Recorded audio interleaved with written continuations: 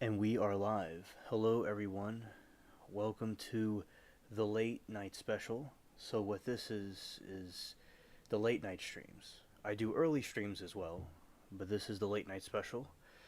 Shout out to all of you, and we have some interesting things to talk about and touch up on in this one. And a lot of stuff with the trials and other factors as well. And reviewing the news and hanging out, talking about different stories and things like that. And about to open up this other thing. Y'all can see me in just a moment. Alright. Here we go.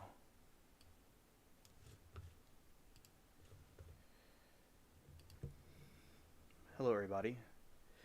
Good to see everyone. I'm glad to see all of you, and we have chats.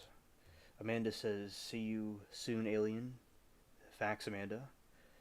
Welcome. And also, Mary Toodles says, "Orbiting the spaceship," again with cats. Yeah, shout out to the spaceship cats, spaceship possums, and all the other spaceship critters. Alright. And talked about some interesting things last night with the various aura photography and the crystal skull and things like that. We'll do that again. So what I'm going to do now is we're going to boot up the game and we'll see how it all goes with the game. So I am going to get it out right here.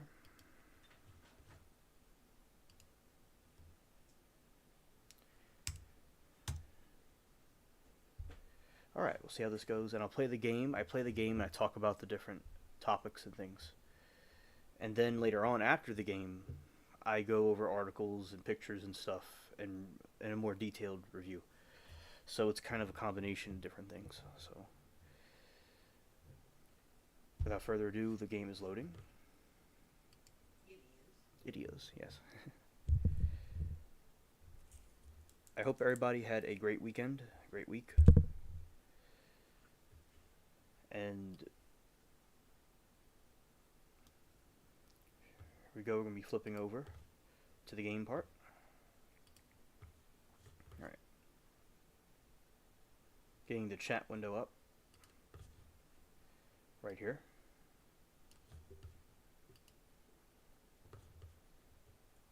Alright.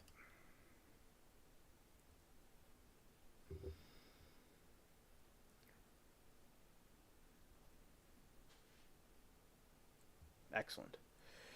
Smooth. Okay, so basically we have, here in the game earlier today, and not earlier, but right before shout out to the hood in the background.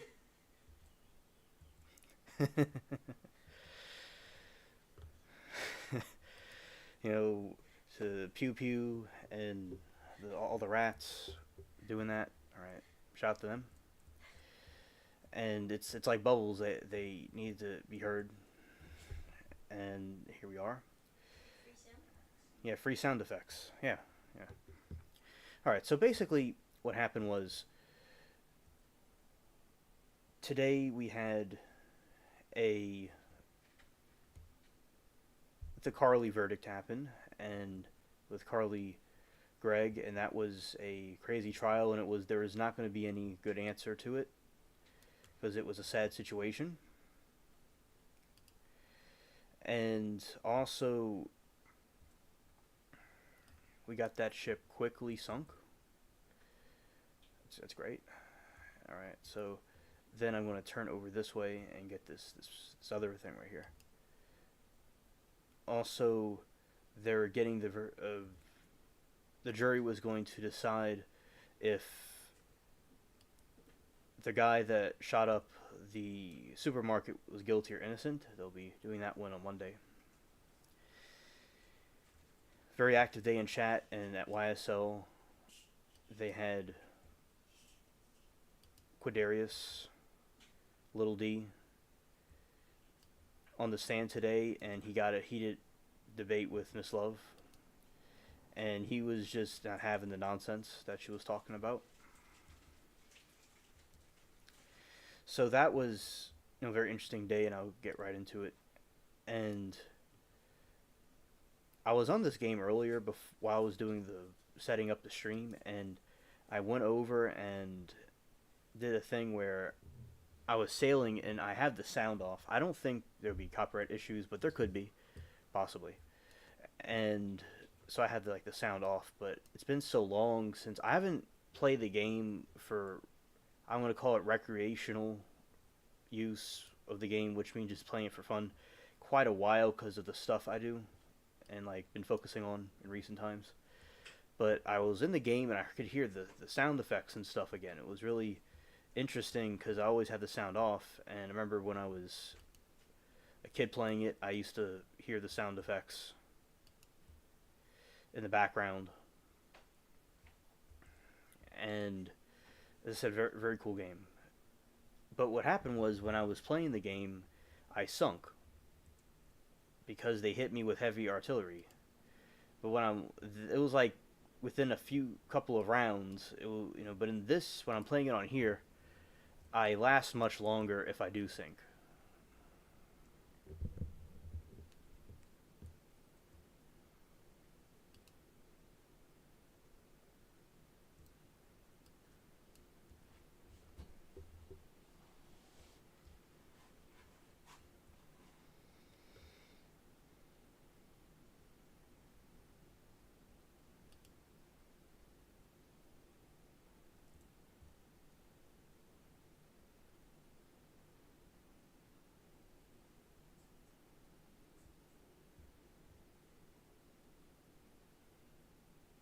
Okay. All right. So I really enjoyed that when I was. Well, I didn't enjoy sinking, but it was just interesting seeing the game from hearing the sounds and stuff. So then I got ready and I was in some other chat, and then I got into a conversation, and then I had to go so I could do this, and it was kind of funny. It's I get myself in these conversations because I could just start a conversation and it keeps on going and going. Like on here, I just keep talking. And Hurricane Francine went away, of course, but there's some new disturbance in the Gulf, and there may be something coming in next week. We will see how that turns out.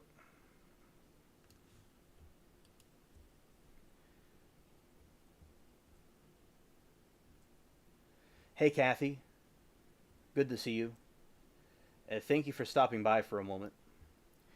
Yeah, I was just kind of going over some things from earlier today, like the Carly trial, and there is a sad situation. There wasn't going to be, you know, anything.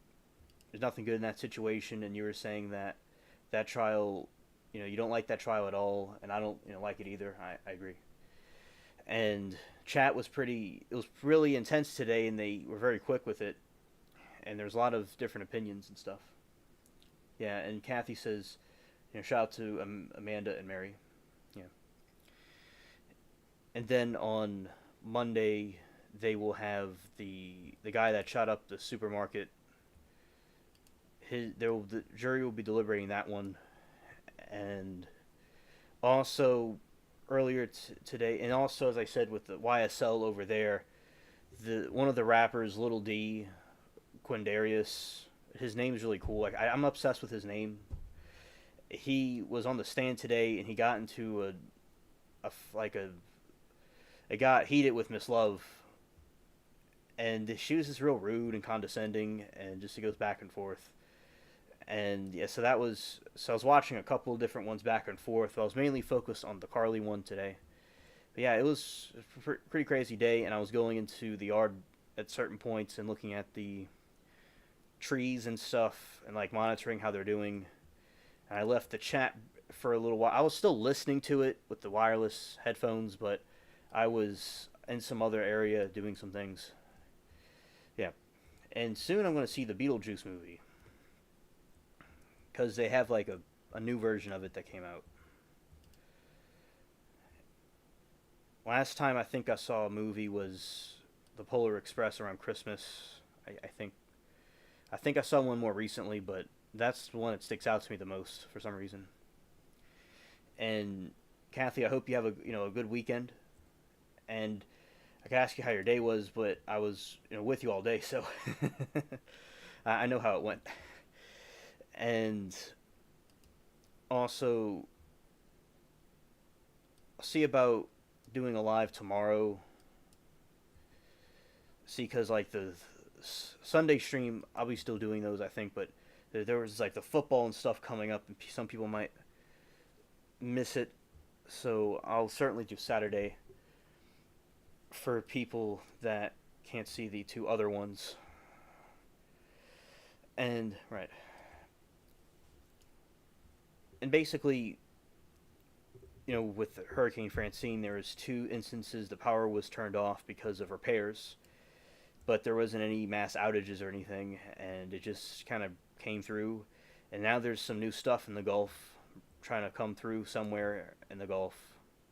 Not quite sure where it's going to go, but they have projections. It wants to come through this region, and it could go into other areas. So interesting. And these things in the Gulf, they're not coming from like the Bahamas. They're coming from like right where like Mexico is, and those other parts of South America, and they're just coming up. It's really interesting. All right, so we got that, and I was watching one of these chases that happened, and this dude stole a scooter, and he had his girlfriend with him. And when the police came, he ran off his scooter like a cockroach, and he ran away and left his girlfriend behind. And we're all like roasting him and saying what a pathetic piece of garbage he is. Just leave his like girlfriend behind. But a lot of people these days, a lot of men have issues with being in their emotions. All people in general. A lot of people are in their emotions. A lot of the trials I watched, the people that were a lot of the time that are guilty of a crime, they were like real in their emotions, and they just let it get the best of them. And that's what a lot of people seem to be doing these days. But people got to tone it down. But of course, we all have to. None of us are perfect, and hopefully we all go through and not do anything crazy. But yeah, just the dude just ran off like boom. It just people are just getting cringe these days, and this year is a very crazy year with the elections and stuff, and there's a lot of division and stuff going on. But I like the trial chat because there's so much unity there. That's something that I just get like shocked by, because both sides say they're trying to unite the country, but when you see people like when I see the people in the trial chat, they're actually united, and it's nothing to do with political things. That's why I like reinforced the not like political stuff in that region of YouTube. And there's political stuff in other parts of YouTube, but that area I just like it to be everybody can focus on the trial, because they originally intended it to be that way before they got bought out. It was like you would have people from these different walks of life chilling and watching the trials, but when they have this new group come through, you had a problem where maybe they were not enforcing it, so the chat and us collectively reinforced it, and it looks like they reinforced it again. The people that own it now, well, they don't really. I don't know if they really. There's trolls and stuff in there, but they sometimes put the old rules in there. Sometimes I've seen it before in recent times, but not frequently. I know, right, Kathy? Yeah. I know, very rude, very rude. Dude was a what they call now a soy cockroach. Because there's so with the soy thing, if soy's okay to eat in like moderation, but like there's this meme on the internet, like if somebody that it has some like estrogen mimickers in it, and there's like this joke that people they're like there's like a soy boy. There's like that guy. Not saying that people that eat soy are like degenerate or something, but basically that guy was the phrase that the soy boy meme, and it's like a new term. And basically, you know, the guy, yeah, he just ran off to the hills and he left her behind. And but yeah, with the that's why with the politics, I don't like it in that region of YouTube or where the trials are. And it's good that people just can stick together and have a common ground on something. Because there's one time when one of the trials was about a guy that was using his a gun to his pew pew to delete somebody from it was by the border or something, and everybody was having my good friends were having a war at each other. Yes, a very cool name. Yes, I see what you're saying now.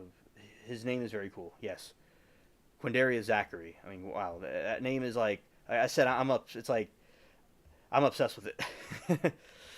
And he's like so like chill and he like laid back. You know, I like his display of confidence when he was on the stand. He's just kind of like laid back in his chair, and yeah, he's cool. I like his way he handled himself. And basically, now I will say there is trolls in the chat that I don't see again. Like there's trolls that were there, then they disappear at some point. Then there's some other trolls that come take their place. And Kathy, I was learning some more information about the trolls, and they seem like they have like a whole clan of them. Like they, some other YouTubers are talking about they go on these like Discord and stuff. I've heard, and they're like groups, and they talk about trolling channels and stuff, and they like go and say we're gonna get and troll this group of people. Oh, and they sunk me because they used the heavy artillery, and that's unfortunate.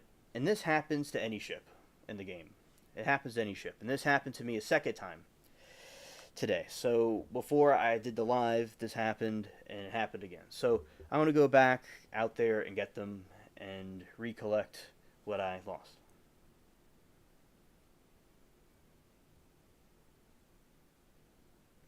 Oh yeah, Kathy, I absolutely agree. Absolutely. That's why, I really like it. And in spite of the of it being sold out, us together as a collective group was able to keep it together. And sometimes they, come and even talk to us a little bit, and they seem all right. But uh, whoever's running the Law and Crime channel, they'll like type things to us, and yeah, it's a really great group, and we all show each other love all day long. I was telling DeLeon Auto Detailing that my friend that basically, they're telling me, I love them. I tell them, and they say they love me in that chat, and it's really nice over there. And as I remember, I'm glad that I stayed. I'm glad that I stayed over there when Pam wanted me to go out there and like because I was friends with everybody else there, but I wasn't there as frequently after the Johnny Depp trial and the Darrell Brooks one.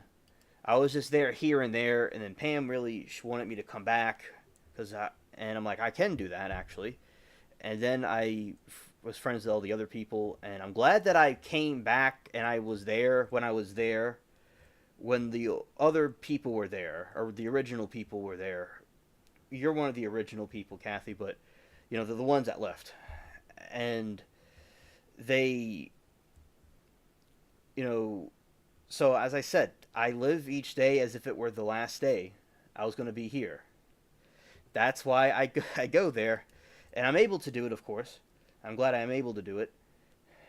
And yeah, and I really like the communication, the teamwork.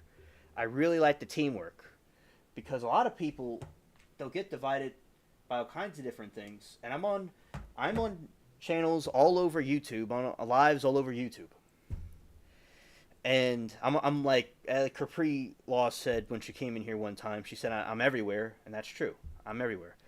And as I said, I like the unity here at the here and over there at the trial chat. Yeah, just it's a moving thing. So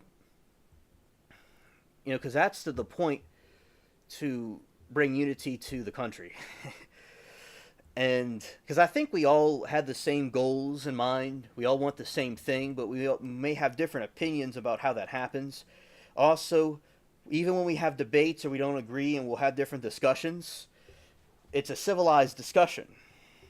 And I always was good with people and stuff, but I also learned things while I was on YouTube, and I watched different debates and things on all kinds of different topics the past 4 years. So my hey Matt, it's good to see you, Matt. It's been a while, and I'll get to you in a moment, Matt. And yeah, so basically, as I was saying, I like the unity, and I remember from debating and stuff, and the other stuff that I did, how to do it correctly, because a lot of people will just go off the rails and it gets ugly, but there's a right and a wrong way to do it. And also, Matt says, "You are everywhere and you are nowhere. You are the Alpha and the Omega alien." Yes, absolutely. And good to see you, Matt. I hope you've been doing well. And also Kathy as well, if I didn't mention that before. And Matt says my old ass has been going to bed before you start streaming. Yeah, yeah. And tomorrow, God willing, I'll be doing a live because for the earlier people, like in the daytime, at some point. And also, I'll probably still do the one. I'll do the one on Sunday too. Yeah, and one of my friends, one of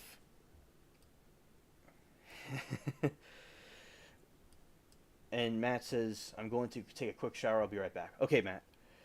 And like Kadeta was saying, Kadeta was in here, one of the streams, or two of them, and we kind of chatted for a little bit, and she was saying about how she likes do it earlier, and I did do the earlier ones. Yeah, for the old folks, yeah. Yeah. And also, basically, what happened was, yeah, she was talking about for me to go live earlier, and that's why I was telling her about the Sunday ones that I did, because I did do the Sunday ones, so I have done earlier live streams recently. I have done them, and tomorrow I'll be doing one as well, a little bit earlier, and also next week too, because I want to reach these other people that are not able to see the late ones. But I appreciate y'all that drop by. And also, oh, yeah,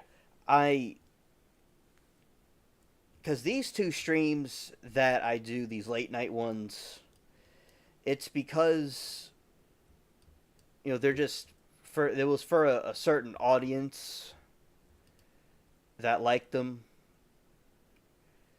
and it's something that I just like to do, and other streamers would go live late, but also the earlier streams are for the other folks that can't be at the late night streams like I'm doing.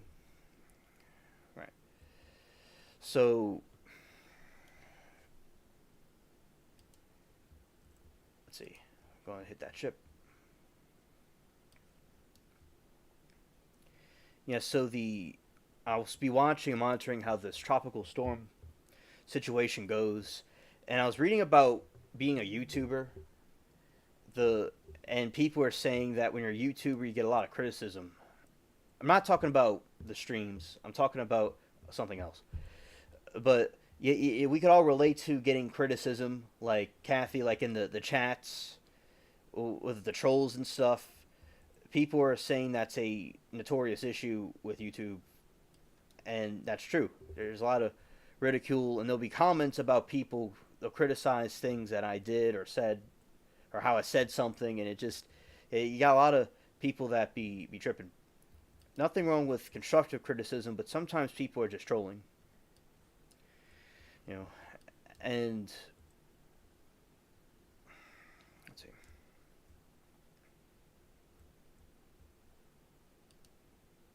not to hit the ship. And, unity is strength, not division.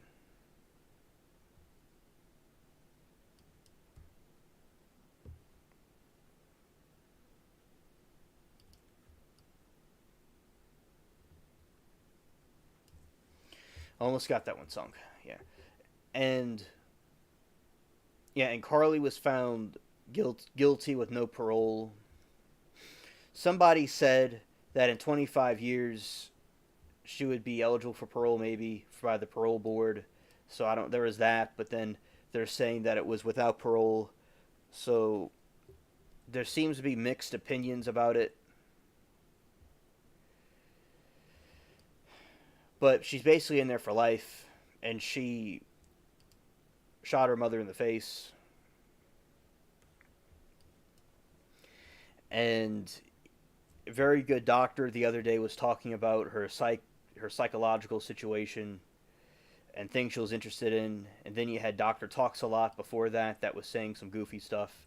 And I think her defense was really stupid. And like Capri Law and I were talking about it and how like they weren't asking questions that she would ask, and they were not taking like what advice she would give. Basically, they were doing what they wanted to do. And I remember like the defense was desperate, and they're trying to say that the doctor was not qualified because he only did one child. He only interviewed one child, and it's like that has nothing to do with anything. It's like, okay, she's messed up. Could she be rehabilitated or not? But they just don't do that, and they act all grumpy, and they're all like triggered.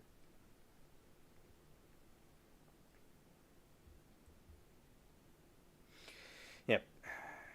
And the jury was going to be deliberating on Monday for the one of the other shooters.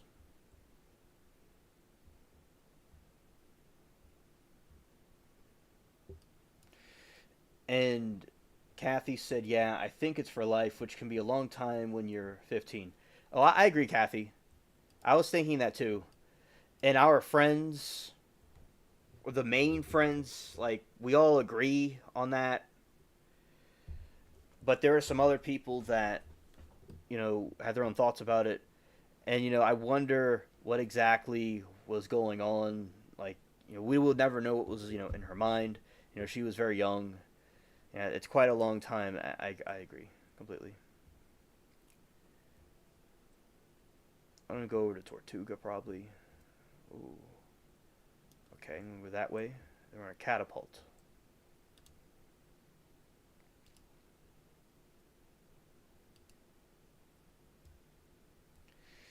Exactly. Yeah, Kathy said it could be 70 years. Yeah. And, could she have been given parole at some point, rehabilitated, and, or, whatever. And, but, they did what they did. And Oceana was saying, she didn't think, it was basically like what she said, that they weren't going to give the parole. And yeah, it's quite, yeah, it's a very long time, 70 years, because it's like you're getting, yeah. And yeah, what Kathy says, what she did was horrible. I absolutely agree. Yeah, yeah, absolutely. you know Absolutely crazy. And as Shirley was saying, you gotta have the people gotta have the pew pews locked up. mean, I never thought of doing anything like that. But I wouldn't even touch one of those things. I wouldn't, like that. Just it's absolutely bonkers. And and it looks like the stepdad was like kind of talking to her, like kind of like by like I read his lips. It looked like he was like trying, like he was like talking to her. In my opinion, it looked like that. Like they would kind of put the camera towards him, and right, yeah, exactly, Kathy. And yeah, just it's a sad situation, and we're seeing a lot of instances of this, and it's really he lost his wife and his stepdaughter. You know, it's like no one wins. No one won anything. It's a lose lose situation. And Abe was saying the brain, although what she did was wrong and all and horrible, because he was saying like a child's brain isn't fully developed until they're like an adult, and what's going through a child's head for them to think to go and do something like that is something that I will not understand. Maybe one day we'll find out, but until then it will just be a it'll be a mystery.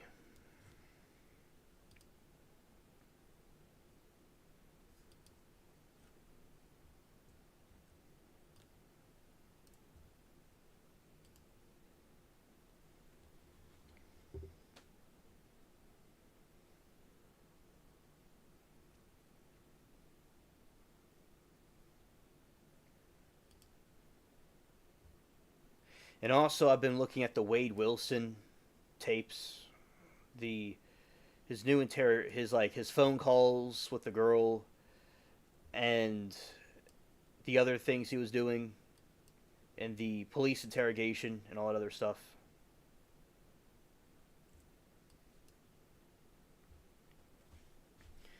And it's absolutely, he's just despicable.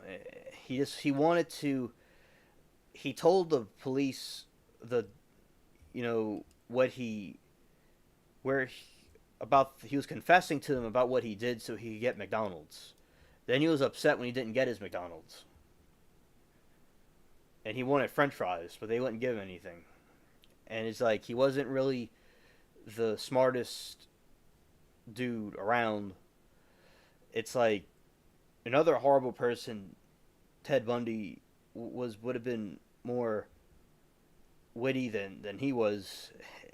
It's like this guy, like Wade Wilson is not bright, and he was like trying to say, oh, he was going to tell them where he hid one of the bodies when they give him his French fries, but they said they already had it, and they're just going back and forth with him, and he kept on never forget the French fries. Yeah, right on, right on.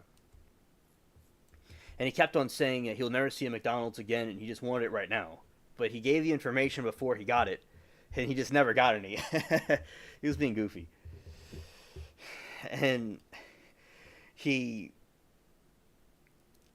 he was saying everything he did. Then he was saying he was doing it for the families so they could have the body, and he wanted to do the right thing. Then he said, "I want my McDonald's right now." He didn't care about the families. He just wanted to eat some McDonald's.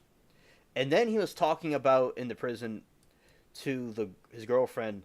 He was like, you know, he stares at a wall all day and it's terrible and it's so hard and all the struggles he goes through. But he doesn't seem remorseful about what he did at all. And he'll like nonchalantly talk about it, and she was telling him all you have to do is not delete people. It's not hard. And he just doesn't seem to comprehend, the situation. And he's despicable, and he uses real strong language like in every sentence. Like the police arrested him, and they said they're going to switch his handcuffs, but if he did anything stupid, they would slam him on the ground. Then he said on one, he beat him up, and he started getting all triggered. But all he was saying was if he didn't do anything, he would be all right. Like he wouldn't, have a problem. But and then he'll talk to the police. Do not delete people. I know, Kathy. And the girl knew that what she's doing is disgusting because she wanted it to be hidden, something like that. And he, because she knows what she's doing is despicable, and he keeps asking. He'll ask her for money, and somebody donated $100 to him. Those people are just disgusting. And he was saying that, like, how he rolled over the woman 10 times like spaghetti. And he just was like, she wasn't deleted, so he had to go and roll her over. And then he went off. And then the other one, he didn't take the body out. Sort of like what Ted Bundy did. There's like a movie about him. And, graphic warning, he took one of them out of the house and put it in like this sheet and brought it out in broad daylight. Well, at nighttime, actually, in the movie. And he wasn't going to do that because he said the rigor mortis caused the person to be too heavy. He couldn't pick her up, and he didn't want to get caught, so he just left the body there. It's so callous. Like, he's out kind of looking for himself. And then he was saying he didn't grape anybody. It was just that she was at the walking by the school, and they just did it right there in his truck, and then he went and did his evil thing to delete her. But that doesn't make any sense. And he just says his charm, his looks, he gets himself around. And he always tells the police that one-on-one, he could beat up two of them at the same time. And he's just like the toughest dude around. That should be a rap name.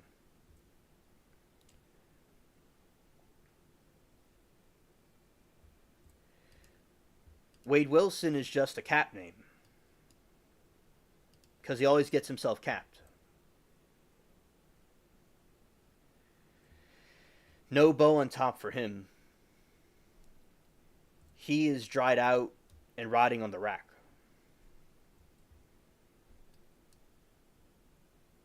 Reality came to him in the form of a slap.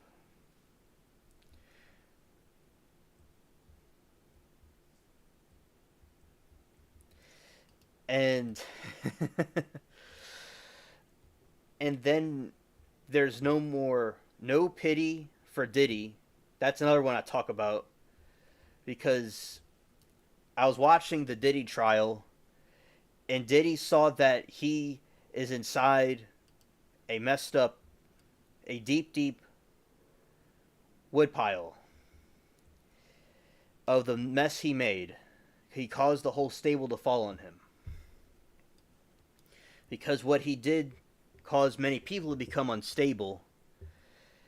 And then now he has to suffer with the staples in his own hand that he caused. All the stuff he did in emotional trauma or the gauze on the people, emotional scars. He can no longer drive his fancy cars. He has been Suge Knighted, out of sighted. Yeah. What he allegedly did to Tupac went back on him, and now all he is to society is a joke, and everyone laughs at him and mocks. Can't even afford the socks. He wants to sell his mom's house to get himself out of jail. He's as callous as Wade Wilson, but all he is a little scared mouse. Cats are lurking. He is jerking.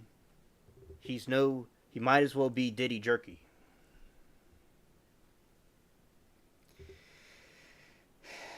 And Wade Wilson is baseball face. No more McDonald's for him. He gets prison food. And he's in the right place. All I'm spitting on him is mace. I have rigor mortis with me just in case. Bars.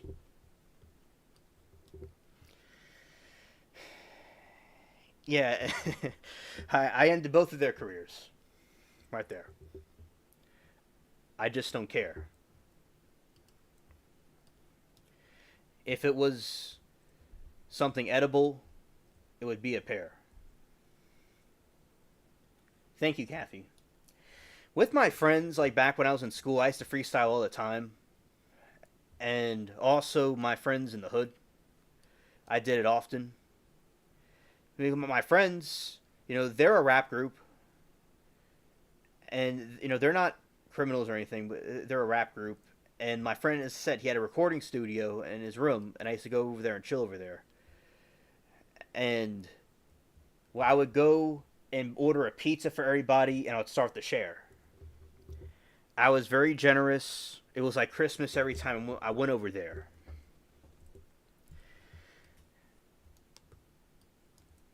I even said, it's time for all of us to chill and sit in the chair. And then I would start dropping bars and shred and tear. Rap group have a name.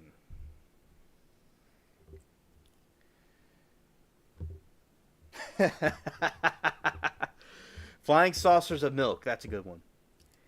I wasn't really a name. It was just like we would just kind of tell each other, what's up, gang. It was just kind of like that's what we call each other. Not like a real gang, but like it was called like rap gang. That's what it was. I remember now. And it's like basically it's like a black heart. That's the color. And there's Amanda. Sweet as a banana. Cute as a panda.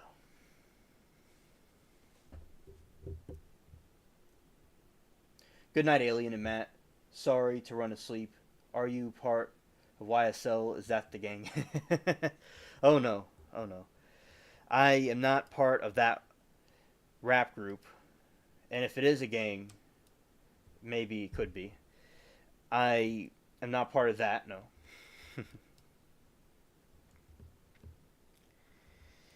And also, good night, Kathy. See you on the weekend if I do a stream on the weekend. And, or Monday or whatever. And I know Kathy. I was playing along with the joke.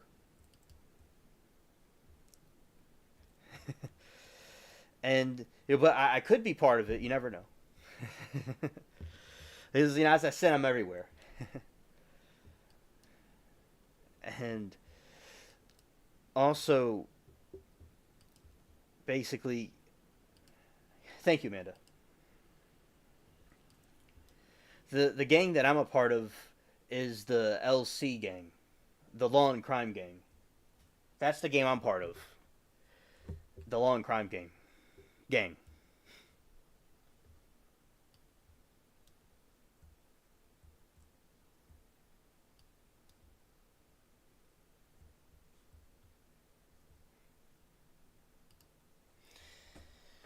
All right.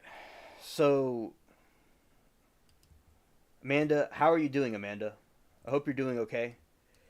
And I hope that your day's been going well and you have a good weekend. And as I said, everything that I said was a joke, by the way. Everything was a joke I said about I'm not in YSL. All that was a joke. Oh no, Law and Crime. Law and Crime Gang.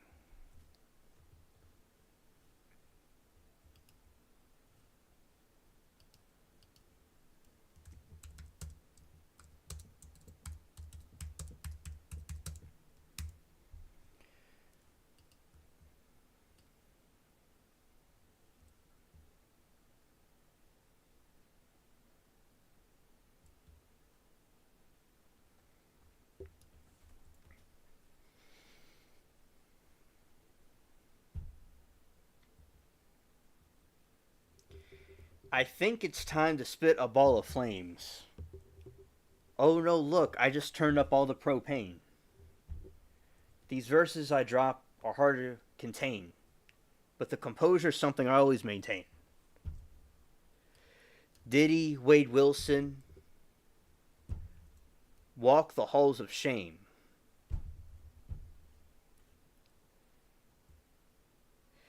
I think it's about time the piper came. It's time to party and go quick with these verses like a freight train being ruthless like orangutan.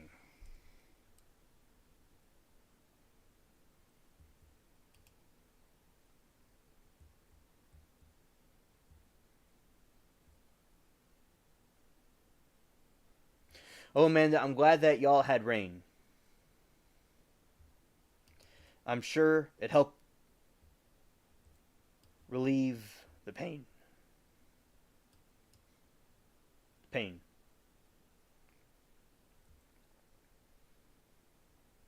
Rain in Vegas, how audacious.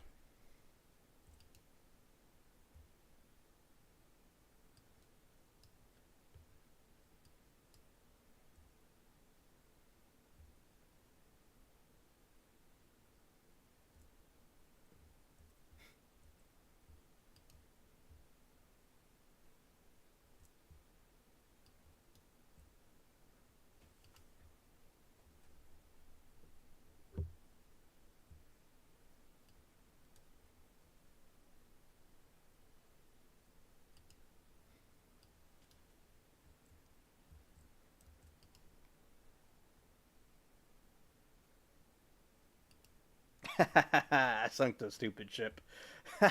Dumb. The ship is dumb. I think I'm about to beat a drum.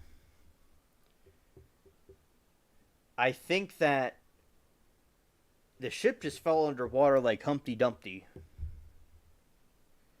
I think that I'm onto something. Amanda says, Matt, yeah, I know LMAO. It was pretty light though.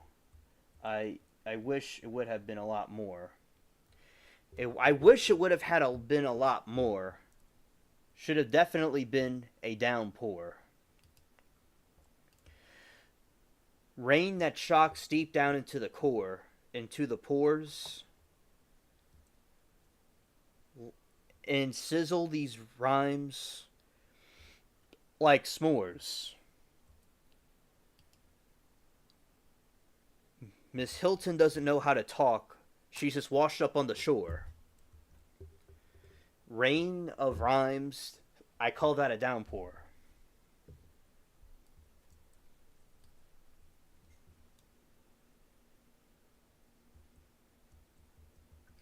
I hope it doesn't rain either, Amanda.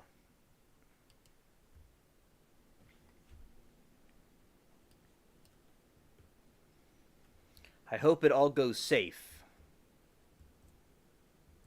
Like a bank safe.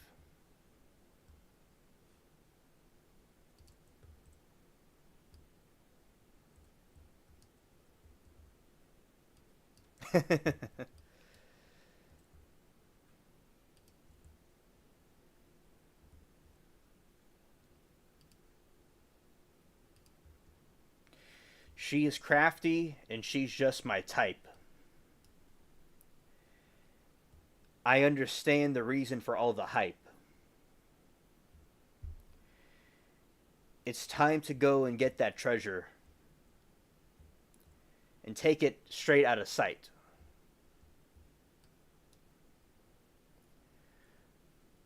More valuable than all the gems, art of even the heart of the ocean. All the thieves of the seas cannot steal what pirate royalty can conceal. Peel it open, peel the treasure chest open like banana peels. Going to the ship deep down into the keel.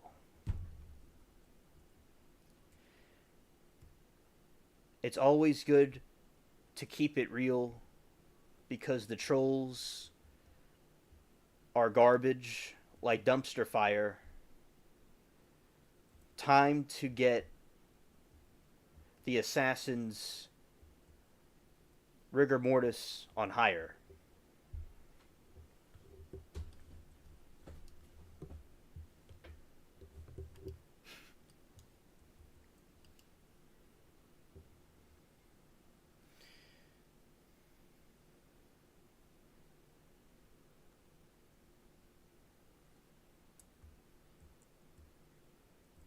Man, Amanda says if it does rain, it'll just go over by my mom, spend some time over there. It's only a few miles away from her house. Oh no, look. A mosquito bit me. I say ouch. Gonna go chill on the couch. Look at this, I open this up. It's a pouch of silver.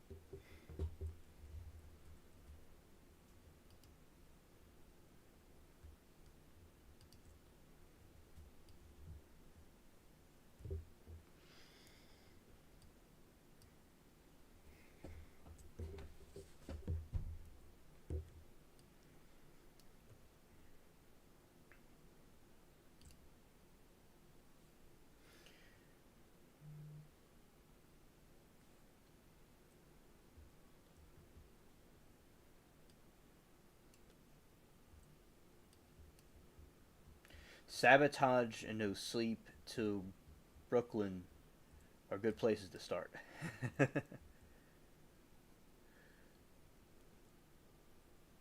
Treasure helps with leisure.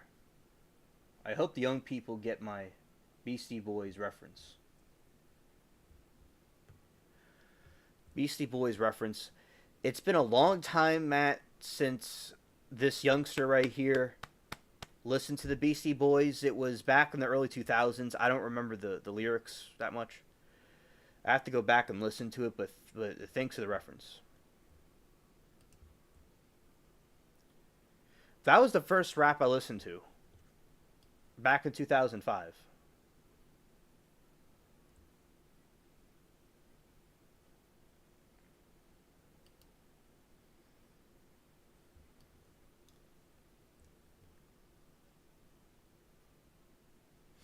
Nice little break. Time to cut the cake. Take all these haters out in place. Time to unleash the duct tape. Shut these haters down. Lock them and bolt them. And roast them like cupcakes.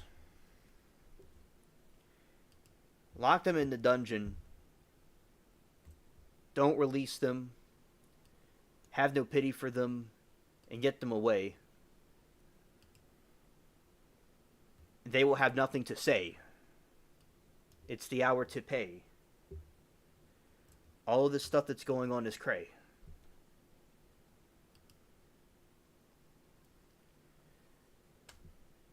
Smoke these haters like ashtray.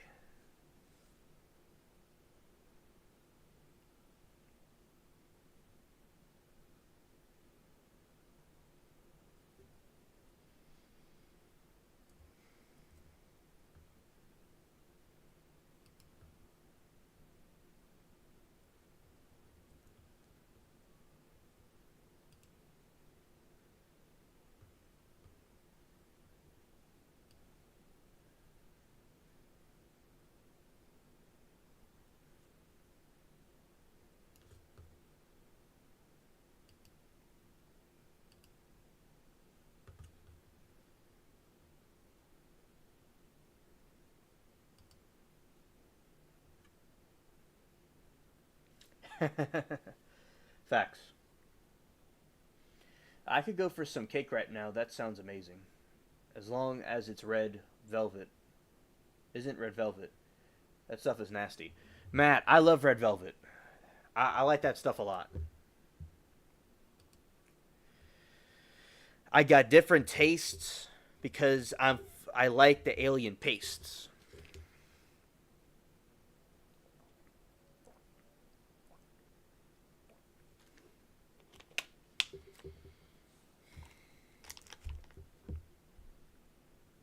Yeah, it's all good. It's all good.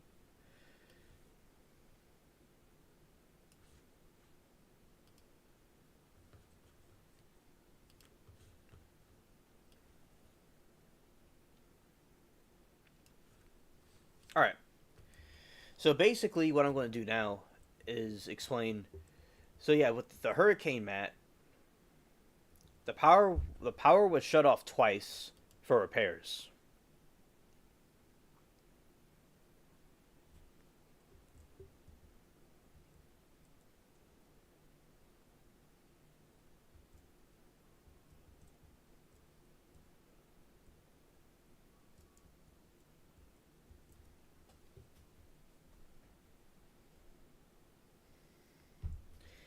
But basically, what happened was with the repairs. So it wasn't an outage like the outages that usually happen didn't happen this time. And I was filming it, and a lot of the friends are concerned, and people are staying in touch with me and wondering how I'm doing. And it was a really good network of people, and a lot of wind and rain. And over in Metairie and Kenner, which is the west of me, it flooded over there a little bit. Their canals overflowed, and they had like fish chilling on the pavement and stuff.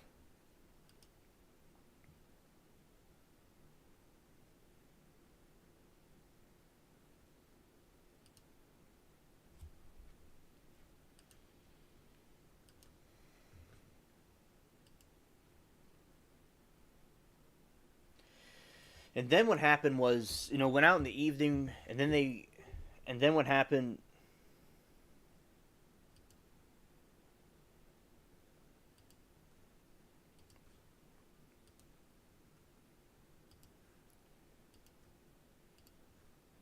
Oh, yeah. So when the power went out, eventually it came back on, and I was talking to dealing on auto detailing, and it came back, and I was talking to him, and then the power came back on, and I talked to him on the phone. It was crazy, and I was with the cats with the lanterns and stuff, and it was just some crazy stuff.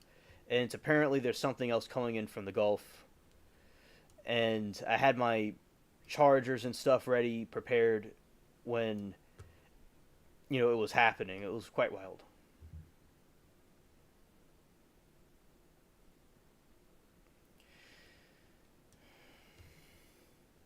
I like carrot cake and chocolate cake too. Another one that I like is cookie cake. Do y'all like cookie cake? Chew.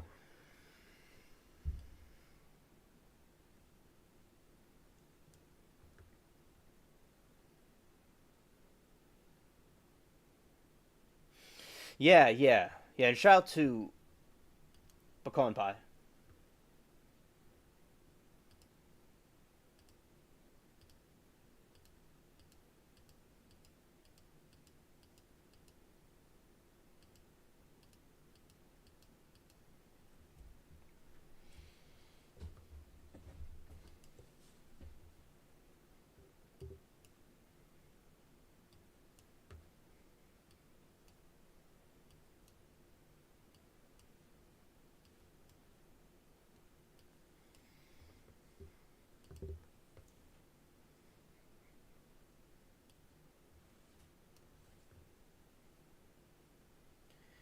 Oh yeah, cookie cake. I'll show you what that looks like.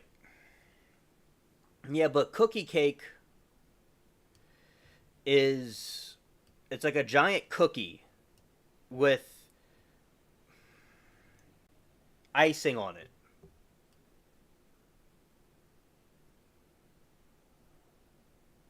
Yeah, yeah, Yeah, that's true, Matt. I'm gonna show you what a cookie cake looks like.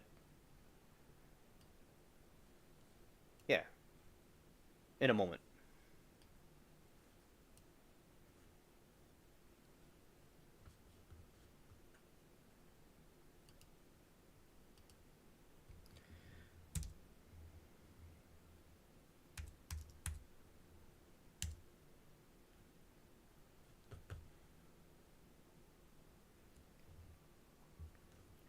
Real quick, we're gonna kind of like do this real quick. All right. Shout out to the spaceship cats. That's not what I meant to do. I meant to do this.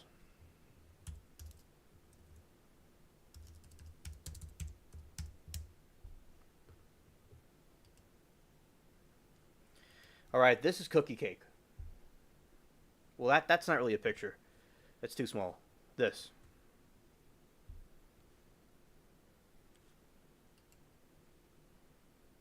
I'm trying to get. Let's see. Is that bigger? Yeah. Okay. That's cookie cake. That is cookie cake. Looks like a pizza. Time to go and take.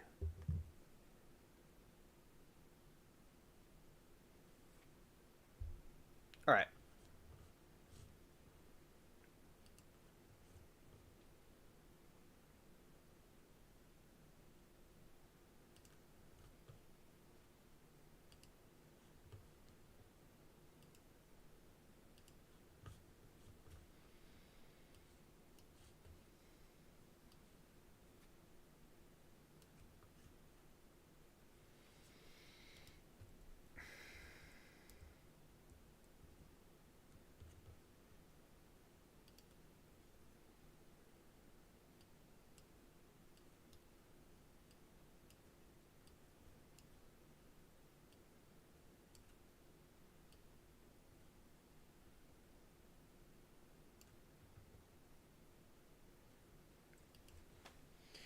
Pecan pie is really good. I've only made it from scratch once when I was younger, and it tasted really good, but it must have been missing an ingredient from the recipe because it never firmed up. Oh. Yeah, yeah, bet it was delicious. Absolutely. I agree.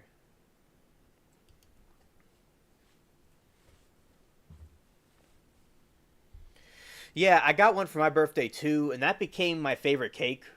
One of my favorite cakes. It's so good.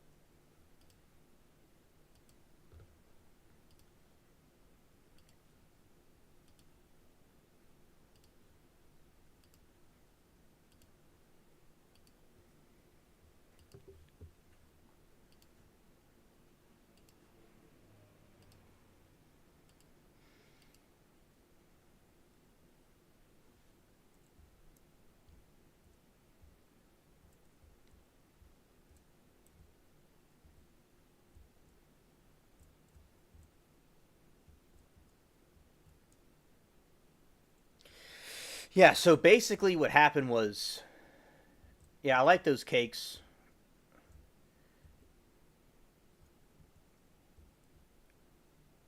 That we were talking about. And yeah, cookie cake became like a favorite of mine. I remember my birthdays and stuff. I liked them. When I was a kid, I went to birthdays at like Chuck E. Cheese. And all my like classmates came with me, and it was just a really fun thing.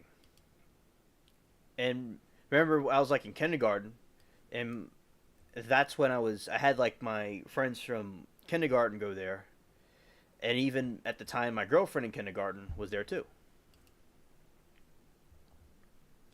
It was fun, and they had the animatronics and stuff.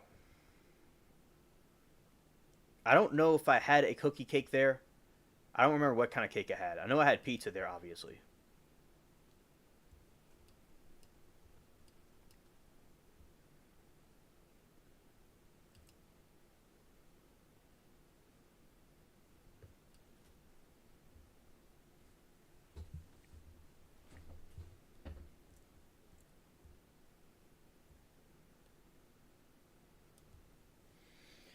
Pecan pie beverage sounds like a product I would buy. Well, she said when she was 16 and her BF at the time drank it. It was really tried to make it again. All right, so there's a pecan pie drink. I didn't know about that.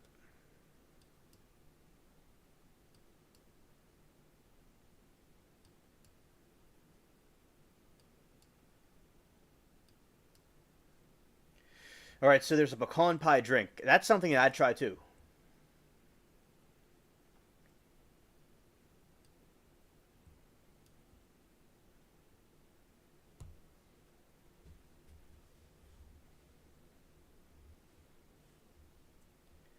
Yeah, facts. Yeah, facts, Amanda.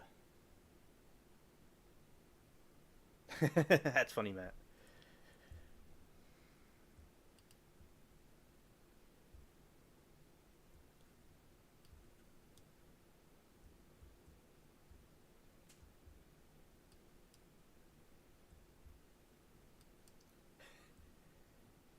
Oh, all right.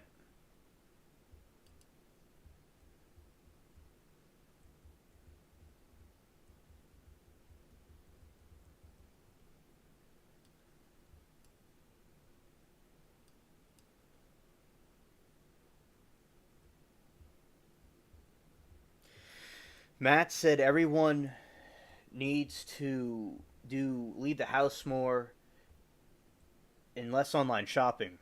Yeah, we could thank Amazon for that because everybody likes to go online and do their thing.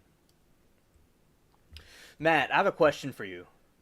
Did you like Blockbuster when it was out? Because we were talking about that one night. It was actually in the five. It was like 5:20 in the morning, actually, with some of the people from the other countries that come here, like from Europe and stuff, because it's like daytime over there. We were talking about Blockbuster. So you like it over there? You know, I miss Blockbuster, and I'll still talk about Blockbuster. I'm still triggered about it.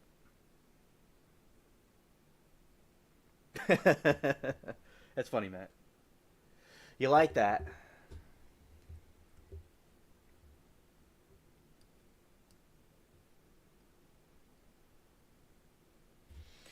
Hey, Gam. Good to see you.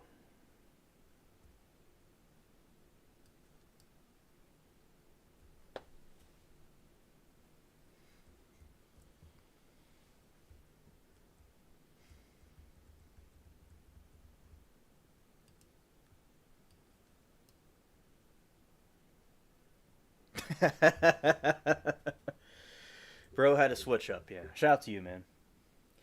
Gam, we're talking about cake and Blockbuster and a couple of things. You ran a Blockbuster. What?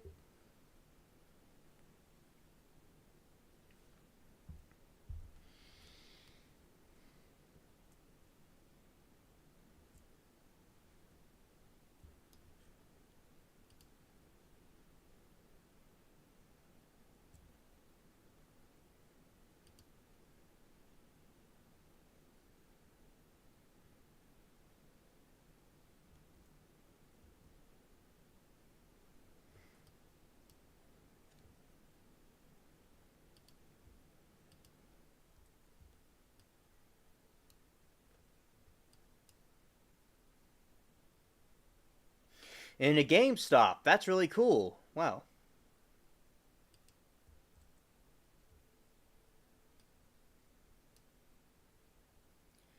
Yeah, absolutely. That would be a fun job. Yeah, because Gam, I miss Blockbuster. I remember when I was a kid, it was still there when I was a kid. And I remember there were so many snacks and stuff you could get, and there was so many movies you could rent. You know, they had the VHS tapes and they had the DVDs in my time. And it was just something very special about going to the movie. It's going to Blockbuster and renting a movie. It was just very special.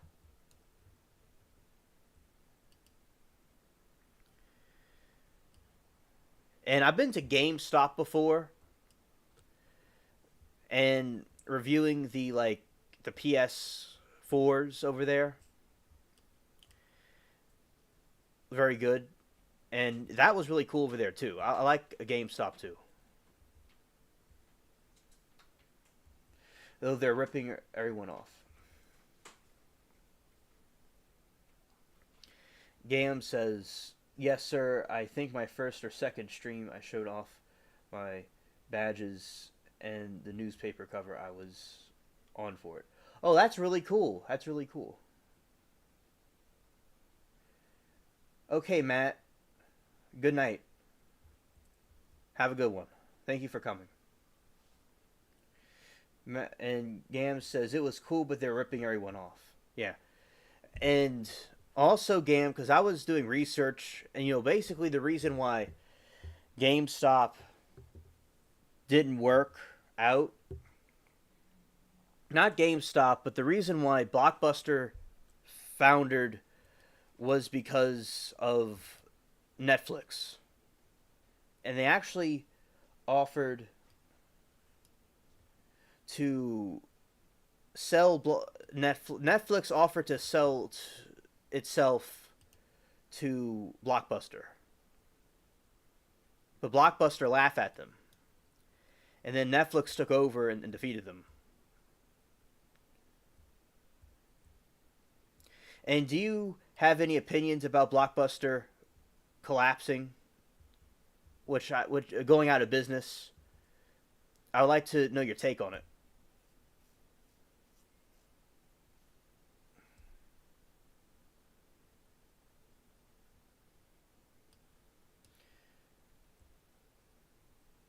Oh, okay. The 2012. Okay, thank you. I'm sure that was fun.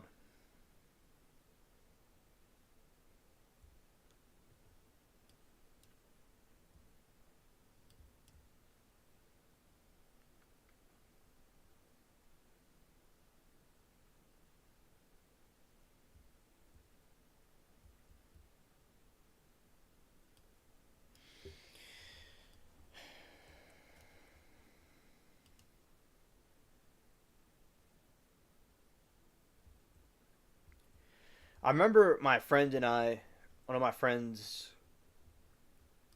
I would go to his house and play the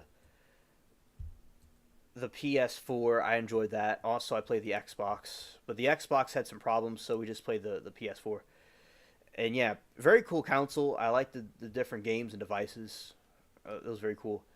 We played GTA and some other games and like Call of Duty, and also I would bring the Wii over and we play some Mario. So I enjoy games. It's a good topic. Gam says, "So true story. The day I quit was because I was highly underpaid, and I told the owner that Netflix was going to shut them down, and they couldn't compete." Ah, okay, okay, yeah. So that's confirmation about that. Thanks. And I'm glad that you went to GameStop, and I hope it was better over there for you. Gam says, as store manager, I had to monitor profit and loss, and things were down 50% from the year before. Yeah, yeah. Well, thanks for that insight about it. That exclusive insight. Yeah, because that makes sense from the stuff that I research about Blockbuster.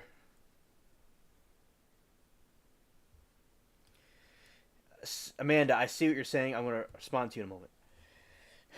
I'll get to you right in a moment. Yeah, so basically, Gam, yeah, that that concurs with what I research about Blockbuster. Thanks for the stats. Okay, Sarah. So Sarah Yes, I've heard from Sarah. She recently commented on one of the videos or shorts or something. Recently, it was like a couple of days ago.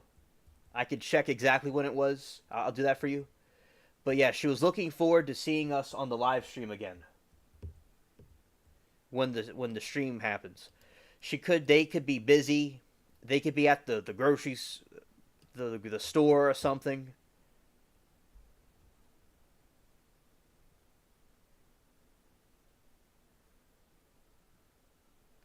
Oh yeah, I remember when Netflix was starting and they had the DVDs mailed to them. I remember the ads about it. Oh yeah.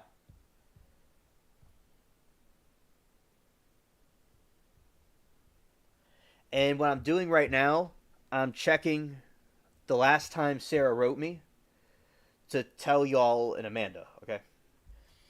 But I'll still be talking.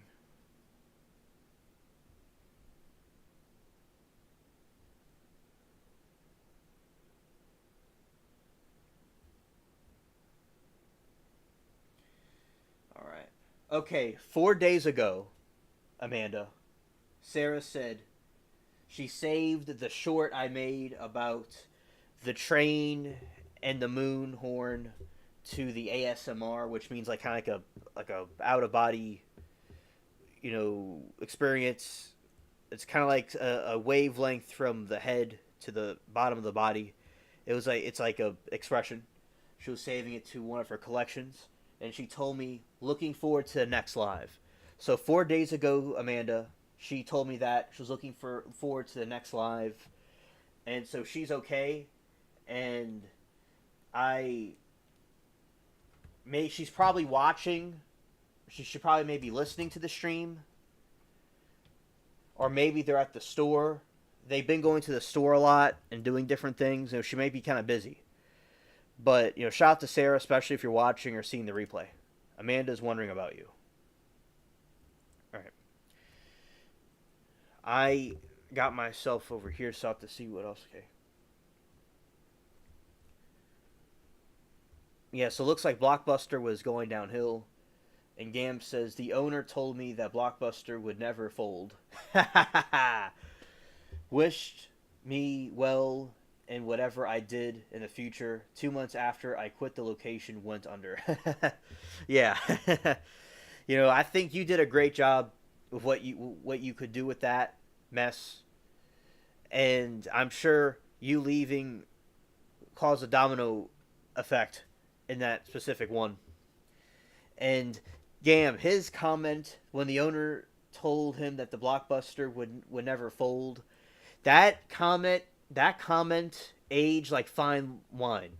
Okay, that aged really well.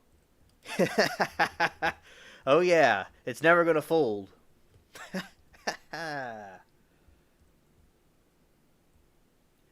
And Gam says GameStop was actually pretty amazing up until 2008, and then they beat the Hades out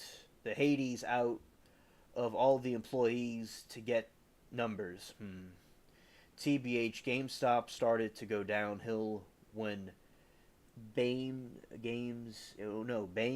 and Noble, Barnes and Noble, I think I'm not too sure, split them off. Or it might be Bames and Noble. I'm not too sure.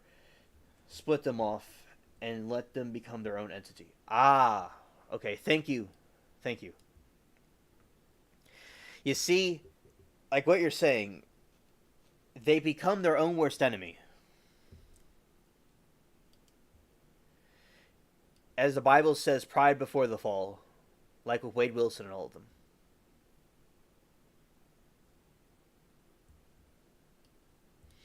Yeah, Amanda, I understand, and that's why I keep in touch with all the people very closely.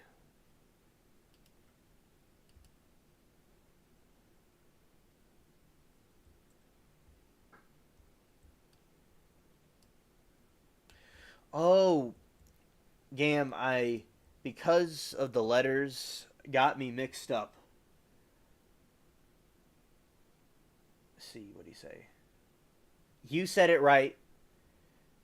I just couldn't see the letters correctly because the way the what's it called, the print. It was a little bit small. Barnes and Noble. I know about Barnes and Noble. My ex loved going there.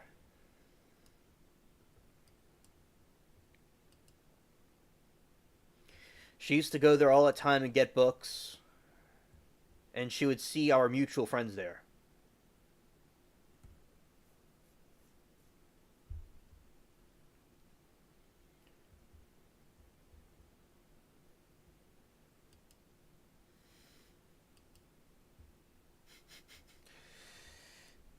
That common age like past state milk in the sun.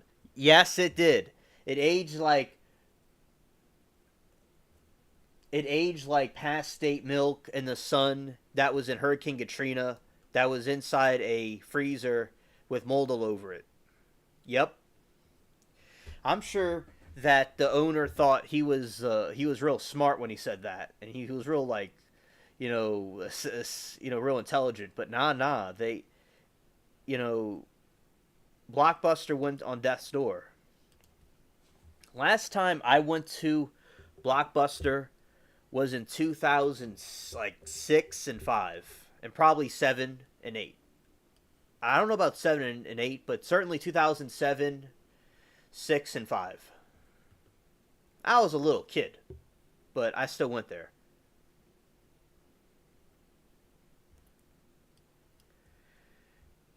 And I remember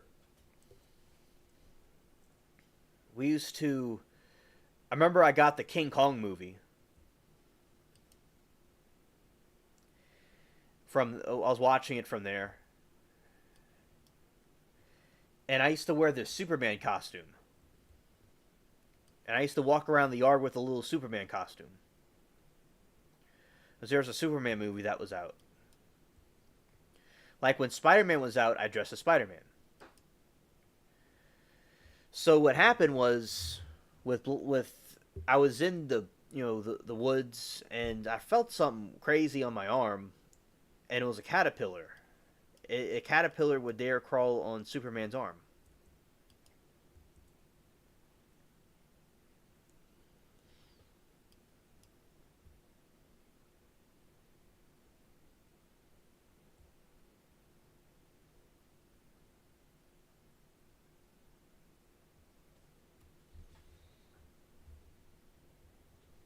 Yeah, Gam, you understand. You understand. Yeah. And Gam said, I can't say much bad about the owner, though. He was always pretty cool to me and sent me to E3 to get info on all the new games so I could order them for the stores in his franchise. Okay, Gam. Well, glad that he was cool people.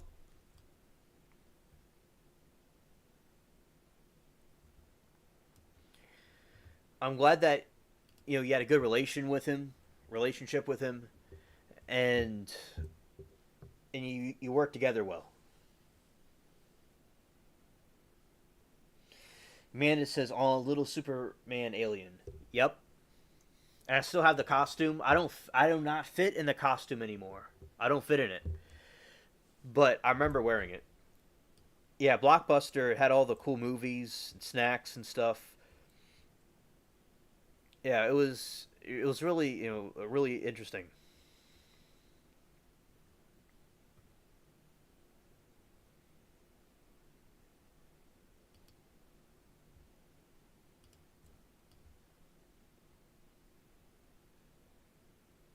Bam, we got them good. All the cannons went in there. All the cannonballs went in there. That was a perfect hit.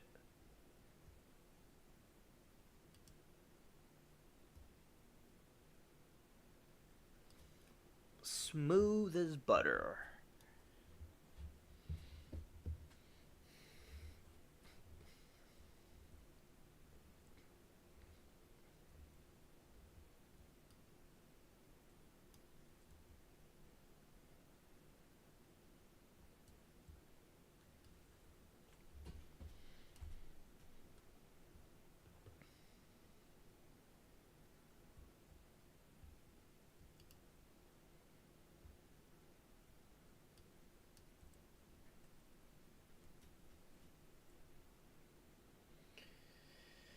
Gam says there is a Lobo, the DC comic villain, video game that never came out, but I got to see, and I still have the info sheet somewhere around here. I'll probably dig it up and talk about it on the next stream.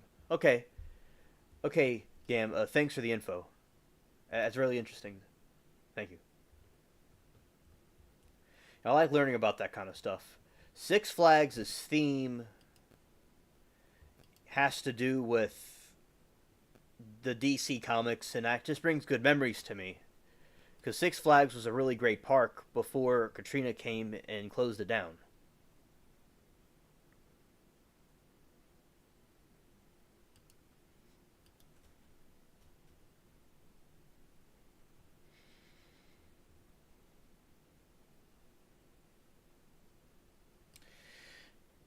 Hey, Rulia.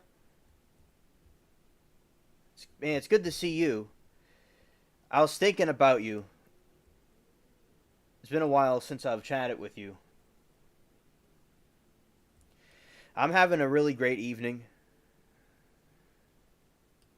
And also, we're chatting about there's a variety of different things. And basically, I was talking about like things with like the hurricane and that we just went through recently, and it wasn't really that bad as the other ones. And I was talking about the trials, because today, the 15-year-old that deleted her mother was found guilty with life without parole. And I was talking about Wade Wilson cringe, and I was roasting Diddy. Yeah, so we've been having a pretty funny time. And Rulia, I hope you're having a good evening.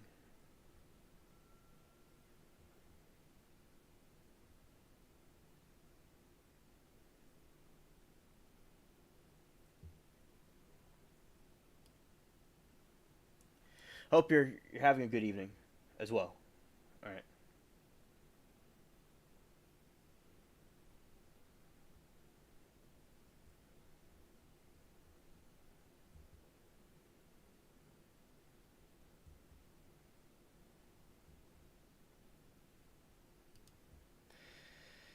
Did you say, Rulia, you said, what did you think about? Talk about. I guess she meant talk about. I'm not too sure. Really, you said, what did you think about? Oh, excuse me. What did you think about, or what did I talk about? So you could clarify what you mean exactly. What I think you meant was, what did I talk about? So yeah, we've been talking about all these different, things with the trials also, and another trial. There was this guy that did the supermarket shooting, and the jury will deliberate on that one. And today the jury was very quick with the Carly, very quick with her today. And today I was in the yard and I was doing some stuff with the trees and looking at the plants and stuff, and I was watching at the same time. Yeah, so basically, okay, Rulia. Yeah, so basically what happened was you were talking about Wade Wilson. So Wade Wilson, another person we're talking about, Wade Wilson is this character that he strangled and deleted two women, and he there's been some more interviews that have been released, and the police interrogation footage has been released, and the body cam footage.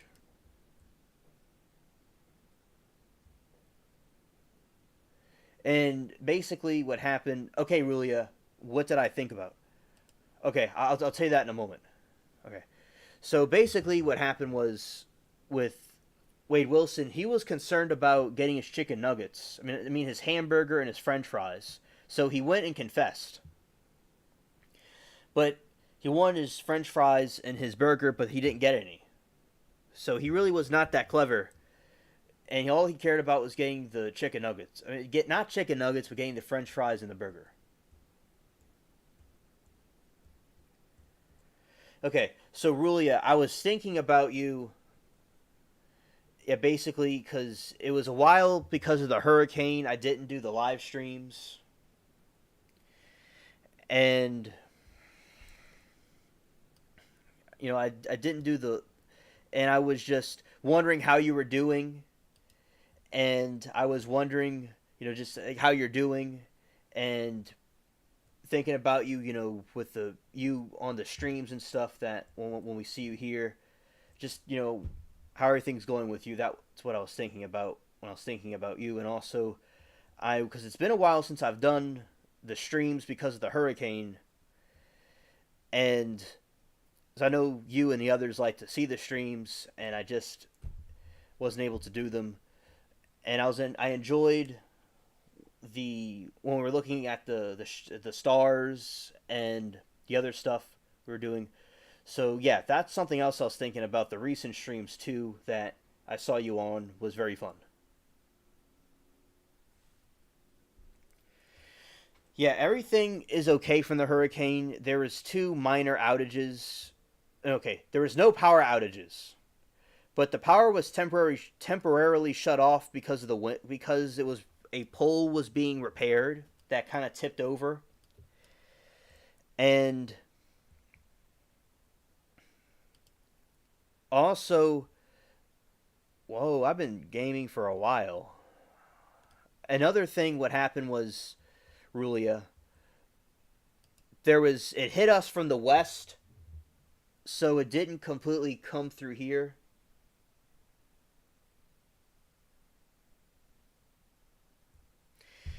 And so it had to go over a lot of land, but it still was strong. And then it went and it came to Nola, and a lot of people were concerned. And I was like seeing it in the beginning, and it was coming in at night. Then it came in during the day, and it got more and more intense.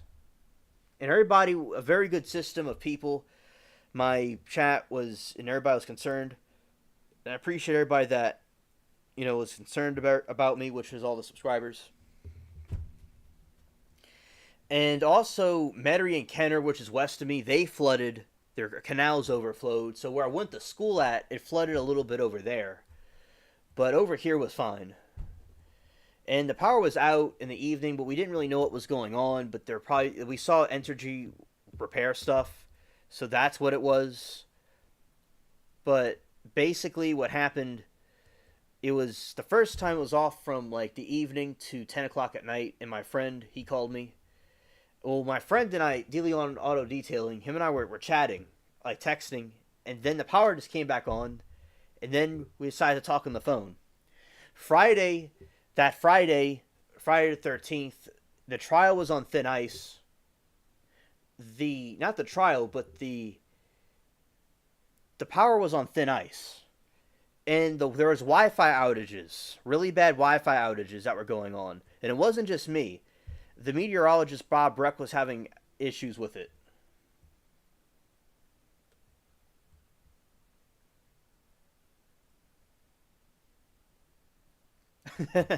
Gam, that's hilarious.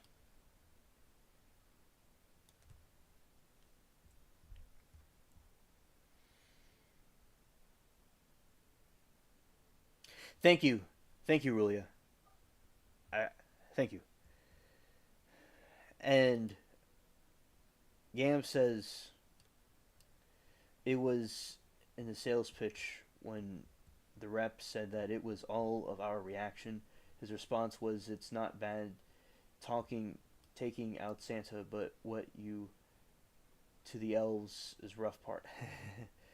Rulia says, "Yeah, I thought about you and prayed that you and your family and your home would be okay." Rulia, that means a lot to me, and I deeply appreciate the prayers. I pray for you and everybody else in this outfit as well. And I appreciate your prayers and thoughts. Because I was thinking, like, wouldn't it be something to go live and, right, during a hurricane week? Because usually the power's out for a week or something. But this time it was just out briefly. It wasn't out briefly, it wasn't out at all. It was just turned off twice for repairs. But it was thrilling. It was just a thrilling experience. It was ups and downs. It was pretty wild.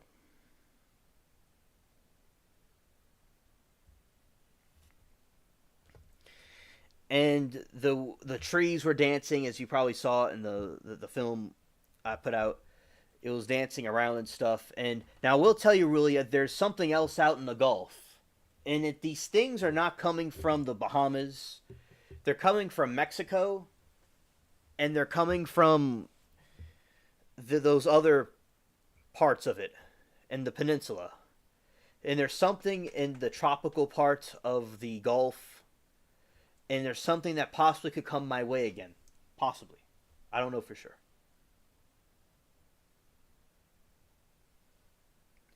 Really, I agree. I've experienced the power of prayer too, myself, and I've seen things in my own life, and I agree with you completely.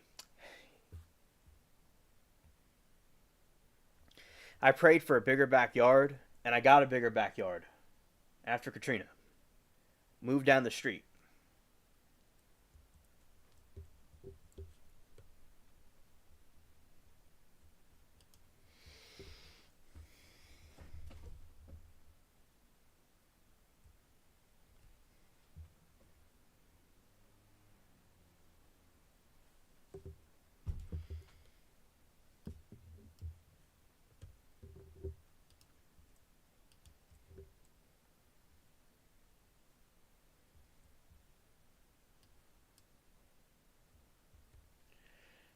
Amanda said, "I'm happy, alien.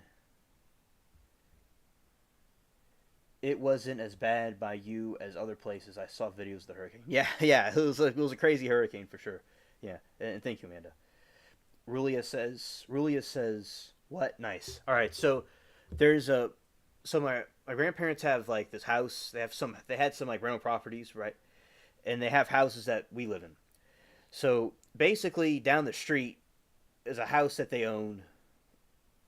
Not anymore. They sold it last year or earlier this year, but I used to live down there before the hurricane with my mom and my aunt, which is Cynthia Schmidt. She comes in the chat sometimes. That's my aunt Cynthia. She lived next door, and it was a big interior. It was like a double house. So there's two. It's one house, but there's two houses inside of it, like one side and the other side. So the idea is, if you're to rent it, you have two rental properties in one house. It's like a shotgun double, but it's not a shotgun double. It was just like a regular house, but it was split into two different houses in one. My great grandfather was a brilliant designer, and also he had a good taste in what he got. Also, they had that one, and we lived down there. And after the hurricane, we moved to this other one they have, which I'm in right now, which was a his name his nickname was Sonny, but he passed away of cancer in the early 2000s. Rest in peace. He was very religious. He was very religious. And hola Latina, it's been a while since I've seen you. Welcome. I'm glad that you're here. And it's been a while since I seen her. And yeah, so basically he had this house, and then they bought it from his relatives. So this one, it's a smaller house, but it's a bigger backyard. So I prayed for a bigger backyard in the early 2000s, and it was fulfilled through the hurricane. And I got a bigger backyard now. I was like, wow, that really happened. And all kinds of prayers came true. And even if prayers weren't answered the way I thought they could have been answered, God did something amazing out of certain situations I went through. Like something better happened, or a difficult thing I went through made me stronger. So yes, I certainly believe in the power of prayer.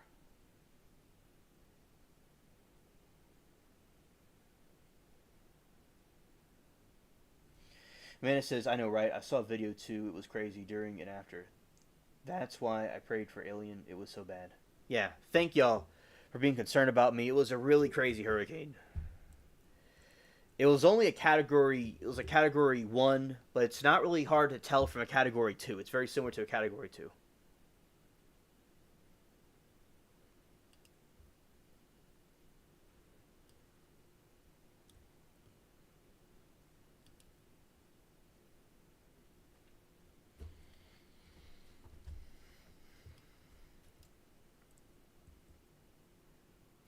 Amen, Latina. Amen.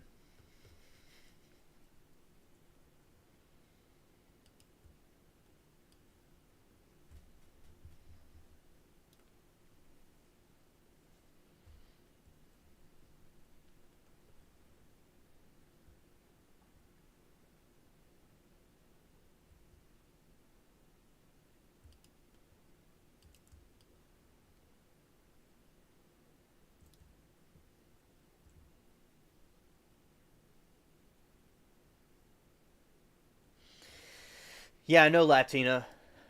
Yeah. And Latina, last week, the hurricane caused these minor outages. Okay, I keep saying that. There was no power outage from this hurricane. Very crazy. There was no outage. But what happened was there was a other kind of they temporarily shut the power off to do some repairs and they were outside down the street and up the street with these trucks fixing it. And when this occurred, Thursday couldn't have been done anyway, but when it came back on, it was just the power was on thin ice because we didn't know if it was gonna, they're gonna do something with it again. Also, there's Wi-Fi outages all over the city during the hurricane. And Friday I couldn't do it because it was just didn't know what was going to happen with the power and the Wi-Fi was being everywhere because Cox was having problems. And Bob Breck, which is a meteorologist where I am, he had internet problems too. And he was talking about it on his social media on Facebook. Yeah, he was just so everybody was having problems over here.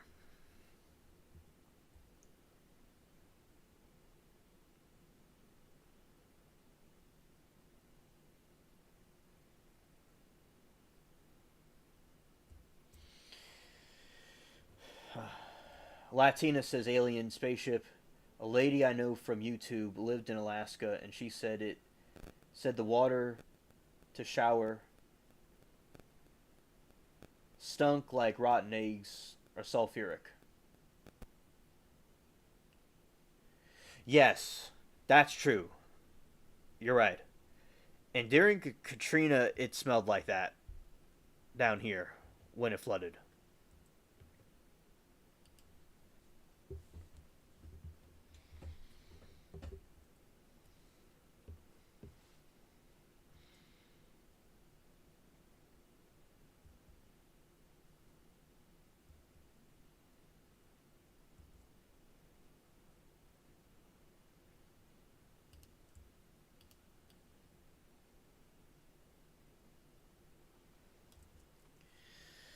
Score. Okay, we're gonna run into this ship.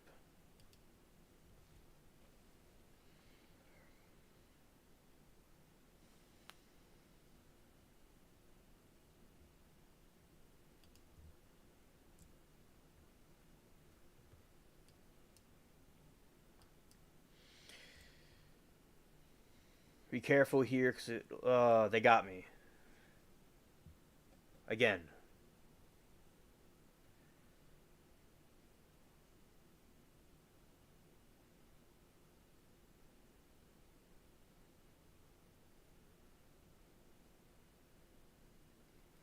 Those ships, these ships, they'll launch something and it sinks any ship.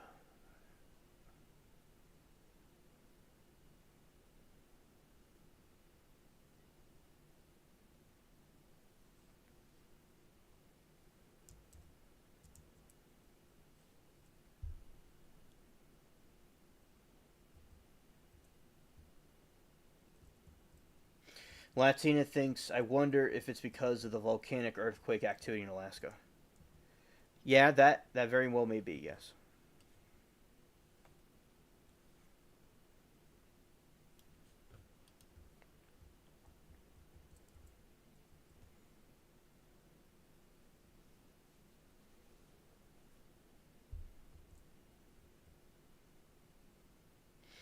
And I knew that that ship probably was not the one to attack. That's was the attack the way it did it because it has that capability of doing that.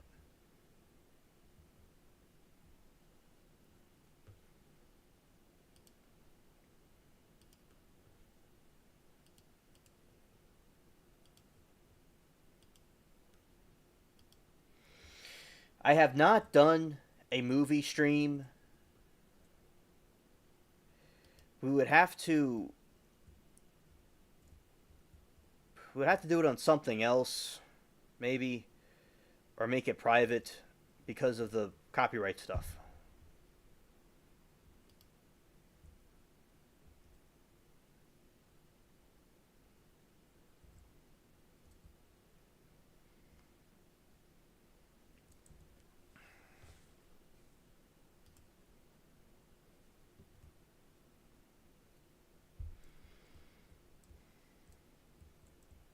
I'm gonna sink some more ships.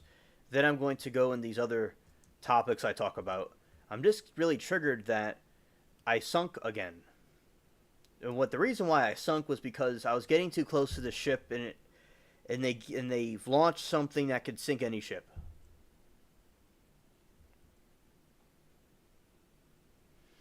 Yeah, YouTube likes to be goofy with that.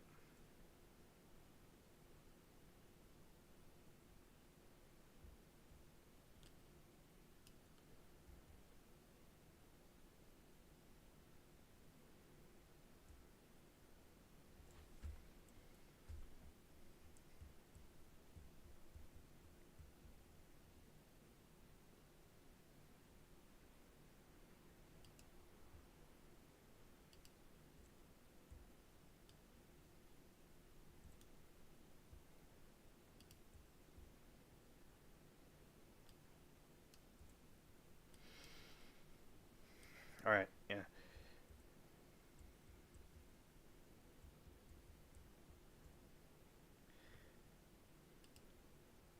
I think they are, and the way it works is you have to get like certain permission. But you could use copyright material. You just have to have permission to use it. And also, because like that's why like YouTube and stuff, like they play movies because they had permission to use it. So like, say if somebody gets permission to play it, then they could do it. It's just that the copyright claims comes from like not having the permission to use it. Well, there's a copyright mechanism in YouTube that detects copyrighted content, and they, oh my goodness, they did it again. Crazy. Nuts.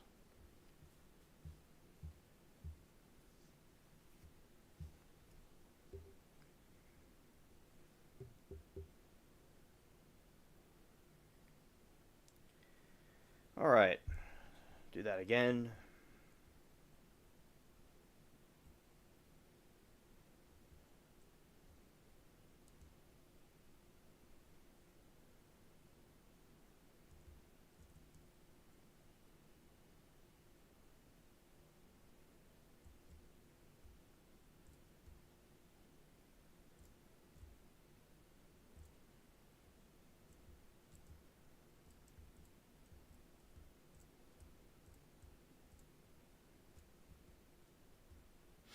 Right, yeah.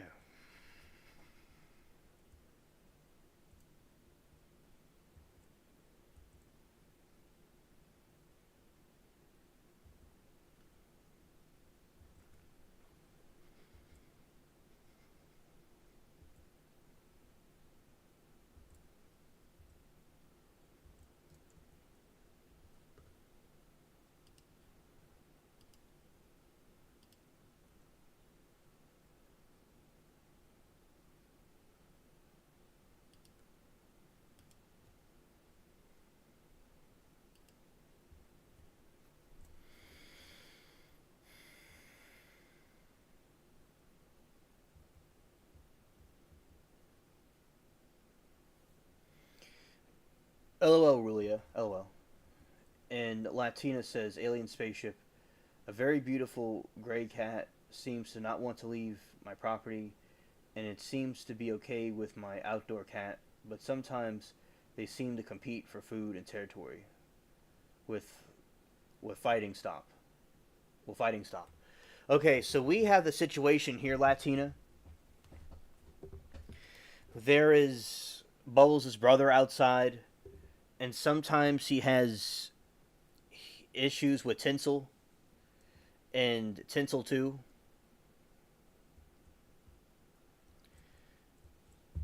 And basically, what we do in that situation is it'll happen. Like the one will come and the other one will try to come through, but like my mom does, she'll go and feed the cats.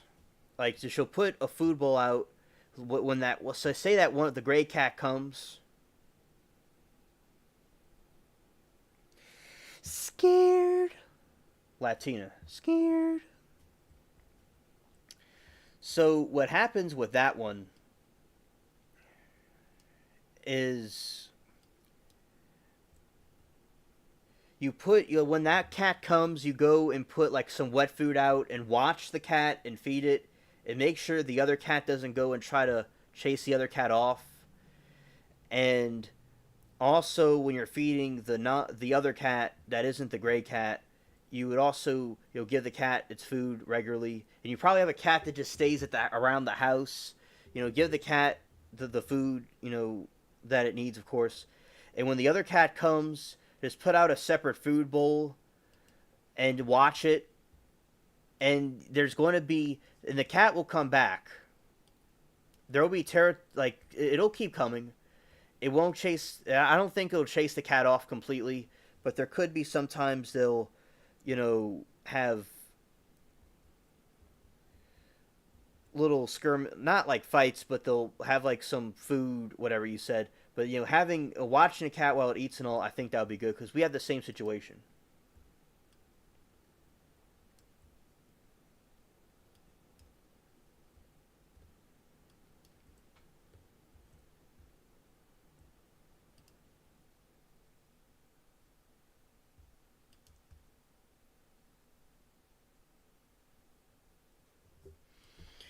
I was at a safe distance this time, and we got the ships. All right.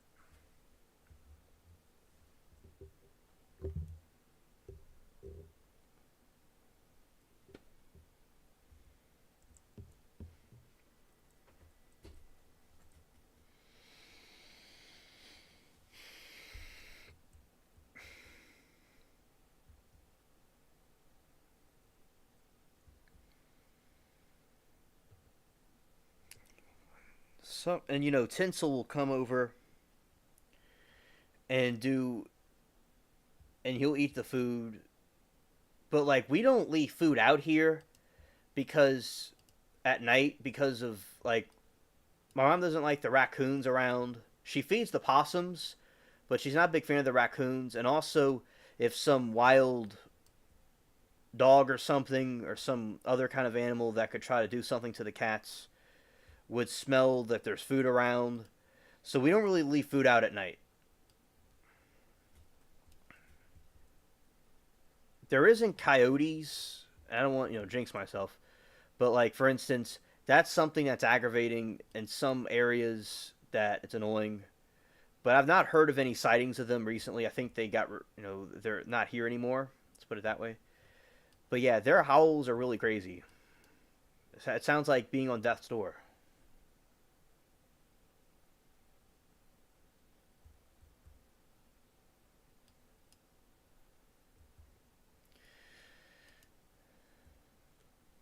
All right, Latina. All right. Yeah, Latina, that's a good idea. Also, what you could do is you can get a this like tray thing. Like, okay, you know what you use for a pot when you're planting, when you're gardening, and you have like a to catch the water. You can fill that up with water and put the food bowl inside of that. And if like bugs try to get into it, they'll fall into the water and drown.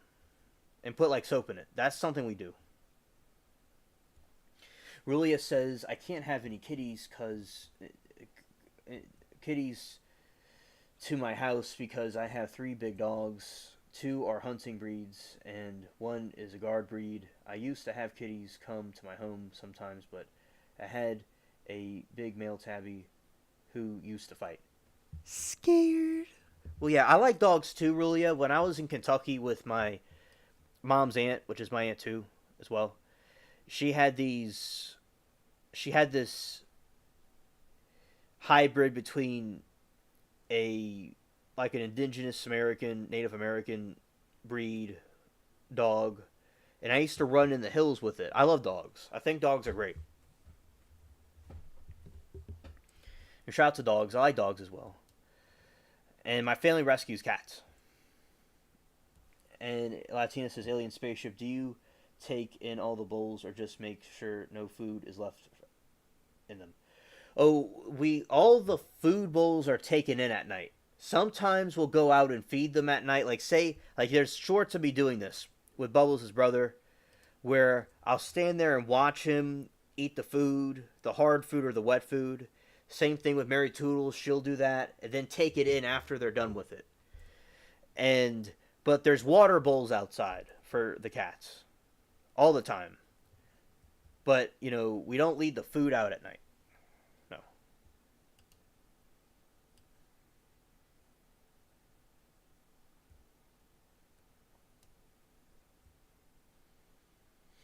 Rulia says other cats, he was an a-hole to other cats. Yeah, there's cats like that, Rulia. I've always rescued and fostered cats, kittens, and had to do it certain when he didn't fight them. Yeah, well, that's good that you did that. Shout out to you for doing that for the kitties. The thing is that you have some cats that like to kind of be like bullies. Sometimes emoji's a bully. Sometimes. And like sometimes like okay, there's this outside enclosure. It's like a caged area where the cats can go outside and we bring them in the end of the day. And there's this cat Moji, and sometimes he didn't want to go inside. And there's this big, I would have to be a cat whisperer and charm the cat to come inside. And usually my grandma just puts the cats in, but even if they act kind of like they don't want to go in, but my mom, Mary Toodles, she doesn't want to fool with them when they're like that or like force them in. But yeah, basically, yeah, there's like Sparkles sometimes would do that with Bubbles' brother. He would try to get the other cat's food and he would try to be cringe. Oh, really, a shout out to you for doing it so long. My, my family's done that on both sides of my family, including my father's side in England. My Nana also did that in England. She's still alive, but she's very old now. I think she still does it, but not as much as she used to. And my grandma did it in her life as well, rescuing the cats. My Nana in England rescued both cats and dogs.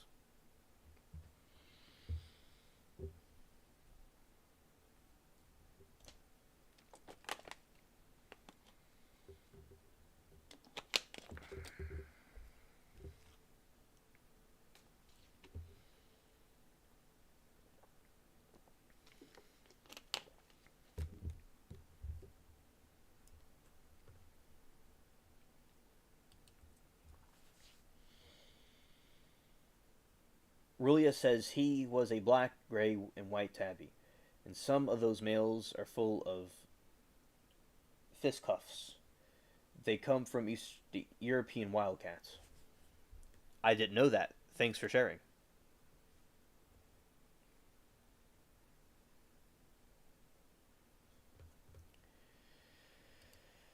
It's really cool to see that the different traits that cats have from the wildcat ancestors.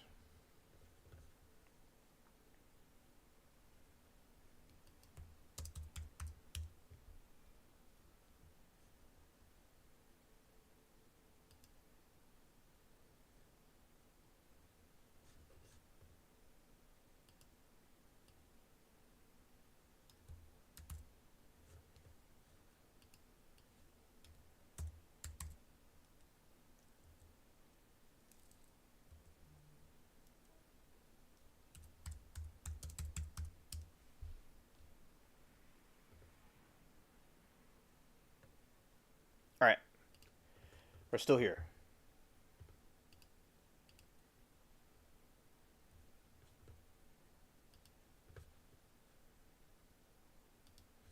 All right, Latina says, Alien spaceship.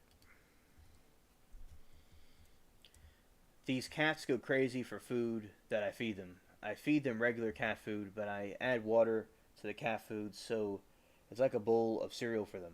That's a very interesting idea, Latina. That's very cool. I'm sure they really enjoy that. Very creative.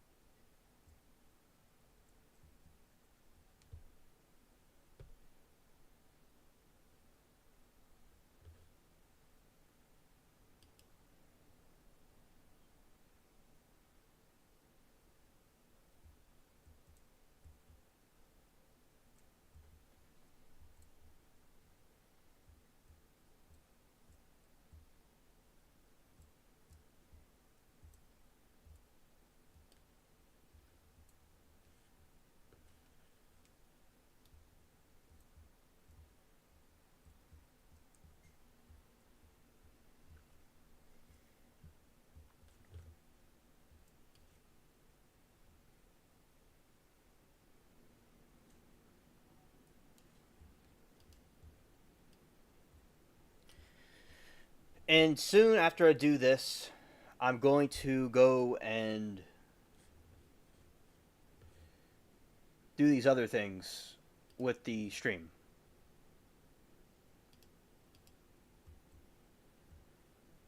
The other parts of it. Oh, it completely stopped.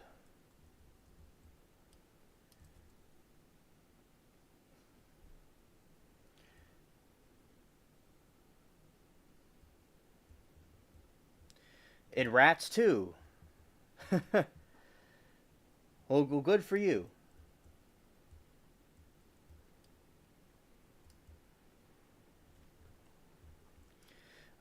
Glad that glad that you care for the animals.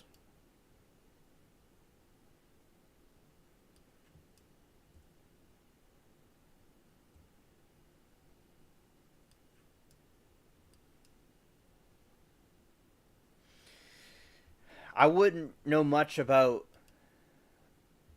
how to care for rats or how to catch them and all that stuff. It's very really cool that you're able to do that, Rulia. Good job.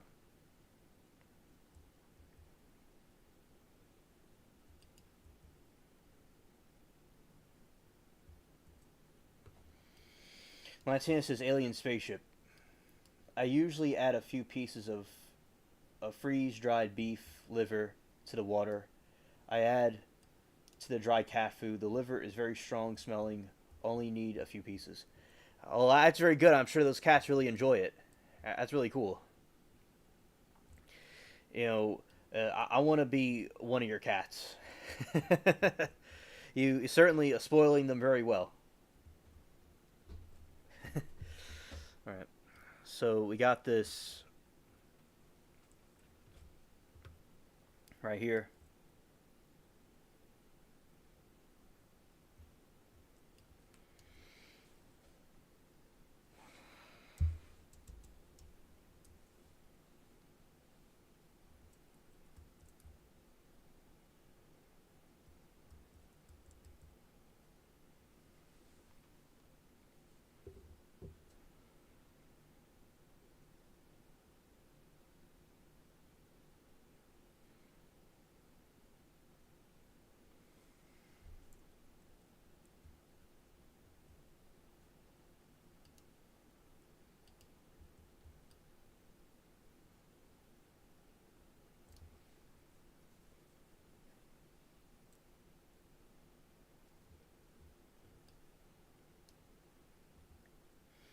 I used to have a cat that was an ebony smoke oriental short hair.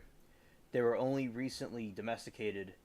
They hunt in packs like in Cambodia. Well, that is so cool that you had that.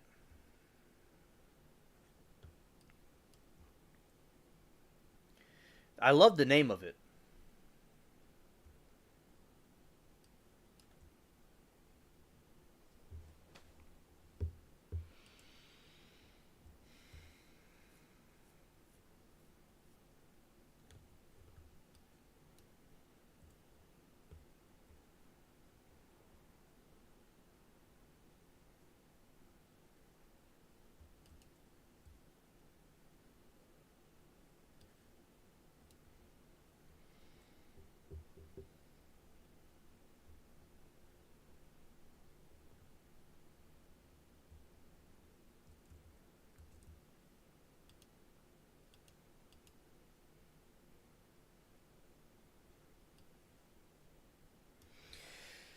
All right. And yeah, this has been a really fun stream.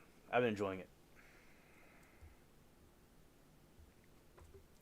Get some extra ships because of the some of the losses that were happening.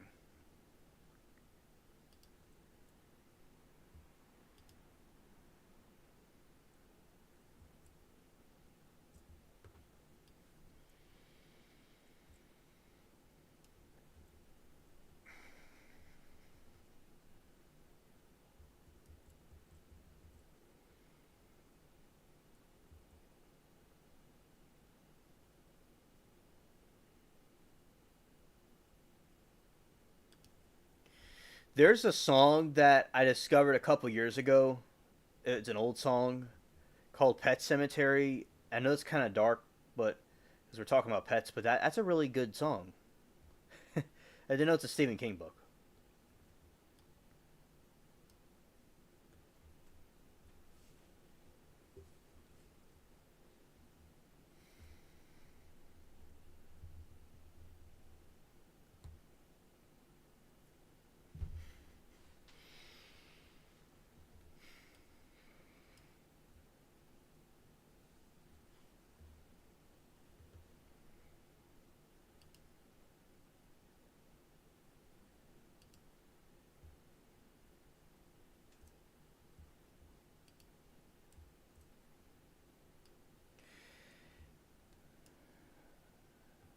There are some, very there's exotic cats. One of my friends, when I was in like pre-K, when I was in preschool, this guy I knew for a couple of years after that, he had a wild cat in his house, and last time I talked to him was like there's some kind of a flying thing. I think it's a little flying bug. I look up and there's a flying thing, and I'm like, hold on a second. Who's a song by? There's a new version of the song. Or there's an old version of the song from back in the day.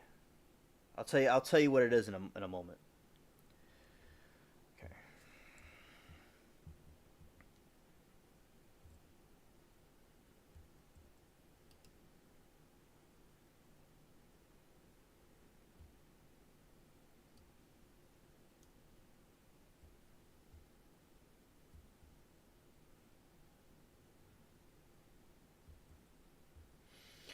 Actually, I've not seen either of those yet, but I plan on seeing those movies.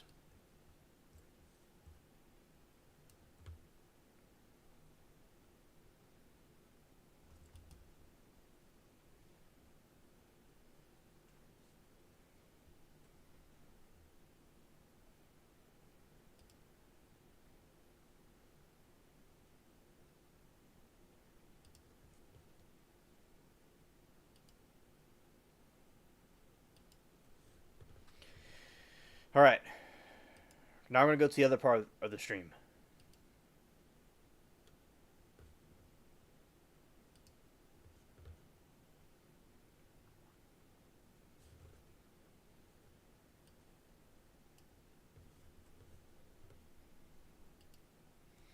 All right, everybody. We're about to go to the other part of the stream.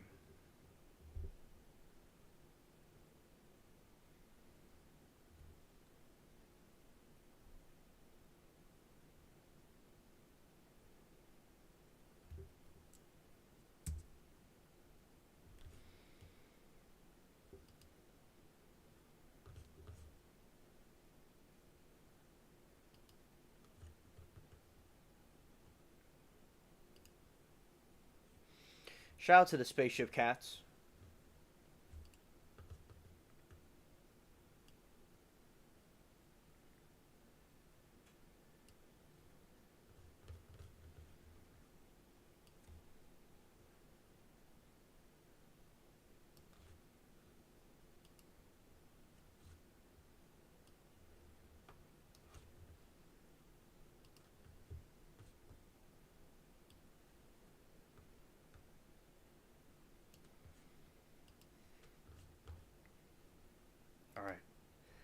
Let's look up this cat really quick.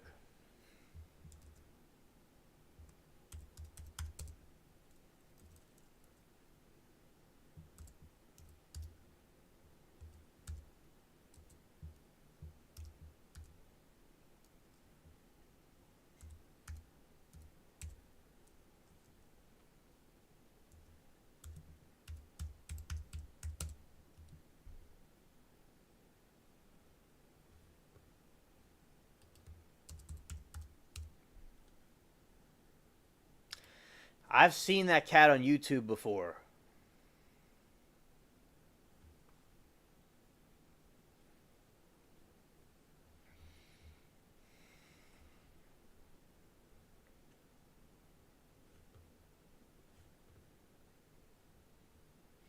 Yeah, I've seen that before on YouTube. That's a beautiful cat.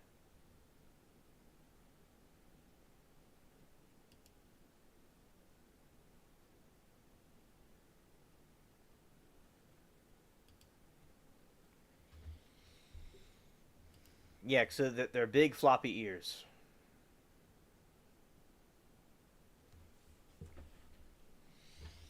That looks a little bit like one of the cats we had, Sylvie.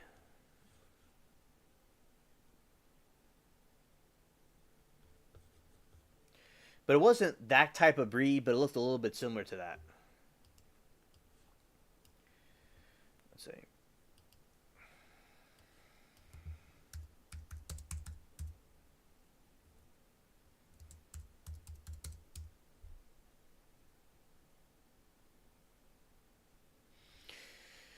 The song was by the Ramones.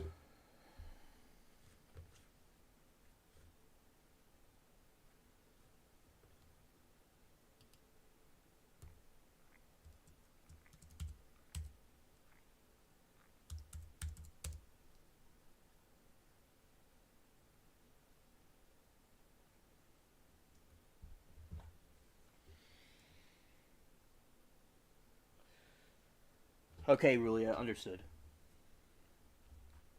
Yeah, and yeah, so that's what the band was by.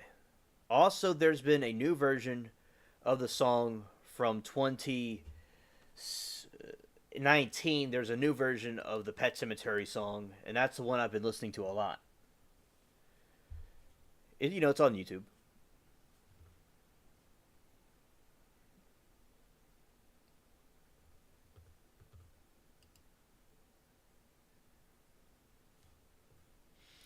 Yeah, she said there's different breeds.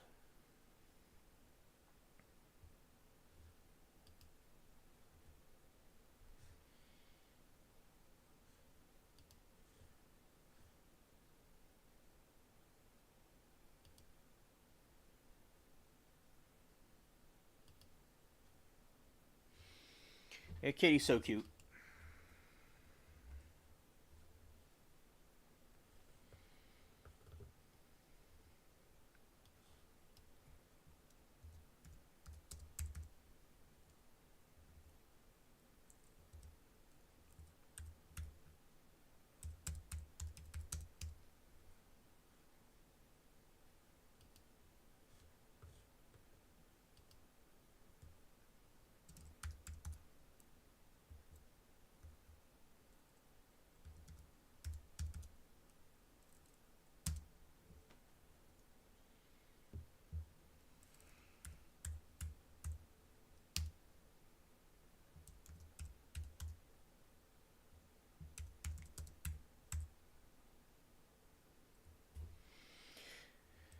So the Ramones did it in the 80s, and the other group did it in the 90s. I mean, in the 80s. 1989 was the original.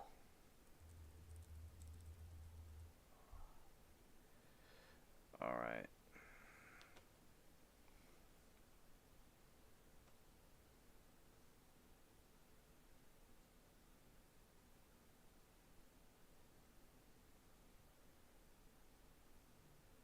Okay. Let's go to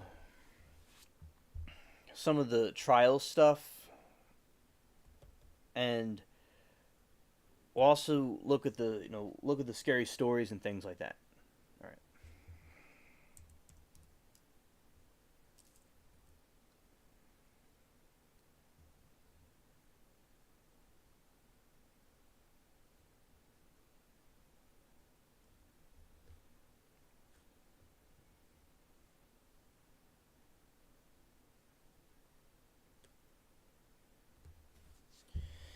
Latina, I don't know how long I'll be live, but I should be live for a little while. And you could leave, do what you have to do.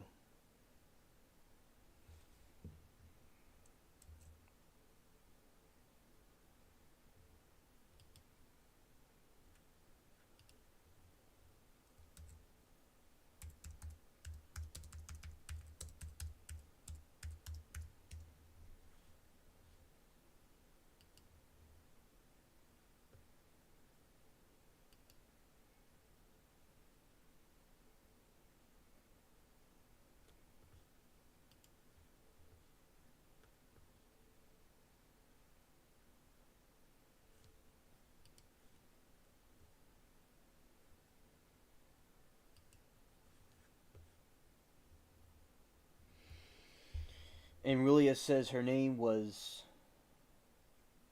Nefetis, which I may be saying it wrong. Mesh Kent. I gave Egyptian name to a Cambodian cat. Haha. She looked like a cat Egyptians would have liked. I think they're super smart and live really long. She passed at 23 years old. Wow, cat lived a long time. Hey man, SE, we're doing good. Also, I'm going to talk about the second moon we're going to be getting. So we're going to be getting two moons. That's going to be coming in our orbit. And we're going to see how this goes when I go to these sites with the, you know, how it goes and all. So without further ado, I'm going to talk about the Carly trial for a moment. Then we'll talk about some other things in the scary stories as well. Okay.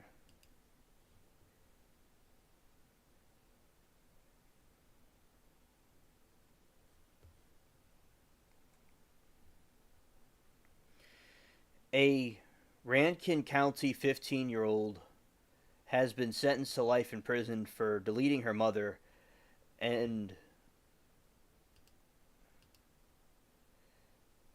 shooting at her stepfather.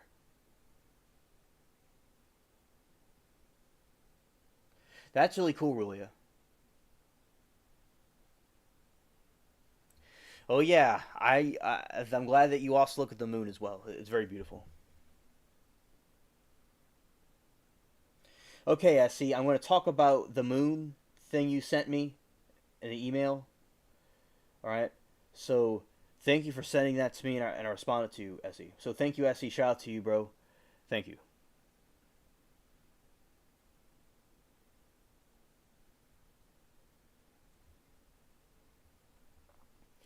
After 2 hours of deliberations, the jury found Carly Gregg guilty on all counts. Gregg was charged with deletion and aggravated assault in the March 19 shooting that deleted her mother, Ashley Smile Smiley. No, I get this mixed up. Smiley, and wounded her stepfather, Heath Smiley. She was charged with tampering with evidence for hiding a security camera after the shooting.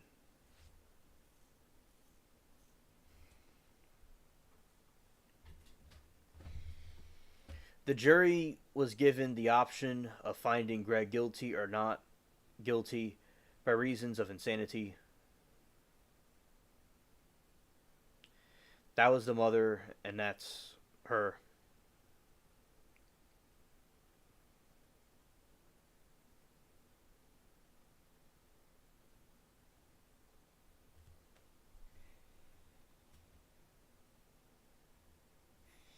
He said, "Okay, glad you like it. Just got to help someone move in the AM and have to drive the U-Haul, so can't stay for long, but we'll hang for a few." All right. Ashley Smiley and Carly Gregg.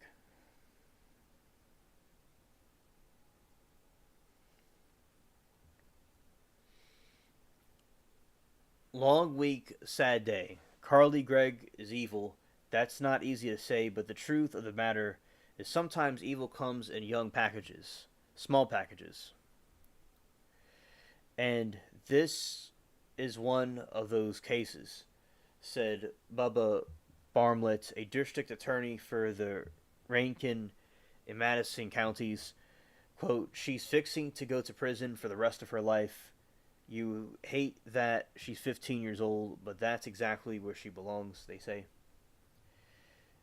And defense attorney Kevin Camp told the jury that it has all been extremely hard for Greg's family and asked them not to make it worse by sentencing Greg to life behind bars. And you see, we don't really know the reason why she pulled the trigger on her mother. And really, telling you about this case is basically, and SE says hello to Amanda.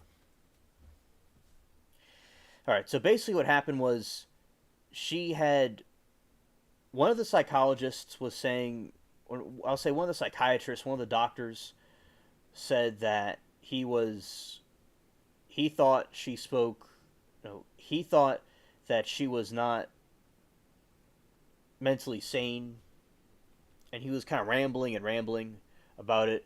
And then the other psychiatrist that came the day after, he was saying basically she had a cluster B personality types, and the cluster B, and she was interested in Mussolini and like Voldemort from Harry Potter and like dark characters, and she had like depression and anxiety, and that she seems to have had some psychopathic traits, and she was very likable, and but she could have been given life with parole, where she could have gotten some rehabilitation. And her defense was really cringe because they were trying to discredit the psychiatrist rather than asking him if she could be rehabilitated, because that would have been the thing to do, because now she'll be, maybe 70 years behind bars. It was horrible what she did, okay? But, there's debate about how this sentencing could have gone. And as I said, we don't really know why she deleted her mother. It's something unknown, and it's a very horrible thing that happened. Nobody wins in this situation.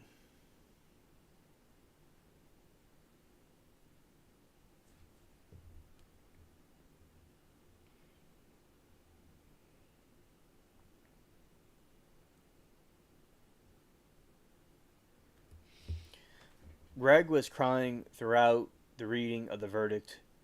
Heath, Smiley, and Greg's grandparents were in the courtroom when the verdict was read, and they appeared to be mouthing words of encouragement to her. And that's what I remember seeing today. I remember, they were mouthing stuff to her.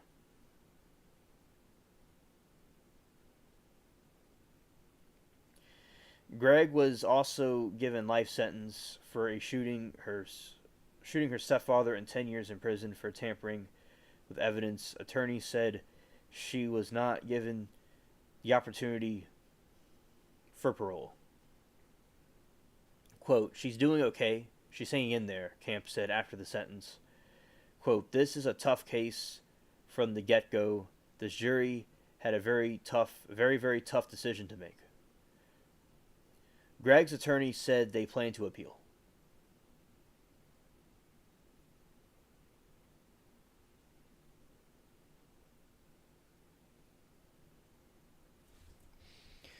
Yeah, so that is the case with her.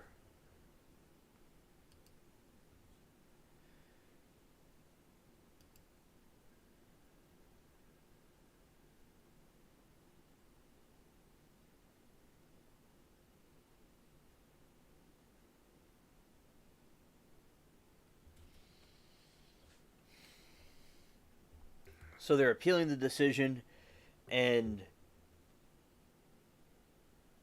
she was very troubled. But she didn't have to do all this.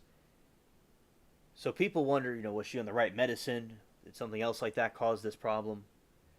You know, this is a situation that's going on that's plaguing a very horrible case, a very sad situation. There's no wins in this situation, and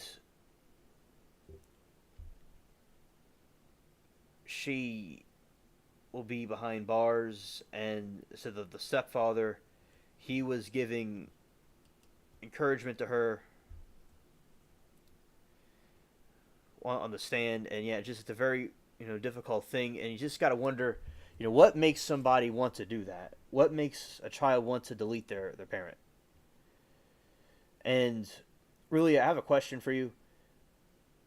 Why do you think these kids, like a kid like this, which you may not know a lot about this case, but why do you think she would, a child would want to delete their parent?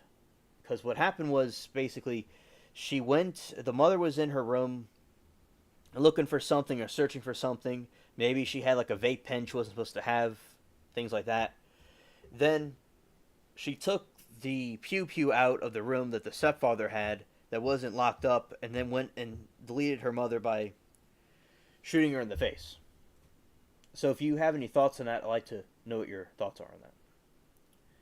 That's when they're switching out her handcuffs.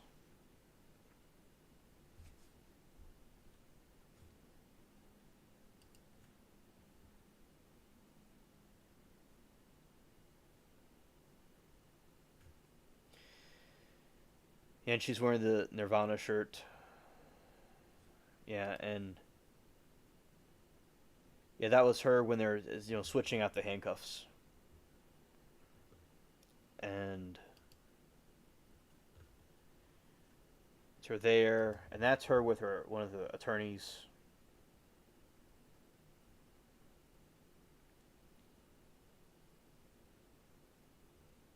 All right, basically that's that one. Okay. Okay, Rulia. Understood.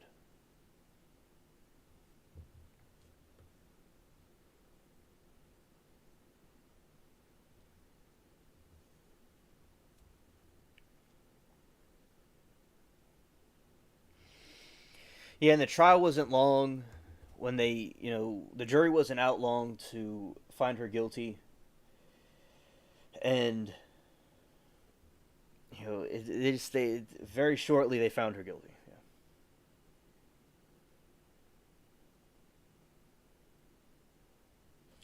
Yeah. Irulia says it's usually because they have a psychologic disorder or they're being abused.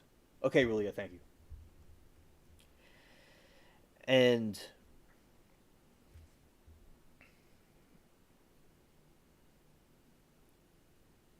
yeah, basically, she had, as I said, it's very long with these testimonies from the psychiatrists about it, and she was very, she was very troubled, but she was very charming. She was also very intelligent. She was very good in school.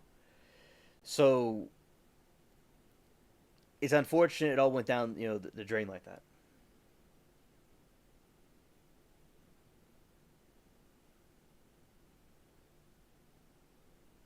Okay, Rulia, thank you. Yeah, you look it up and you look into it, and you could give me your opinion about it. All right. Oh, a psychopathic disorder. That's what the psychiatrist was suggesting, that she has a psychopathic disorder. And like in cluster B, that's where her mind, he believes she was like in cluster B. And also she was into all kinds of dark, characters and people in history and things like that. But she was very charming, very smart, and yeah, there's just no explanation. And she smoked weed. Not that weed does that to people, but she smoked weed to calm down her like anxiety and stuff.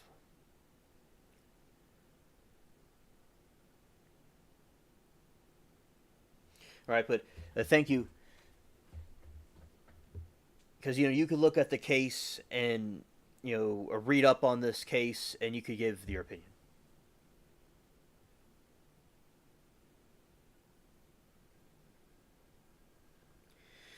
Yeah, they're talking about the medication. That something wasn't right with her medications, Essie. Yeah, that's true. That's what one perspective of it was, and it caused her to do that. And what she was pleading was that she was pleading insanity. There's a lot of people that want an insanity plea, and she was pleading insanity, and they're trying to get the psychiatrists to say if one was insane or one perspective she was insane, and another perspective she was sane, and one of them said she was likely insane. The other one said she wasn't insane. So yeah, she I think she knew what she was doing, but there's something not right, and she was very troubled. And I don't know what was going on personally for her to do that. I don't know. No one really knows. And but she seemed like a very troubled young lady.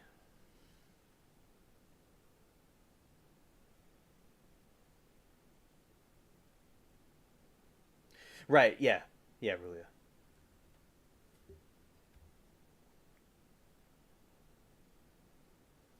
Yes, SC, she was laughing during the trial. There was moments when she was on I don't know. So they're talking about her laughing during the trial, but it's possible that one of her attorneys said something funny, like this. She says maybe someone's like one of the lady or the guy attorney said something funny, and and sometimes she cries. Like so, a lot of people didn't like anything she did really. So I don't know what the reason for the giggling was, but yeah, that's the giggling situation.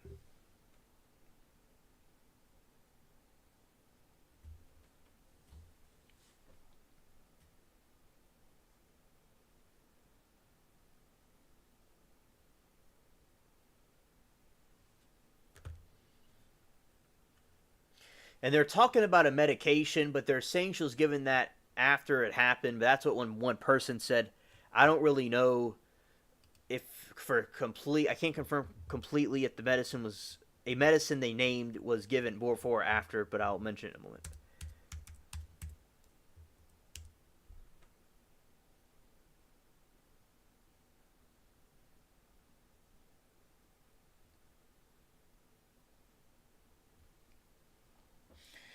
Rulia said she was laughing. Okay, so she's probably antisocial PD, maybe narcissistic PD, one of those. Yeah, Rulia, that's what they were saying. That's what the psychiatrist said. Exactly what you said. That she fits in that category. Yeah, yeah. And also, she was crying, but then she stops crying all of a sudden when she was in the stand. Like she was like putting up an act.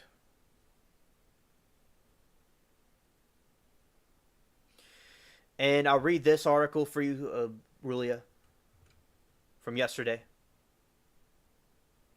Psychiatrist says Carly Gregg does not meet standard for insanity defense.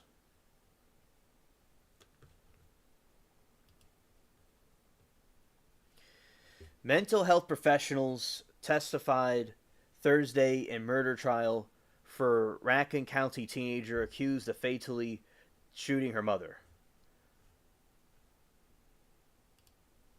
Carly Gregg, 15, is charged as an adult in the March 19 shooting that deleted her mother, Ashley Smiley.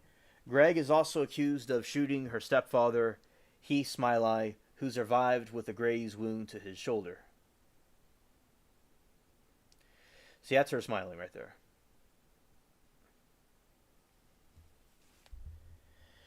During the testimony Thursday, Dr. Jason Pickett, a psychiatrist, described Gregg's actions as diabolical. Pickett said he reviewed evidence before writing an 85-page report for the prosecution. Quote, In my opinion, Carly does not meet the Mississippi standards for insanity at the time of the offense, and she knew the nature and quality of her actions on that day, Pickett said.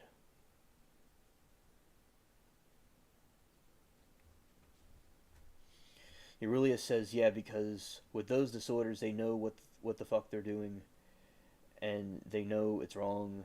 That's why she won't get insanity plea. Yeah, absolutely. Yes, because Capri Law's an attorney. She watches the trials, and she was saying from her perspective, she shouldn't. The attorneys were trying to challenge the legitimacy of the psychiatrist because his first trial he interviewed was her, and he graduated in 2023, and basically that wasn't the best approach. What the attorney should have done was to say if she could be rehabilitated.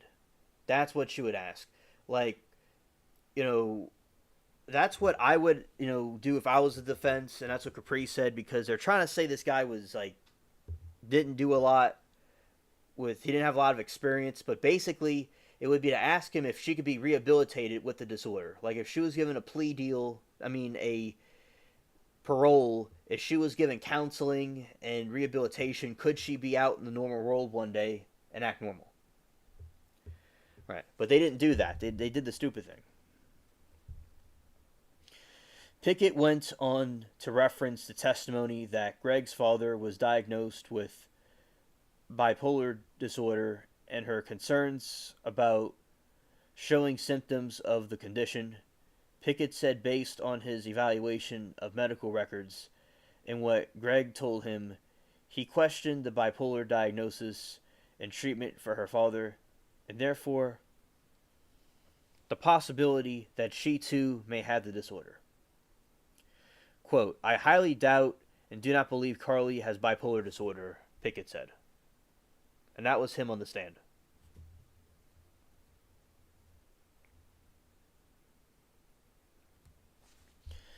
The prosecution called nurse practitioner Olivia Lieber on Thursday as a rebuttal witness. Lieber said she first met Greg, which was the girl Carly, in January 2024, at which the time Greg filled out a form and checked no to a question that asked if she was hearing voices.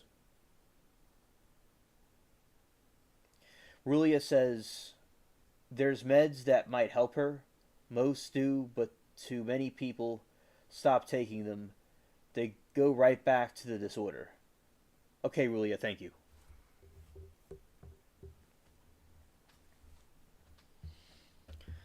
Lieber said Greg was diagnosed with major depressive disorder and adjustment disorder.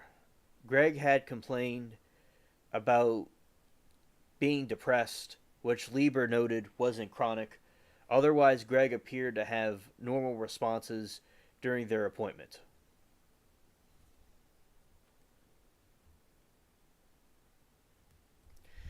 Quote, she denied hallucinations or delusions, Lieber said.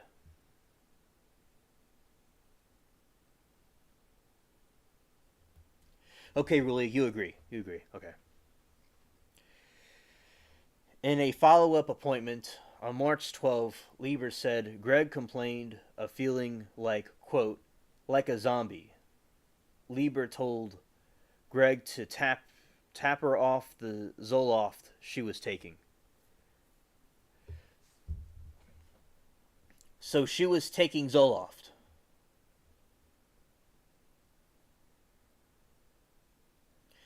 While starting a new medication. Okay, so I'm going to read the whole thing.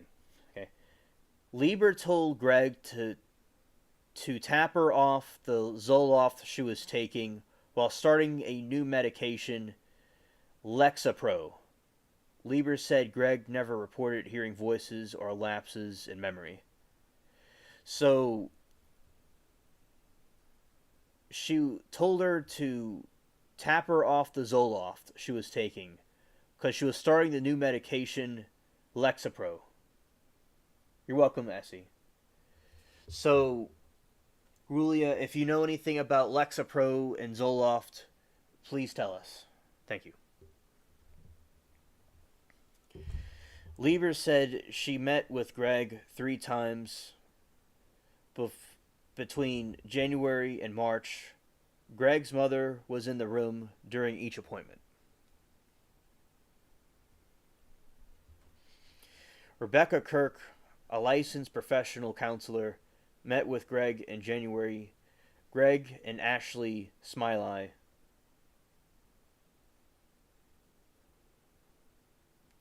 Rulia says she needs way more than Zoloft, and that's not the right med. Ah, okay. Greg and Ashley Smiley reported that Greg was having intrusive, disruptive thoughts. Rebecca Kirk, a licensed professional counselor. All right, so Rebecca Kirk is a licensed professional counselor, met with Greg in January, and Ashley reported that Greg was having intrusive, disruptive thoughts, was easily angered, and was having trouble sleeping. Greg denied hearing voices.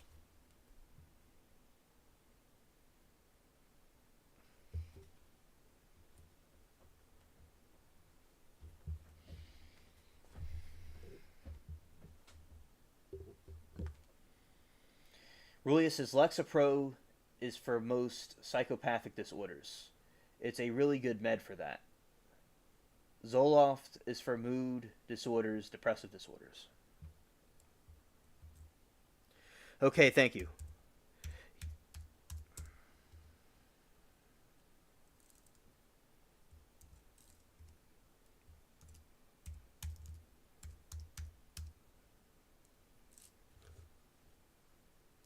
Yeah, so she was going on Lexapro.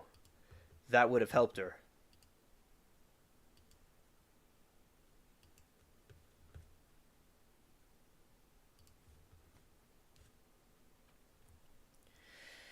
And Kirk said she met with Greg 9 times. She said Greg appeared to be smart and enjoyed school. They talked about Crime and Punishment, a novel by Russian author, and you could, with the pronunciation, really, Fyodor Dostoevsky,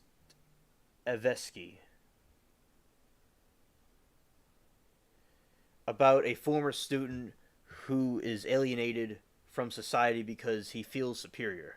The character deletes a woman and then is racked with guilt.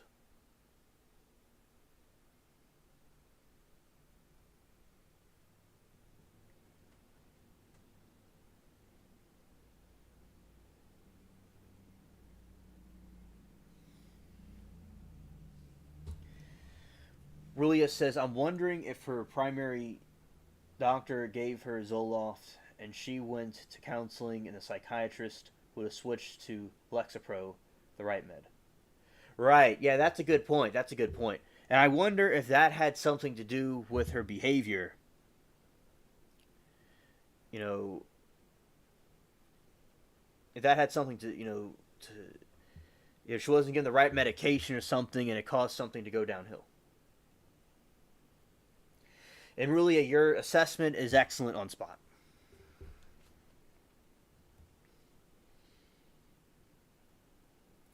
Kirk noted in their final session that Greg wasn't experiencing any suicidal or homicidal tendencies, nor did she report experiencing any side effects from her medication.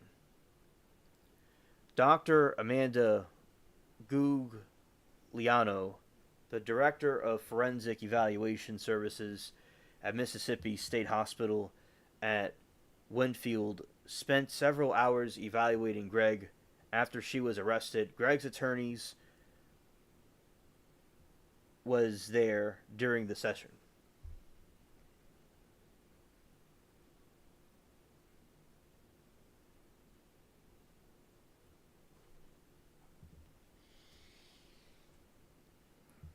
Greg told Gugliano that when she thought about, quote, the alleged offenses, end quote. She felt queasy.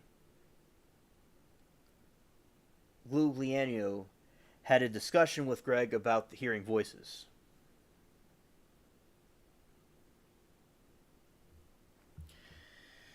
Rulia says, way too many primary doctors are prescribing psych meds, but they have almost no education on social sciences. It's a huge problem in the U.S.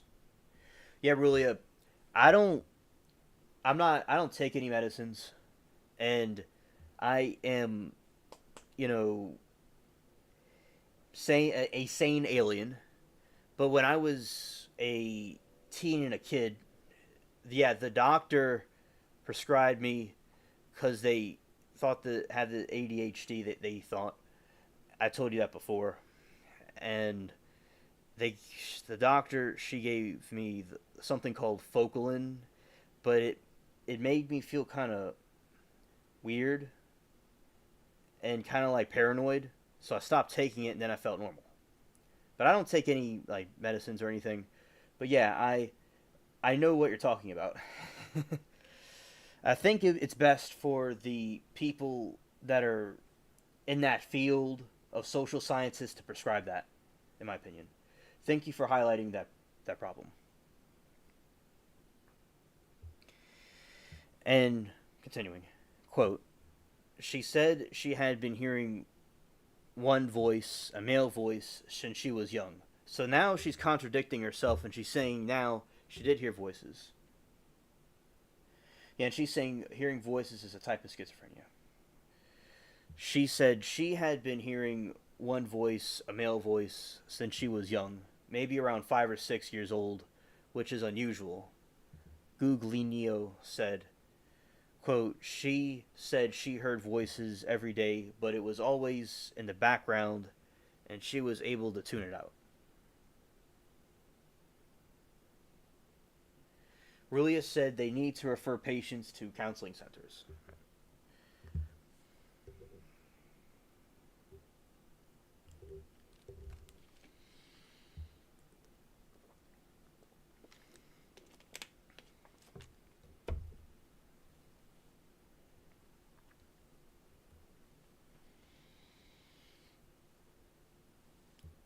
Guglielmo was asked why it's unusual for a young child to hear voices.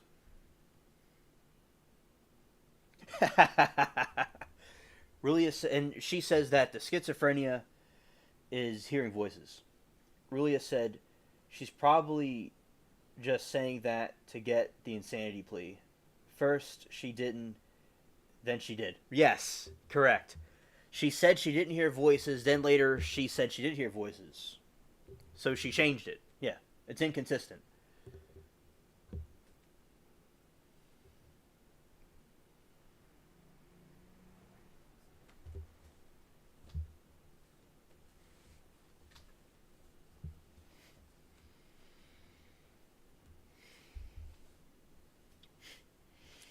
Quote, it could be their inner thoughts, inner dialogue, and they don't understand what it is. Guglielmo said.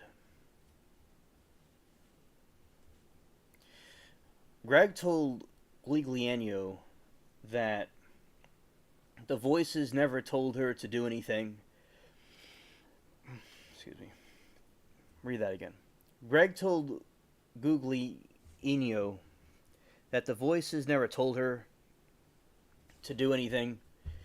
They usually made snide comments about other people. They didn't say anything about Greg's mother or stepfather, Guglielmo said, which is contrary to what psychiatrist Dr. Andrew Clark said during his testimony on Wednesday.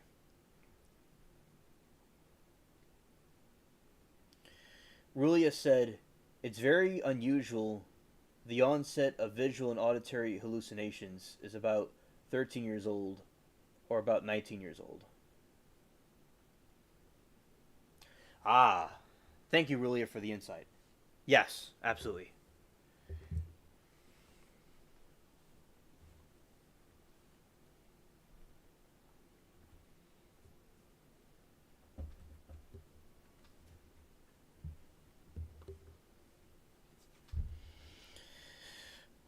Clark said Greg was experiencing a mental health crisis at the time of the shooting and testified that she didn't that doesn't remember the shooting of her mother. And that's her crying.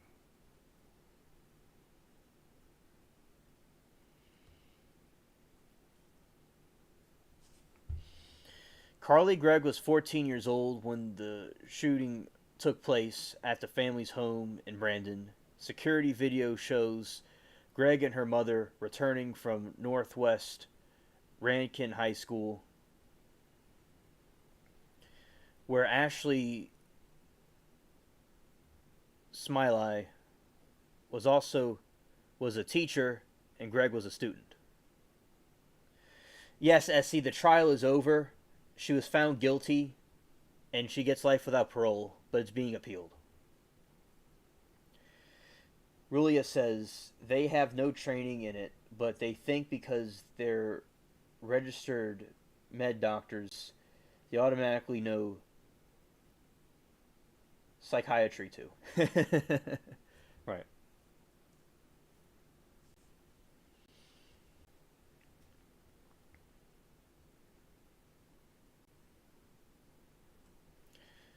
Clark believes that a new medication for depression launched Greg into a spiral in the days before the shooting. Clark said Greg's lows were lower and her highs were higher, and the voices which she hadn't told anyone about were getting worse in the days before the shooting. And Rulia says she's extremely manipulative. Absolutely, like cluster B people. Right. If convicted, Greg faces 20 years to life in prison, but she was convicted and found guilty.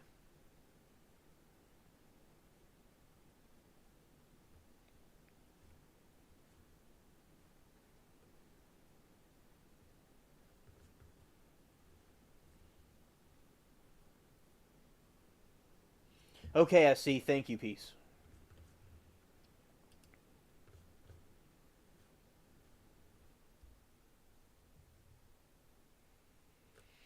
Psychiatrist says Carly Gregg doesn't remember shooting that killed her mother.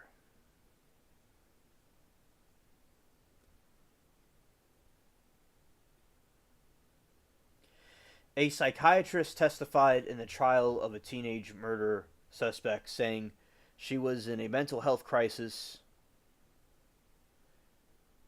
and had severe issues in the months before her mother was shot and killed. You're welcome, Essie.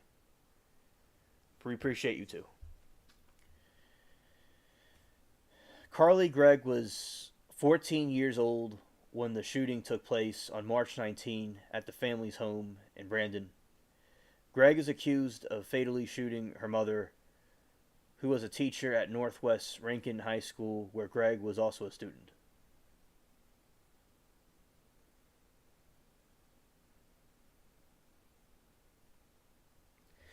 Ah, thank you, Rulia. She was manic, then depressed, and hearing voices, but no visual hallucinations and laughing in court. All those don't go together. Exactly, Rulia. Thank you. Thank you for your insight. Because it doesn't add up. You know, she's making it up.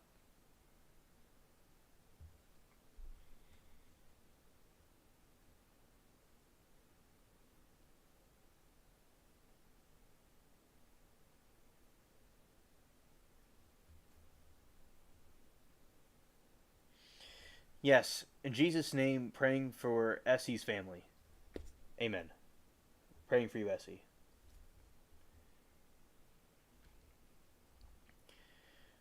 Dr. Andrew Clark, a psychiatrist who testified for the defense, said Greg told him that one on the way home from school, her mother Ashley Smiley told her that she knew Greg had been smoking marijuana. Clark said Greg began smoking marijuana about 6 weeks before the shooting.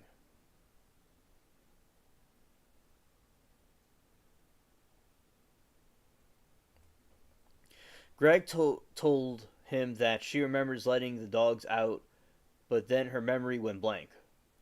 Clark said Greg told him the next thing she remembered was standing on the side of the road where a deputy picked her up.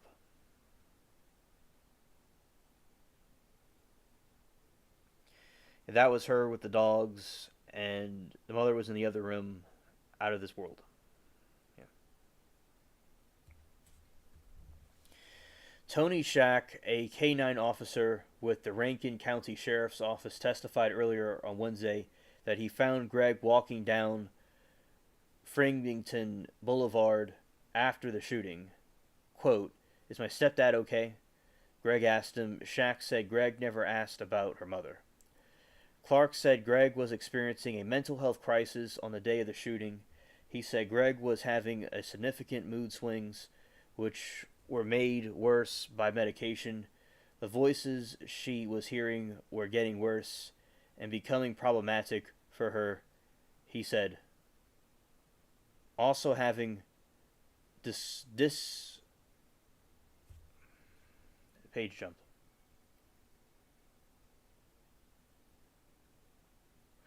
Dissociative problems.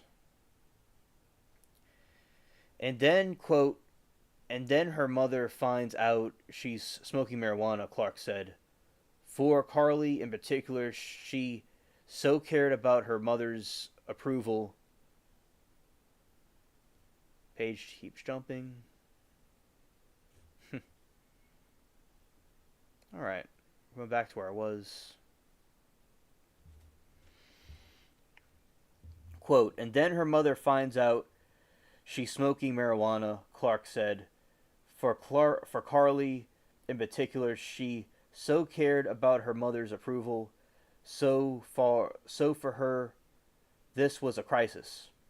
Clark said Greg had a close yet complicated relationship with her mother and a close, affectionate relationship with her stepfather, Heath Smiley. Her relationship with her biological father, who Clark said had been diagnosed with bipolar disorder, was more problematic. Also really, she came from a broken home, because her mother and father were not together. By the way,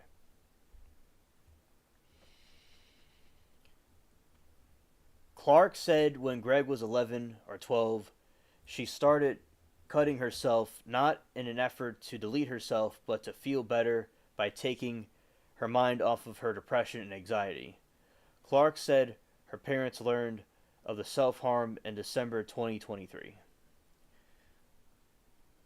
Clark said Greg's mother took her to a pediatrician and later a therapist.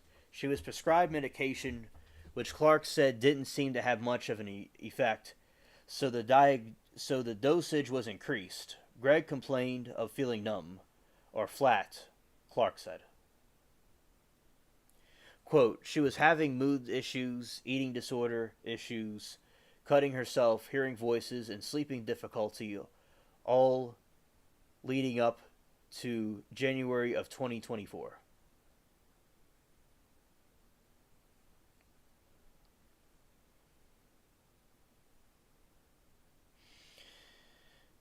Greg told Clark she had been put on a new medication on March 12, which she said made her symptoms worse. He said her lows were lower and her highs were higher, and the voices were getting worse. Greg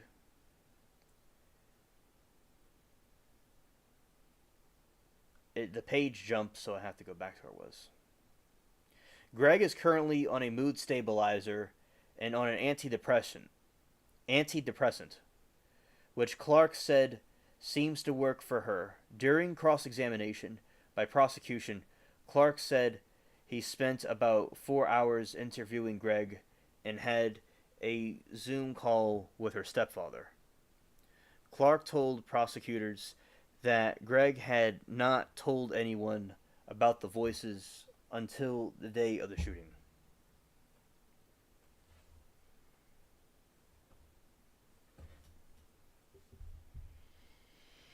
The prosecution rested on Tuesday. First thing Wednesday, Rackham County Circuit Court Judge DeWay Arthur asked Greg if she wanted to testify. Quote, "I would like to wait and see the testimony," Greg said. The first witness called by defense attorneys was identified as one of Greg's close friends. Arthur has barred the media from using video or audio from the juvenile witness. The witness testified that Greg told them both before and after she was arrested that she heard voices in her head. The witness also said Greg seemed normal at school on the day of the shooting.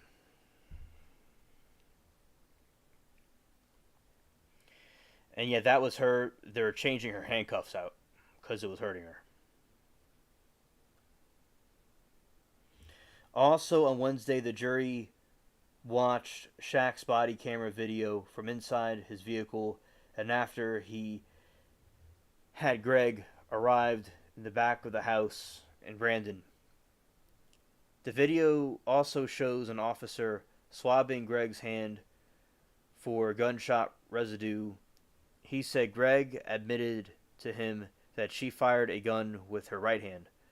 Greg is also charged as an adult. If convicted, faces 20 to life, and she got life.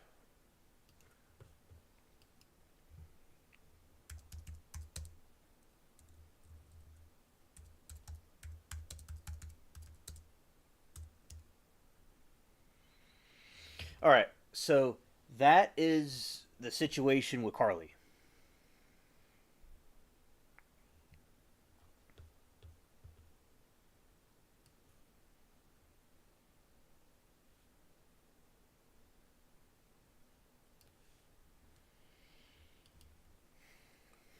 And you know, very psychopathic, very manipulative, and also, and really, I have a question. Like, what do the psychopathic medication do for them? Like, how does it help someone like that become better? Because it's like, because I was reading about it, and it makes them sleepy or something, and I just don't. So, are they just more tense? Like, how does Lexapro help somebody like that? If you could give me some insight about that, I would appreciate it.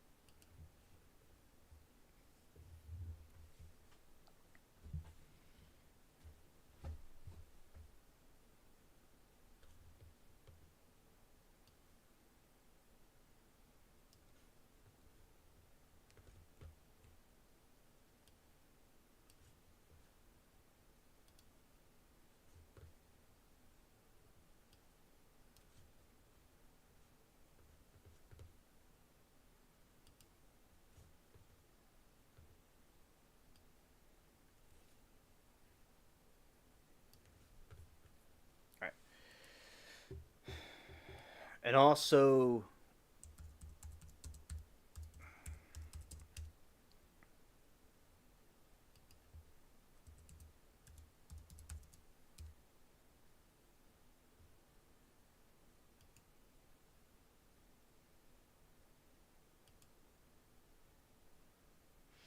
yeah, this is Wade Wilson. He strangled two females, and he was he was saying that the drugs, there may have been some bath salts and some cocaine he had, and he went on a rampage and deleted the two women. But it doesn't make any sense what he's saying. And he was sentenced to death. And I don't know what they use in Florida, but he was sentenced to be have the death penalty. And he deleted the two women, And there's new information about Wade Wilson. There's these other things that happen where they released footage of his interrogations. They released some of the interviews and his confessions and the phone calls. So that's what I've been looking up with this guy. And Rulia says they're able to focus better. It kind of relaxes the mind.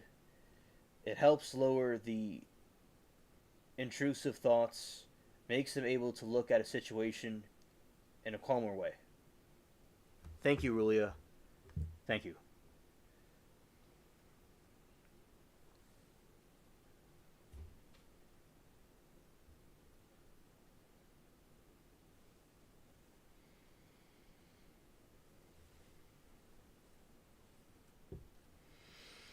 Yeah, so and this guy who's a TikTok influencer, and really, this guy has a lot of female fans.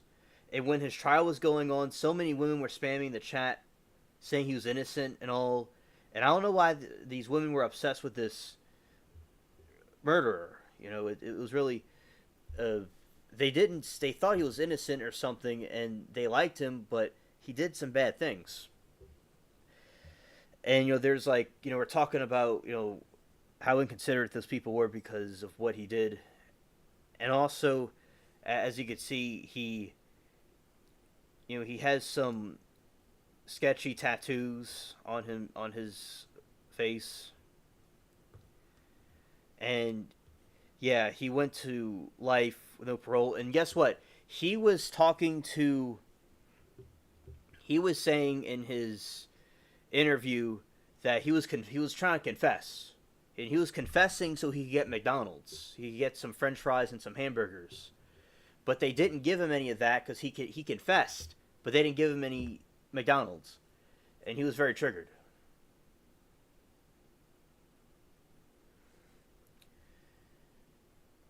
Rulia says, "You're welcome.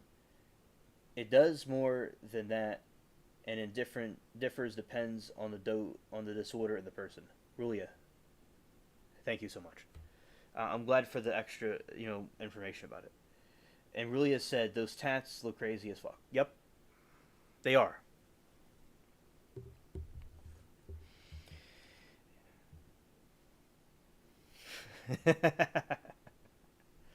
Yeah.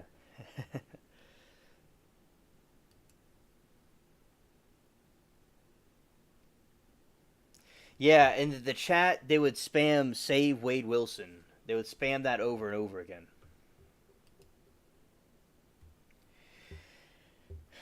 Yeah, and they were saying, "Save Wade Wilson," and they kept doing all these, saying all this stuff, and how he gets letters from women, and it's just absolutely crazy. But yeah, yeah, Rulia, and he kept saying throughout the interview, he said, "I want some I want French fries." No, they never gave him the McDonald's. Capri Law was telling me about it because she tells me when the new stuff is released about him, and I like she researches it and I research it, and I was looking at the whole thing, and he was despicable.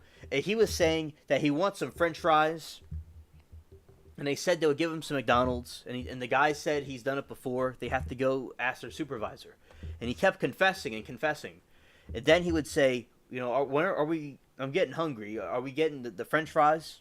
And they said, wait a minute, I have to ask you some more questions. And then he said he wanted to give closure to the families so they can have the body and do the right thing. And then a moment later, he said, "Where's my McDonald's at? I want it right now." I'm saying all of this stuff, but you need to give me the McDonald's. All he cared about was the McDonald's, and he was real stupid because like Ted Bundy wouldn't fall for that. Like he would want his McDonald's first before he got it. That's what he would have done. But this guy spilled all the beans before he got any of the rice.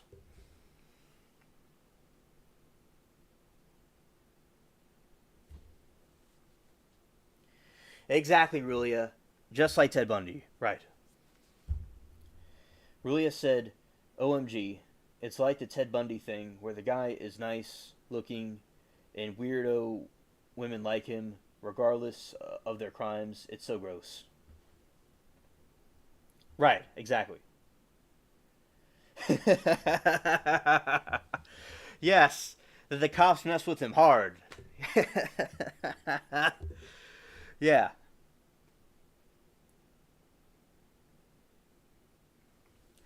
yeah, exactly. And like, if he was just an influencer, like he was before, or if he was some sort of rock star or something, and he would have been a pretty cool dude. But when he does all this evil stuff and deletes women or anybody, if he were to delete men too, but he just deleted women, it's evil and horrible. Like, it doesn't matter how cool looking or good looking he is. What he did was just unexcusable. And to me, like, because there's a Koberger case going on, and he's like Ted Bundy also. This guy is a lot, is I'd say even more like Ted Bundy, especially the interviews he gives, and he laughs like him too. Also, with there's phone calls, Julia, and you can look this up on YouTube for yourself about the new interviews that he did with the police or with the investigators. Also, there's phone calls between him and the and his girlfriend. And he was saying on the phone call that you know there's a guy that likes to go and have like sex with him, and he was saying that likes to fuck him and in prison. So he does that. He does that stuff with other men in prison, and it's just so crazy. And he has all these like female fans, and the girlfriend talking to him, she was saying like, it was just simply you don't delete people. It's not hard. And he blames the drugs and the bath salts. And he was saying the woman just got in his car that was at the school, and then they did sex, and then he strangled her. Yeah, I know. And he was saying when he was driving, and you know what, Rulia? He went and rolled over the woman. So what he did was he strangled the woman, and she went out, and she was still kind of alive. So he went and rolled over her 10 times until she was spaghetti. And he confessed it on the phone at the prison. He confessed it. He talks about it all the time. Then he said it was a confession that he wasn't trying to make. That he was, but no, he did it. And he's going to get the death penalty.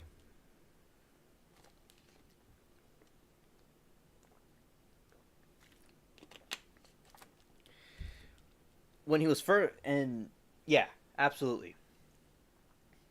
Then he went into, like, as he was saying, he picked her up, had sex with her, and then he strangled her. But it doesn't make any sense.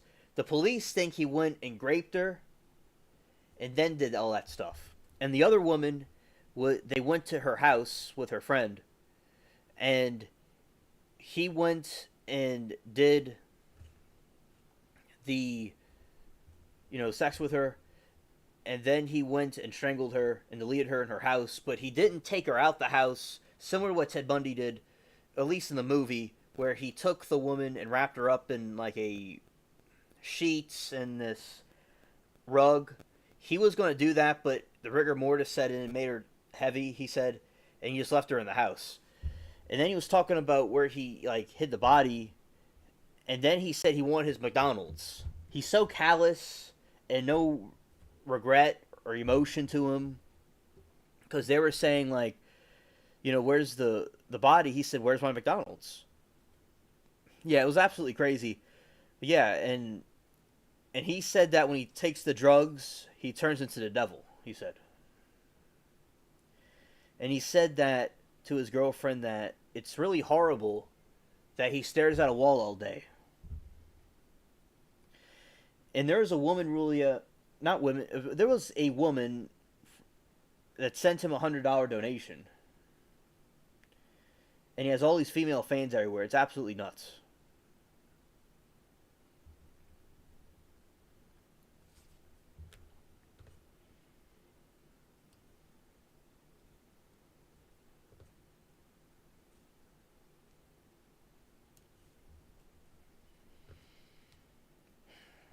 And when he was being arrested by the police, he was saying, right. He was telling the police officer, the police officer was telling him that he's a nice guy, and he said he is one too. And he told him if he were to move or do something stupid when he was changing his handcuffs, he was going to get slammed to the ground. And then Wade Wilson was saying, well, he said, come on, pussy boy. He would square up with him right now and beat him up right now. And he was telling the police that he could beat him up, and he was saying that he just tells everybody that, and it wasn't him specifically. And then he apologized to the police officer when he was in the vehicle, and then he asked him to change his handcuffs because it was hurting. And he was interviewed by the two police during his McDonald's interview. He was saying that he would beat up both of them at the same time because he's so trained in fighting skills. Really, yeah, I agree.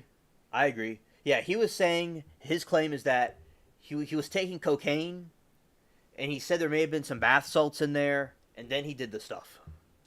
Yeah, but yeah, it does make people do crazy things.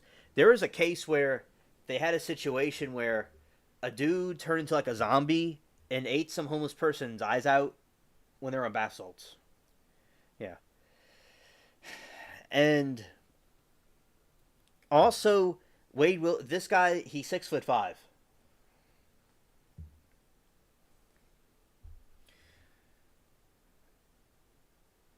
Yeah, and yeah, basically, yeah, his tattoos. Yeah, they're calling him baseball face.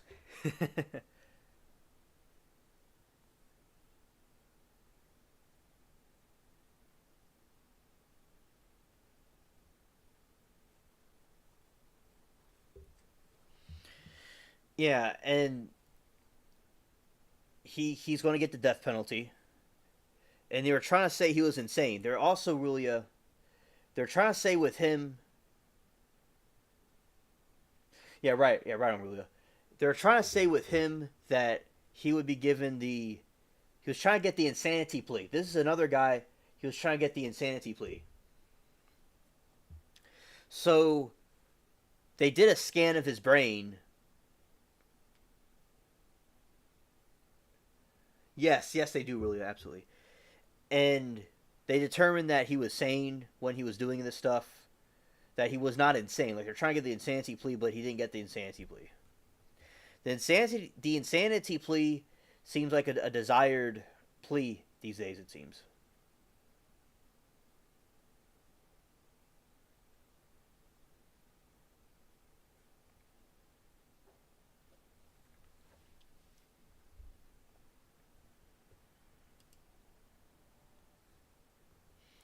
Yeah, crazy tats, crazy tats. Yes.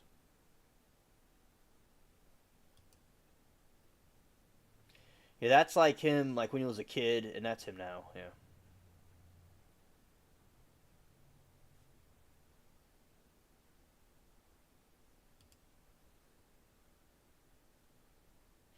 And he was saying like they put all kinds of stuff in the drugs these days. You don't even know what you're taking.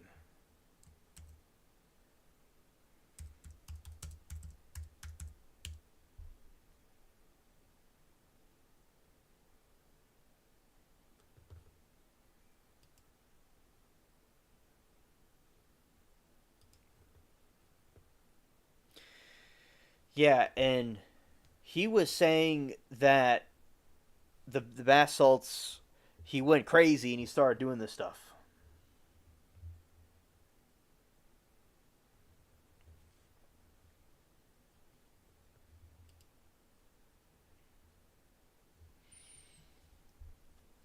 So it's another Ted Bundy situation.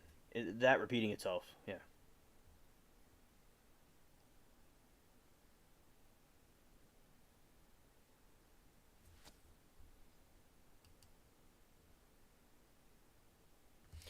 I researched Ted Bundy a lot, and like this completely reminds me of that. Completely. Yes, yes they are. Yes they are. They're putting all kinds of drugs in other drugs. Yeah, and he also mentioned fentanyl. Like the stuff that comes from China we talk about. Yeah. So just stay away from drugs. Yeah. And yeah, but that's what happened, and that's a situation, with the trial rampart, and then the other thing here is Hurricane Titan. All right, all right.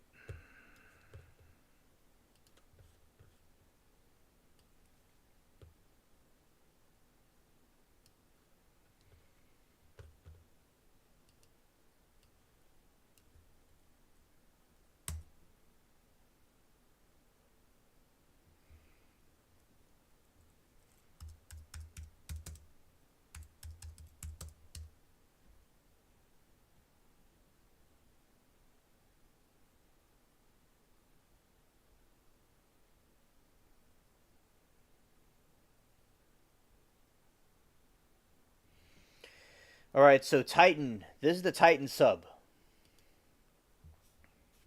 Yeah, Rulia. So they were telling us with the Titan sub that it wasn't there, that it was in a bunch of pieces, but that's a really big piece. See, the Titan is like, it's like smashed like a pancake. So basically, with the Titan, they were saying that it like exploded into these thousands of little pieces, but that's what it really looked like. There's lawsuits coming out about the Titan right now, so that's why they're releasing this to the public.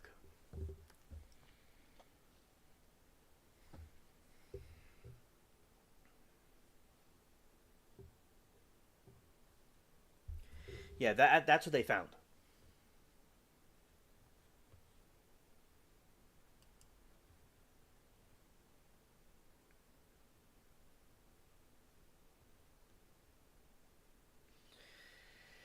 And because they're being sued right now, and there's federal hearings about it.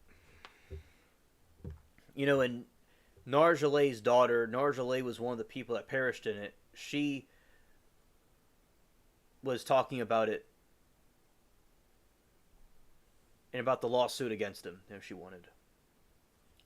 Yeah, but that's it. And you see, these are some big pieces. So that's what's going on. There's some new stuff coming out about it.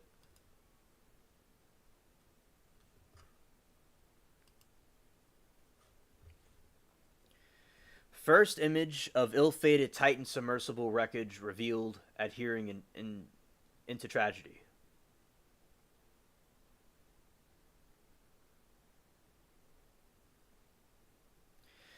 The first image of the Titan submersible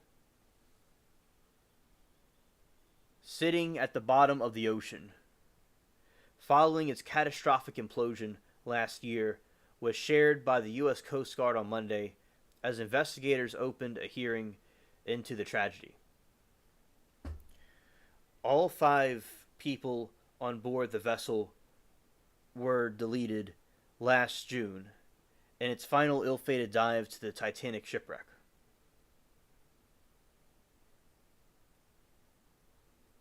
Okay, Rulia, that's fine. Glad that you're listening.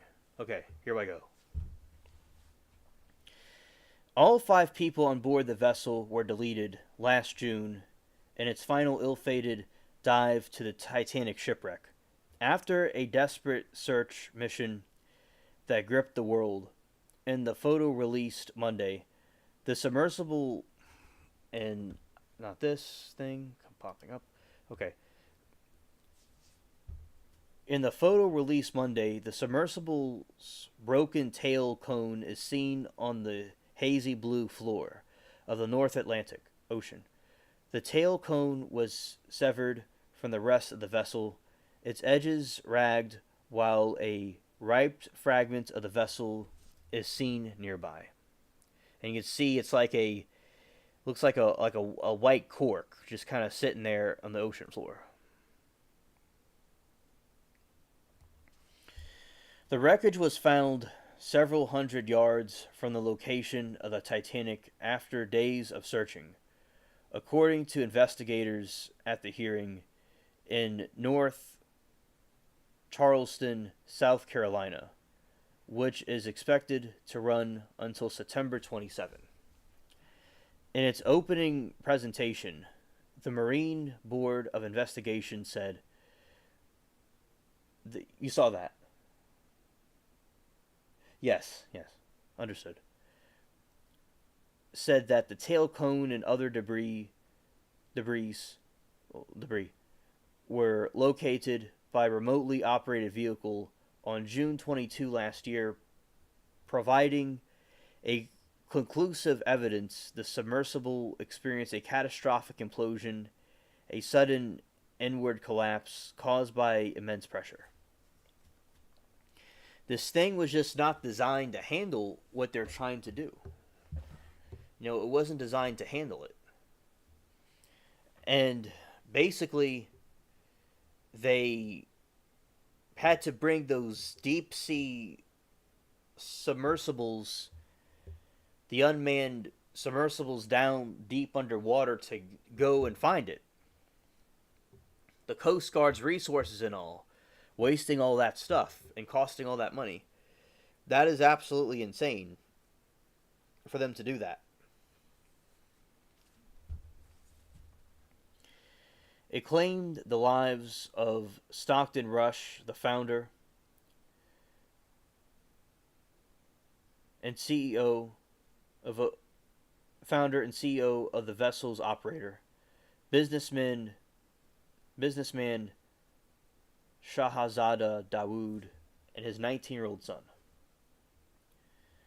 Solomon Dawood, adventurer Hamash Harding, and French diver Paul Henry Nargeolet.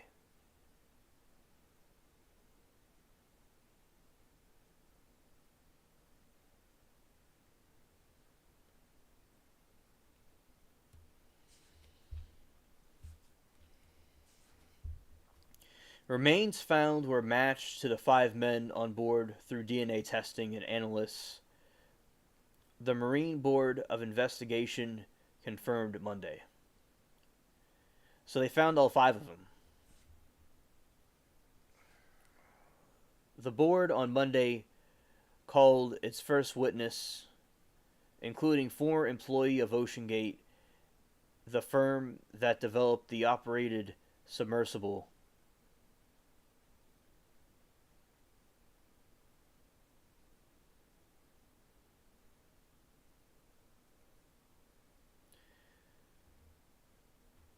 The presentation also revealed the submersible's final message just 6 seconds before it lost contact to the surface. So there is dispute about this, if they actually found that or not. If they found people.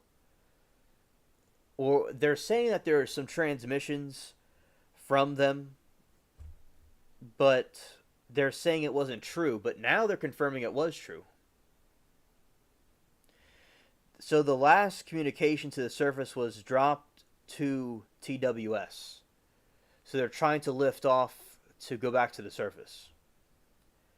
The Titan's text to the mothership read, referring to weights the submersible could shed in hopes of returning to the surface.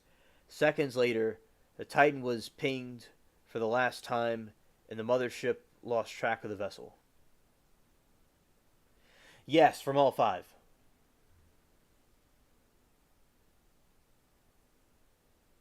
Yes, all 5.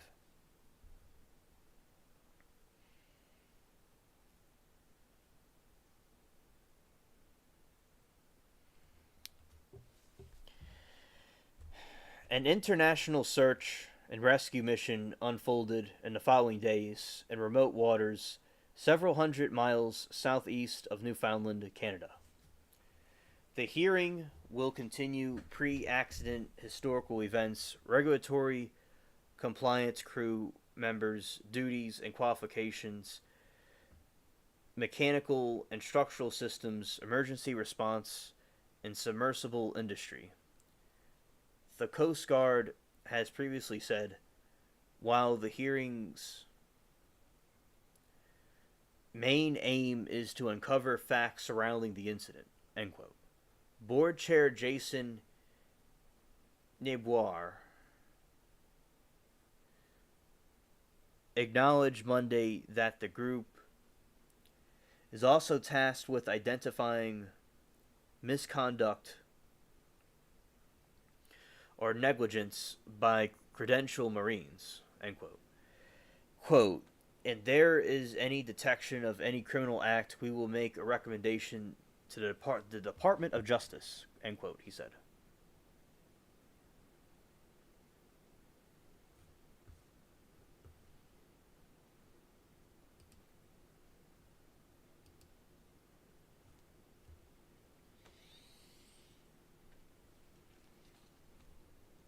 Good to see you again, Latina. Hey, cool, I'm back. Sorry to see you had to SE. He had a family emergency. Peace and blessings to him. Yeah, sure. Yeah, shout to SE.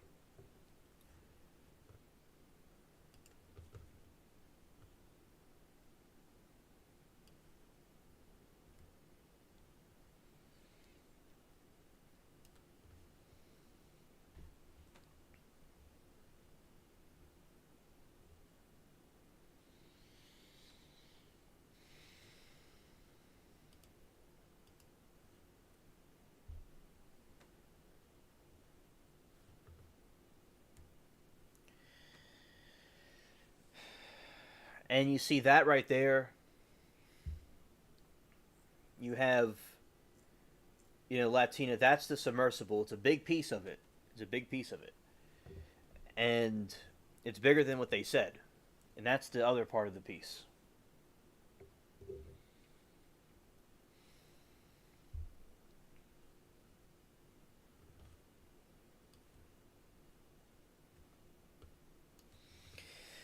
All right.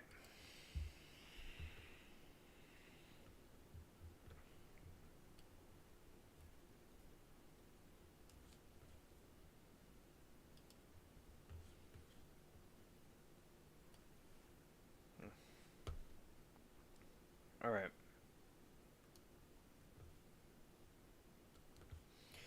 Okay.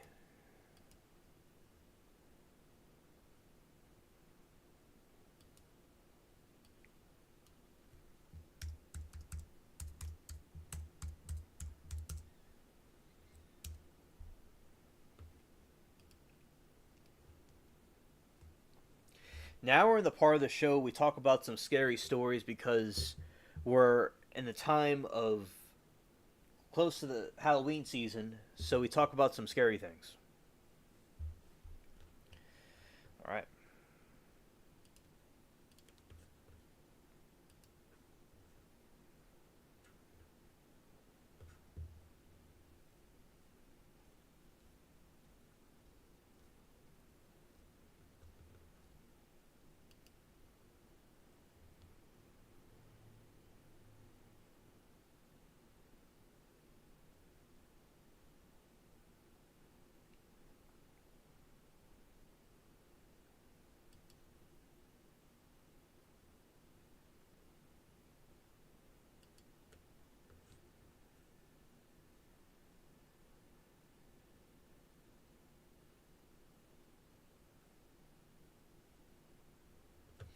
All right, we'll talk about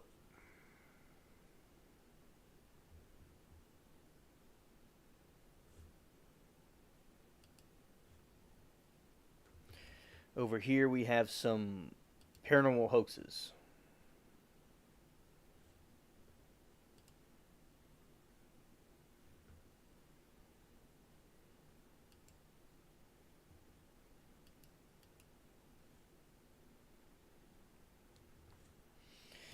All right, the Murray Island incident. The Murray Island incident refers to the claims made by Fred Krisman and Harold Dahel of falling debris and threats of men in black following the sightings of unidentified flying objects in the sky over Murray Island, Washington, United States. The pair claimed that the events had occurred on June 21, 1947. The incident is widely regarded as a hoax and even by believers of flying saucers and UFOs.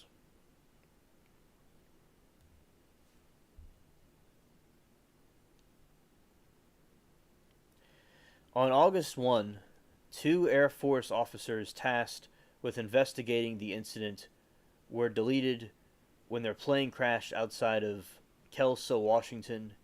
Project Blue Book Chief Edward Ruppelt characterized the story as the dirtiest hoax in UFO history.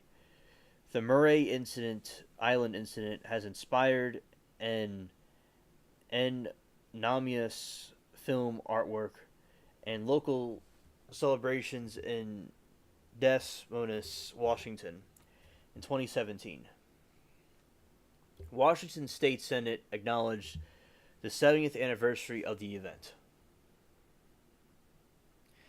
Background: on June 24, 1947, private pilot Kenneth Arnold claimed that he saw a string of 9 shiny unidentified flying objects flying past Mount Rainier.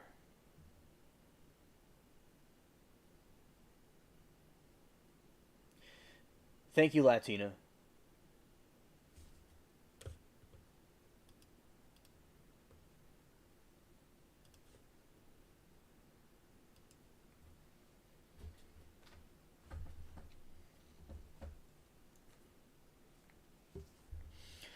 Private pilot Kenneth Arnold claimed that he saw a string of 9 shiny unidentified flying objects flying past Mount Rainier at speeds that Arnold estimates at a minimum of 1,200 miles an hour.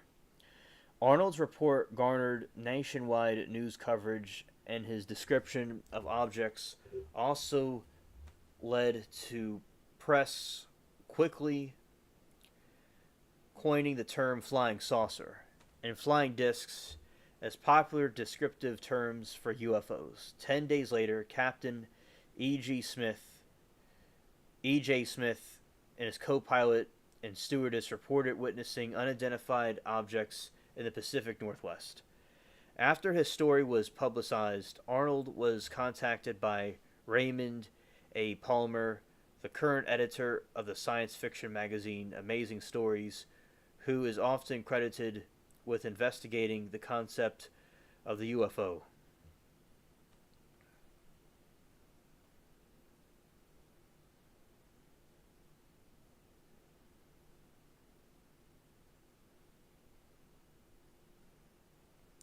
Palmer relayed Arnold in the story of the 2 harbor patrolmen in Tacoma who reportedly possessed fragments of a flying saucer. Palmer requested that Arnold fly to Tacoma to investigate, and on July 28, Palmer wired 200 to Arnold to fund the investigation.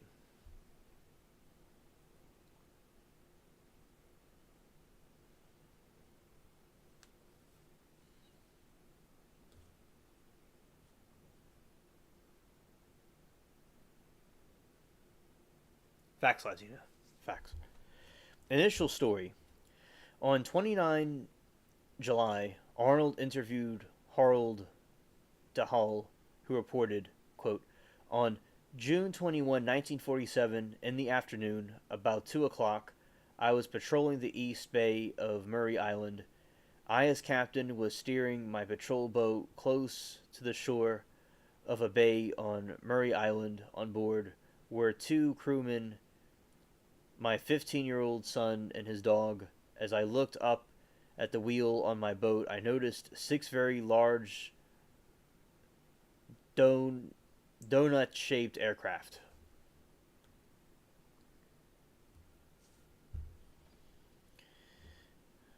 Dahl said that one of the objects began spewing forth what seemed like thousands of newspapers from somewhere on the inside of the center. These newspapers, which turned out to be white type of very lightweight metal, fluttered to earth. According to Dalhall, a substance resembling lava rocks fell onto their boat, breaking a worker's arm and deleting a dog. Well, that's messed up. And I know that's sensitive for people because, hearing animals, something happened to a dog is not nice. That's horrible. All right. DeHall said his superior officer, Fried Krisman, investigated the incident. DeHall also claimed he was later approached by a man in a dark suit and told not to talk about the event. Krisman, when interviewed, reported having recovered debris from Murray Island and having witnessed unusual craft.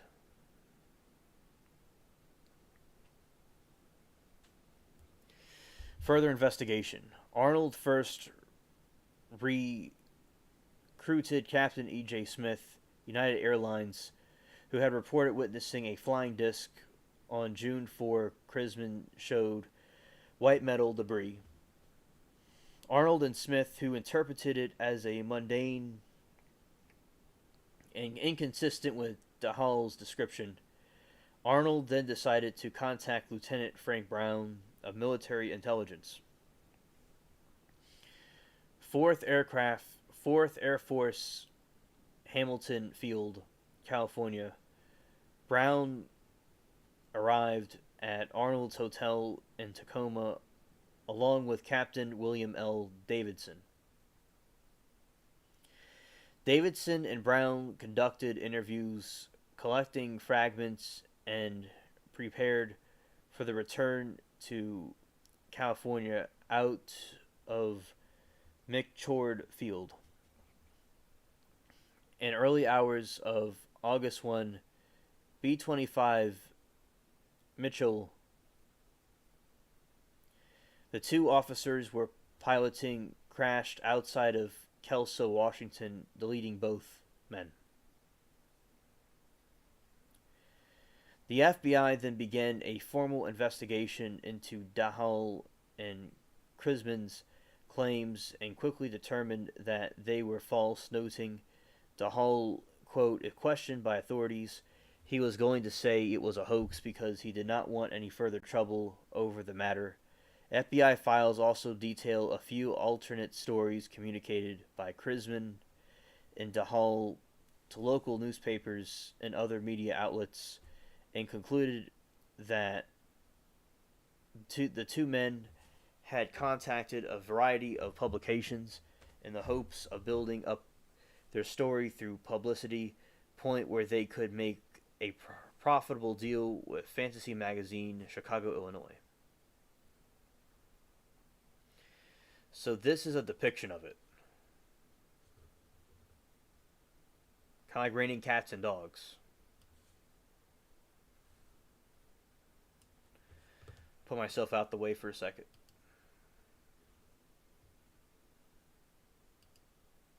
Oops, wrong one. Yeah, so that's the picture. An example of like what they were claiming to have seen.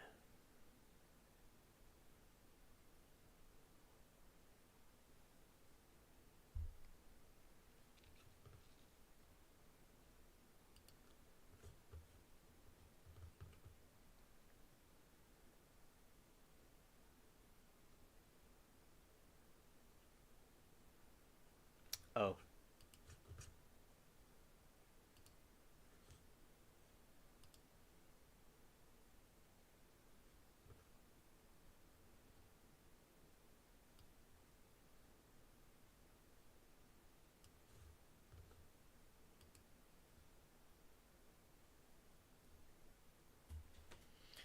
Despite FBI promotely determining that the entire incident was a hoax, The tale has been retold numerous times. Gray Barker's 1956 book, They Knew Too Much About Flying Saucers, which helped to popularize the concept of Men in Black, cited the supposed event. The debunked Majestic 12 documents also referenced the story, claiming that the metal fragments were part of a nuclear reactor and had been turned over to the CIA in the UFO Investigator's Handbook. Published in 1999, Craig Glenday gives Murray Island incident and Arnold's sightings as example of a notable UFO encounters in the area of Mount Rainier, which he describes as a UFO laboratory. The story continues to be noted locally as well. The 2014 short film, The Murray Island Incident, depicts the hoax and resulting events from DeHaal's point of view. Art Patrol John White commissioned a mural by Nancy Zach Pahal depicting the incident. The artwork Des Moines, which East Murray Island and the opposite of Puget Sound. In 2017, Washington State Senate passed resolution acknowledgement of the 70th anniversary of the alleged event. That's very interesting. In 2024, the city of Des Moines held their third annual Men in Black birthday bash on June 22. So that is an incident of paranormal UFOs.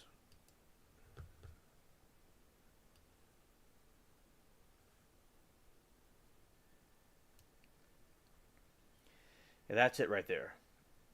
This stuff reminds me of War of the Worlds, especially when they went into the church, when an orb crashed itself into a church.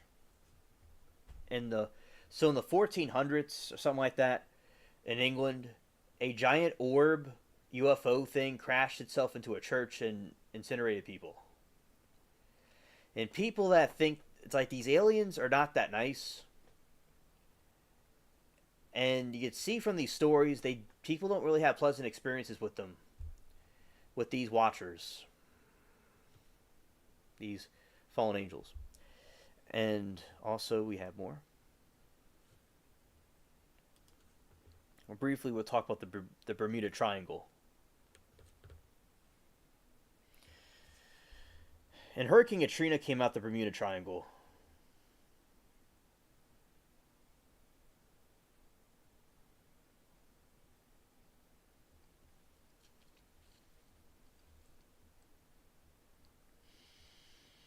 The Bermuda Triangle, also known as the Devil's Triangle, is a loosely defined region in the western part of North America,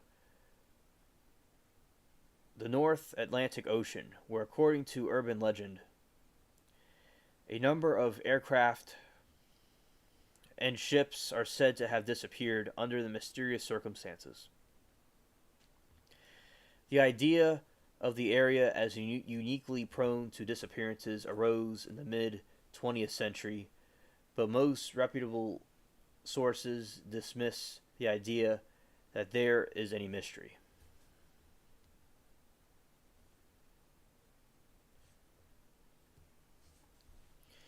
Origins. The earliest suggestion of the unusual disappearances in Bermuda area appeared in an article written by Edward Van Winkle Jones of the Miami Herald that was disturbed by the Associated Press and appeared in various American newspapers on 17 September 1950. 2 years later, Fate magazine published "See Mystery at Our Back Door," a short article by George X, saying that was the first sleigh out of the now familiar triangular area. where the losses took place. Sand recounted the loss of several planes and ships since World War II.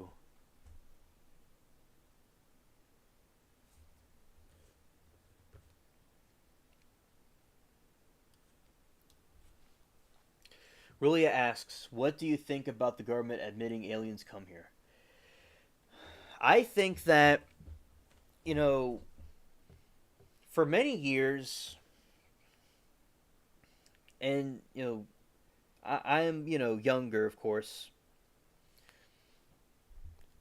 especially, remember when I was coming up, to see aliens, to think aliens are real, you were seen as a moron, as like a tinfoil hat wearer, a conspiracy theorist. And they always would tell us that the aliens weren't real, and then at some point they, maybe they were real, but it wasn't really proven. But now they're saying that aliens are real, that they do come here. I think it's about time, Rulia. I think it's horrible that all these years that they discredit the idea that aliens come to this planet, that there's something else out there. And my companion, I knew, which I'm still friends with him though. I haven't talked to him in a long time. He told me that, and he predicted this, that in time there would be problems where they didn't want people to know about the aliens because they didn't want there to be a mass panic. So they told people aliens weren't real, so there would be not a mass panic, but they put aliens in media and movies and TV shows and stuff to get people prepared for it. That's what stranded life form added to the theory. So at some point, though, with all the technology we have, they can't hide it anymore. It's obvious that there's something out there. So there's just like with Planet 10 Nibiru, well, like with that planet, they couldn't hide Nibiru anymore, so now they're saying it's probably real. And with aliens, they couldn't do that anymore. They couldn't say that it wasn't real anymore because it was obvious that it's there because of all the technology we have. We could see it with cameras. So I think that it's finally about time it happened, and I'm glad it's finally has happened, and it'll give closure to people and show skeptics that there's something else out there and there's more than meets the eye. Rulia says, think it was truth telling diversion. Sometimes they lie to divert. Exactly, true. Sometimes they tell the truth. Right, like what they do with Nibiru. With Planet 10, they'll say that Nibiru is real, but it may be real, then it's not real. They're not really too sure, but they're going to have a satellite to see if it's there or not. Yeah, they always do stuff like that. That wanted diversification. That pardon me. That wanted a diversion real bad because of the messy stuff that Joe Brandon did. I believe that it's possible they could also do that as distractions. I think it's possible as well. And I do think that people, there's things going on with the political things, and they'll go and talk about the aliens. But I think if there was Joe Brandon there or not, basically, I think that at some point they would have came out about the alien stuff anyway. But I do think it was a perfect opportunity in the midst of the chaos to possibly cause a diversion about it. That makes sense. I think that you're right about that. And also, I think it doesn't matter if it was this time period or another time period or who was in office. Eventually, the information or truth about it would have came out. And I also think the alien talk can be used as a diversion from other things as well. Good points. And Latina says Chinese spacecraft float across the skies. Also, yeah, they had the space balloon that came over. Right. They they have the space balloon that was not the space balloon, but the spy balloon that was coming over. I remember that as well. When that was coming through.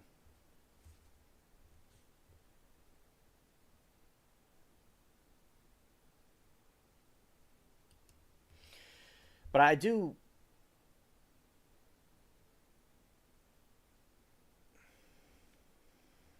Let's see, and highlight this.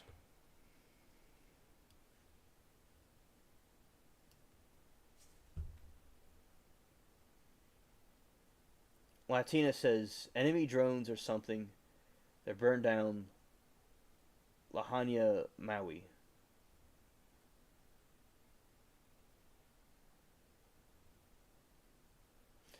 Latina also says our government should tell us all about armed up, but they can't because of their greed. Yeah, I agree. I agree. And I wonder about spy flying devices also from enemies. But the thing is, though, in China, the UFOs are over there too. And they're also in Russia. They're all over the world. So they're spying on themselves, So these UFO phenomenons are happening everywhere.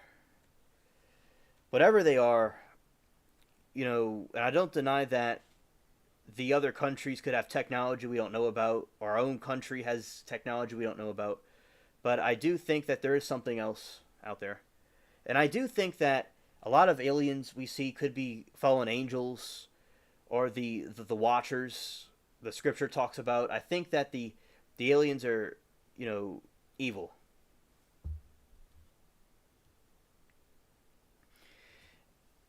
And as I said, I believe it could be used as a distraction. I believe there could be spy devices the enemy countries have. I believe that all options should be on the table. Okay.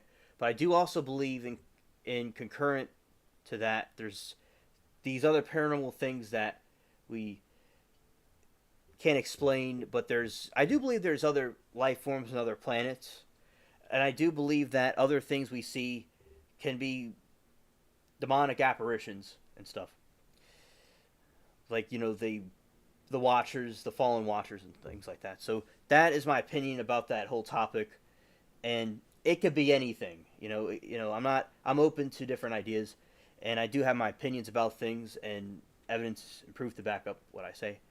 And I like the discussions we have here about this. It's very interesting. All right. Continuing on about the Bermuda Triangle.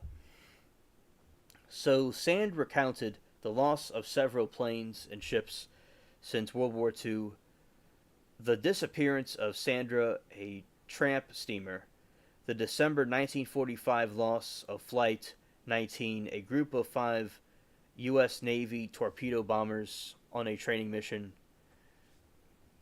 the January 1948 disappearance of Star Tiger, a British South American Airways passenger airplane. Phew. The March 1948 disappearance of a fish skiff with 3 men, including jockey Albert Snyder, the December 1948 disappearance of an airborne transport DC-3 character flight en route from Puerto Rico to Miami, the January 1949 disappearance of the Star Ariel, another BSAA passenger plane. So we have these planes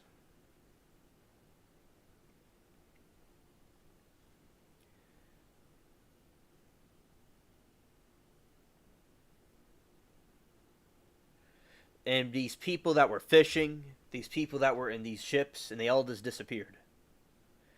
And that's where Hurricane Katrina came from.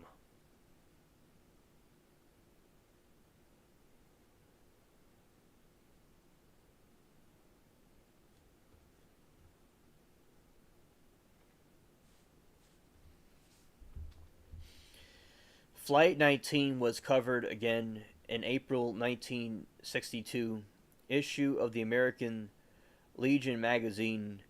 In it, Alan W. Eckert wrote that the flight leader had been heard saying, quote, "We cannot be sure of any direction. Everything is wrong. Strange. The ocean doesn't look as it should." End quote. In February 1964, Vincent Gaddis wrote an article called "The Deadly Bermuda Triangle." Argosy said, "Flight 19 and other disappearances were part of a pattern of strange events in the region dating back to at least 1840. The next year, Gaddis explained this article into a book, Invisible on the Horizons.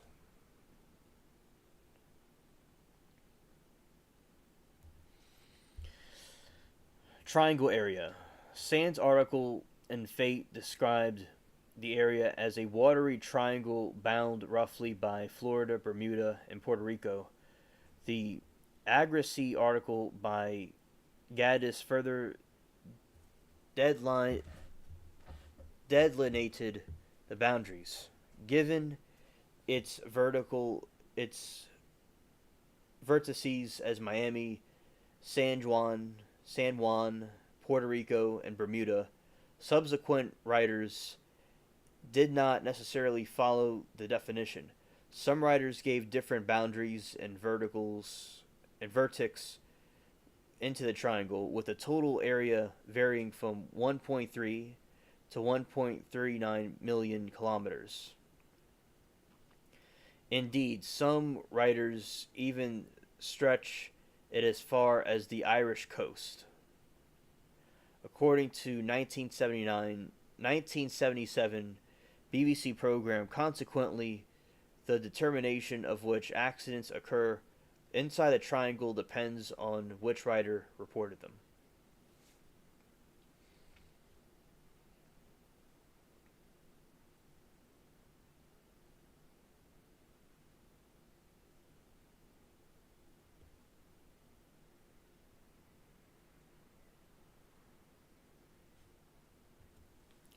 Alright, paranormal explanations. Triangle writers have used a number of supernatural concepts to explain the events. One explanation pins the blame on leftover technology from mythical lost continent of Atlantis, sometimes connected to the Atlantis story is the submerged rock formation known as the Benimi Road off the island of Bimini in the Bahamas, which the triangle, by some definitions, followers of purported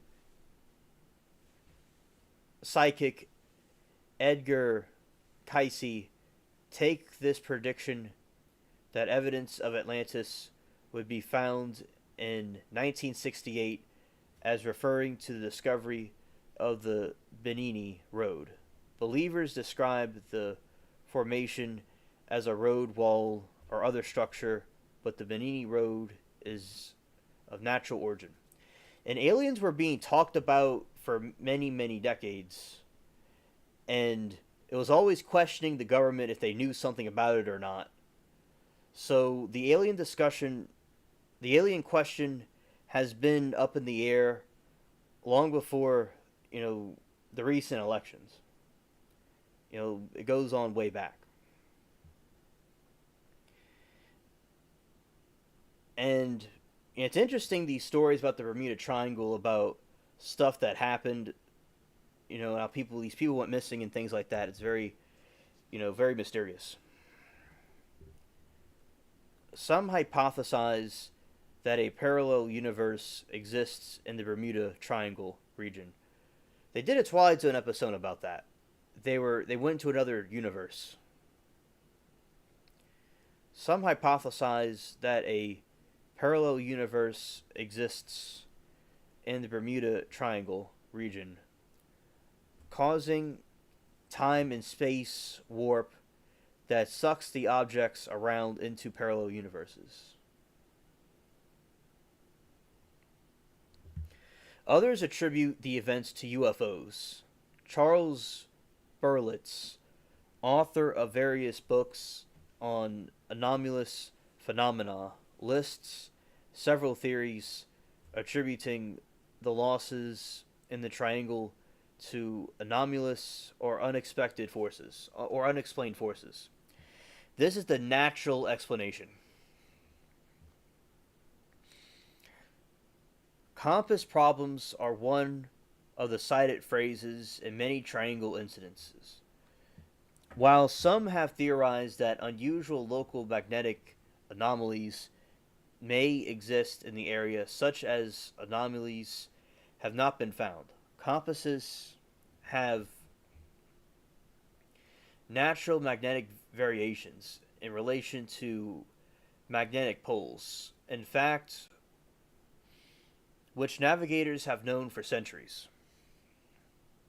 Magnetic compass north and geographic true north are exactly the same only for a small number of places. For example, as of 2000, the United States only those places on a line running from Wisconsin to the Gulf of Mexico. But the public may not be as informed and think there is something mysterious about a compass changing across the area large as a triangle, which is naturally will. Gulf Stream. The Gulf Stream is a major surface current primarily driven by thermohaline circulation that originates in the Gulf of Mexico and then flows through the Straits of Florida into the North Atlantic.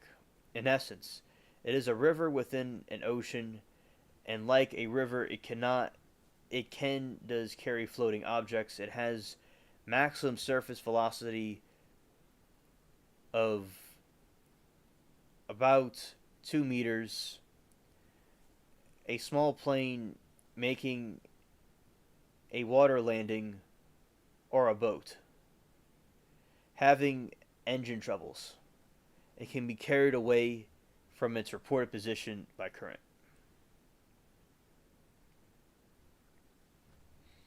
Human error.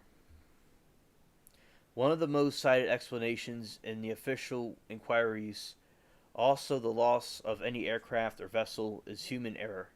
Human stubbornness may have caused businessman Harvey Conover to lose his sailing yacht Revanok as he sailed into the teeth of a storm south of Florida on the 1st of January 1958.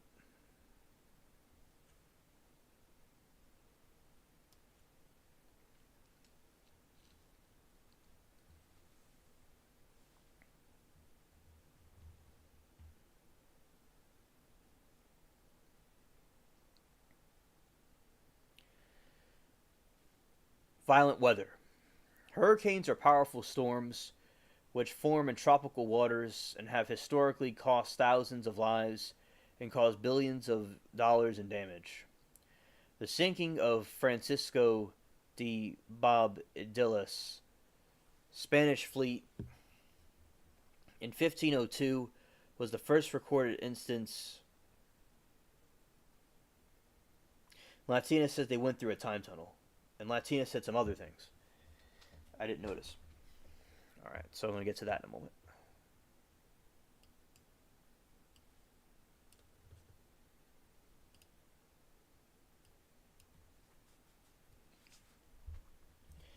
Latina says, Alien Spaceship, do you remember the time you played a video from Unsolved Mysteries where the pilots swear they were three-time hull and got home faster? Yes, I recall that, Latina. I remember that. Latina also says they went through a time tunnel. Yes, that's probably what's over there at the Bermuda Triangle.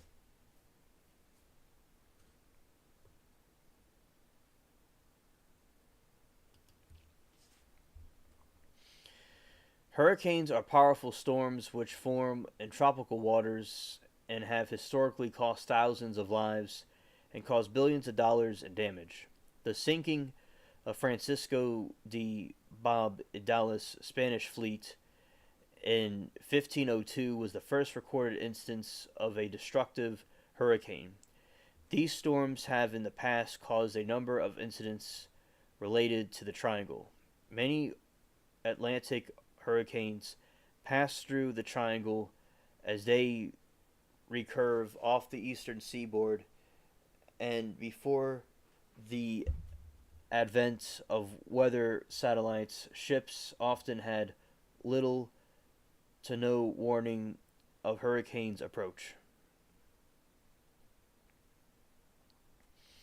A powerful downdraft of cold air was suspected to be a cause in the sinking of Pride of Baltimore on 14 May 1986. The crew of the sunken vessel noted the wind suddenly shifted and increased velocity from 32 kilometers to 37.4 to 97 to 145 kilometers per hour, 60 to 90 miles per hour. A National Hurricane Center satellite specialist, James Lushine, stated, quote, during the unstoppable weather conditions and downburst of cold air, aloft can hit the surface like a bomb exploding outward like a giant squall line of wind and water.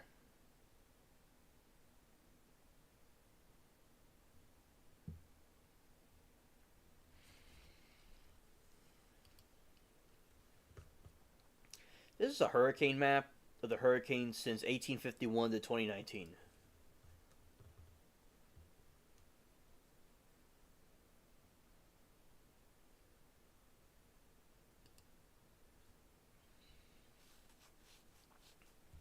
It's crazy to see. Some of those hurricanes went out towards, London, towards Europe, and some of them look like they went to Scandinavia. Others went into even Russia. One went into Russia.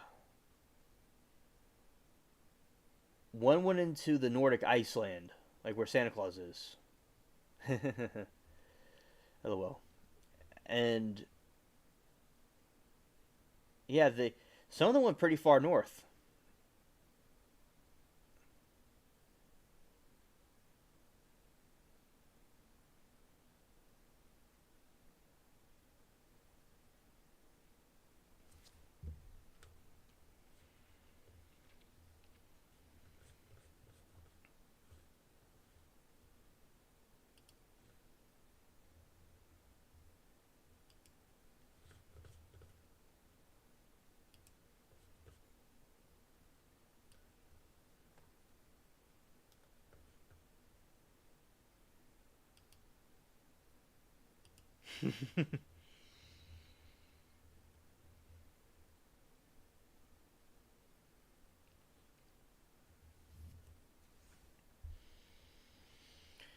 Methane hydrates.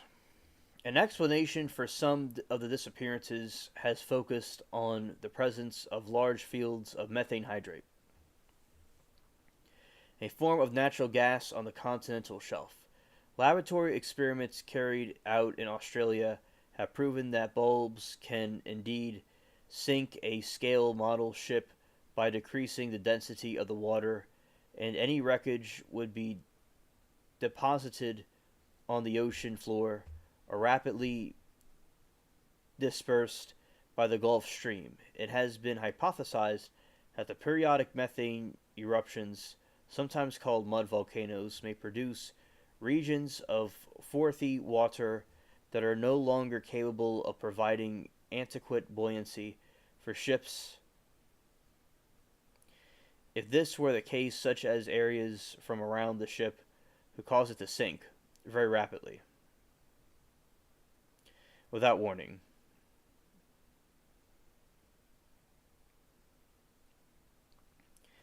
Publications by the USGS described large stores of undersea hydrates worldwide, including Black Ridge area of the coast of the southeastern United States. However, according to the USGS, no large releases of gas hydrates are believed to have occurred in the Bermuda Triangle for the past 15,000 years.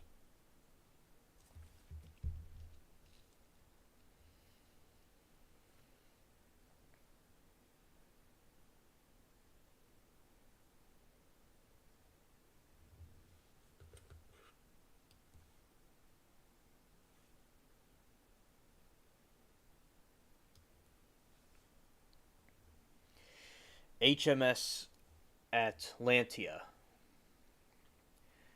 A sail training ship, the HMS Atlantia, originally named Juno, disappeared with her entire crew after setting sail from the Royal Navy dockyard, Bermuda, for Falmouth, England. On 31 January 1880, it was presumed that she sank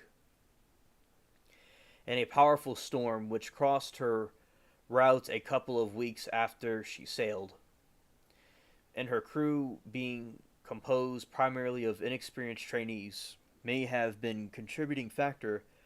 The search for evidence of her fate attracted worldwide attention. At the time,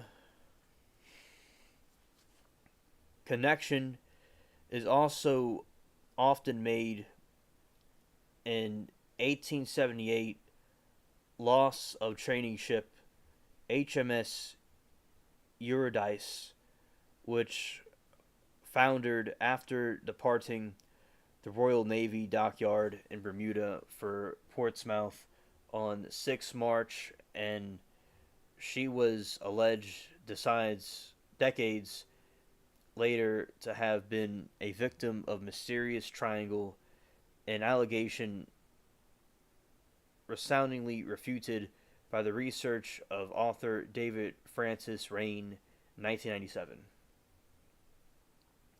Latinus' alien spaceship sound effects. Water disturbance. I can understand possibly causing a ship to sink, but how do we explain missing airplanes and pilots that claim they time traveled? Right, Latina. When they try to debunk these things, there's always holes in the narrative. They do a lot of strawman arguments. They will focus on a certain factor, like the water, but not the airplanes. Exactly. It doesn't make any sense.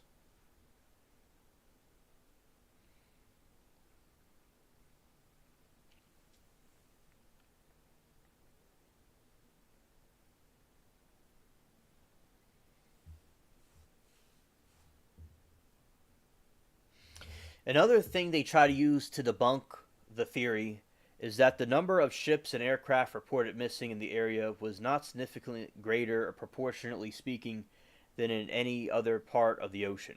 But that doesn't mean there's something supernatural going on there. That's another stupid argument. In an area of frequent tropical cyclones, the number of disappearances that did occur were, most part, neither disproportionate or unlikely mysterious. But some of these things happened during January. There's no hurricanes in January, in my opinion. Furthermore, these writers would often fail to mention such storms, and sometimes even represented the disappearance as having happened in calm conditions when meteorological records clearly contradict this.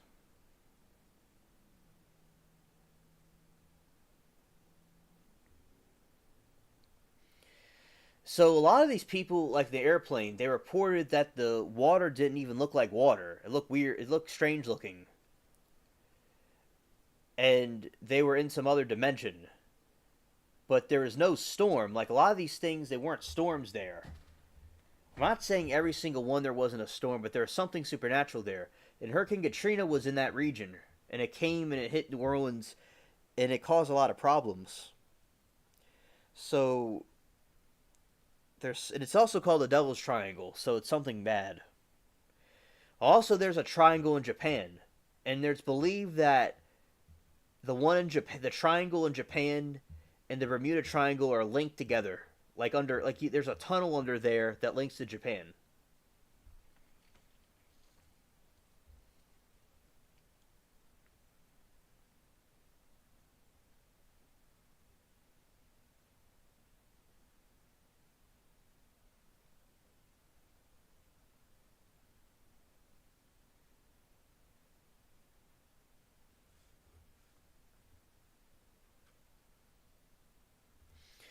USS Cyclops.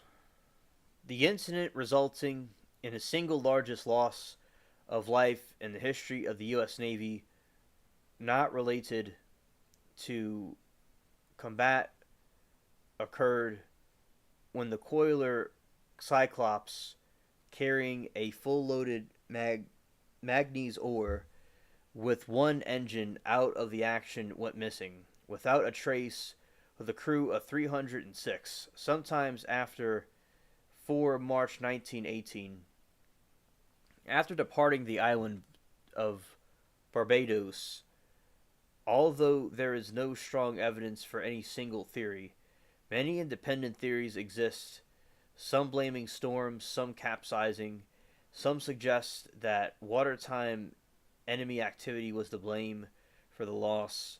In addition, two of Cyclops' sisters, Proteus and Nereus, were subsequently lost in the North Atlantic during World War II.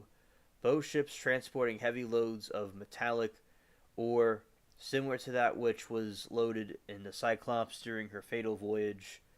In all three cases, structural failure due to overloading with much denser cargo than designed is considered most likely cause of the sinking.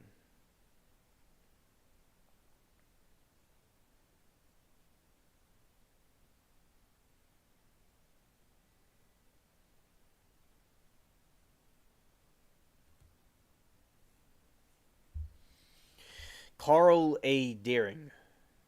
Carl A. Deering, a masted schooner built in 1919, was found hard aground and abandoned at Diamond Shoals near Cape Hatteras, North Carolina. On 31 January 1921, FBI investigation into the Deering scrutinized, then ruled out multiple theories as why and how the ship was abandoned, including piracy, domestic, communist sabotage, and involvement in rum runners.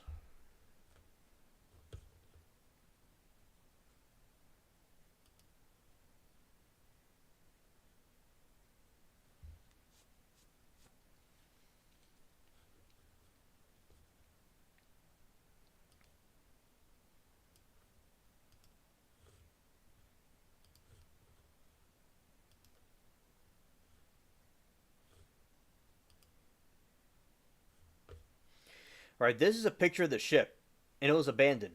So this ship was abandoned in the middle of the ocean. How would that explain anything?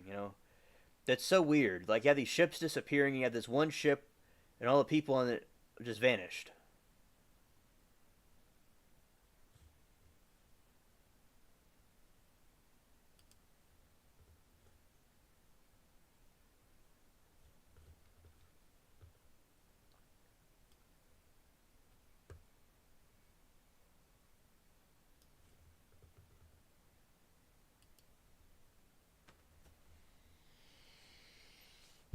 Flight 19 was a training flight of five TBM Avenger torpedo bombers that disappeared on 5 December 1945 while over the Atlantic. The squadron's flight plane was scheduled to take them due east from Fort Lauderdale for 141 miles north, 73 miles, and then back over a final 140 miles. Leg complete the exercise. The flight never returned to base. The disappearance was attributed to Navy investigators to navigational error, leading to the aircraft running out of fuel.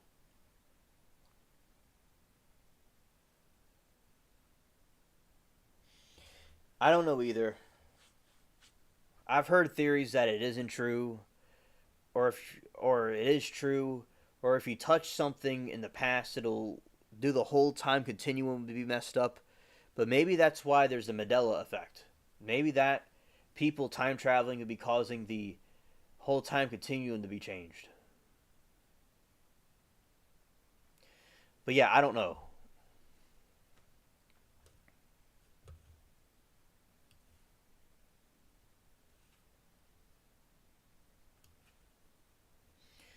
One of the search and rescue aircraft deployed to look for them, a BPM Mariner with a 13-man crew, also disappeared. A tanker off the coast of Florida reported seeing an explosion and observing a widespread oil slick when fruitlessly searching for survivors. Weather was becoming stormy. The end of the incident, according to contemporaneous sources. The Mariner had a history of explosions due to vapor leaks when heavy loaded with fuel, as it might have been for potentially long search and rescue operations.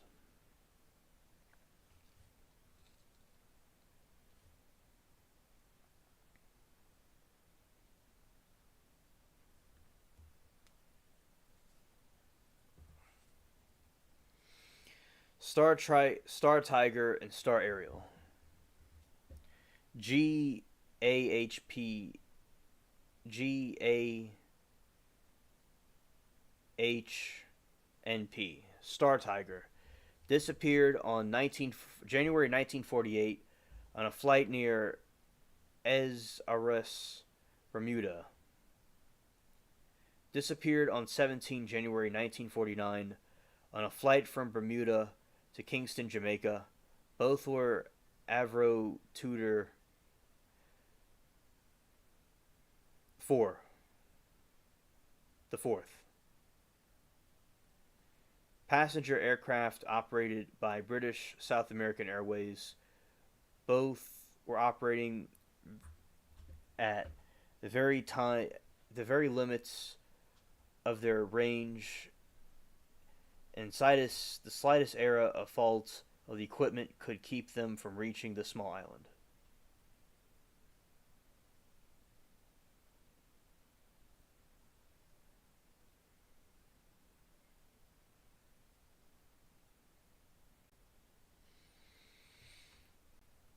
Facts, Rulia. I like your way of thinking because it's good that I agree with that kind of thinking.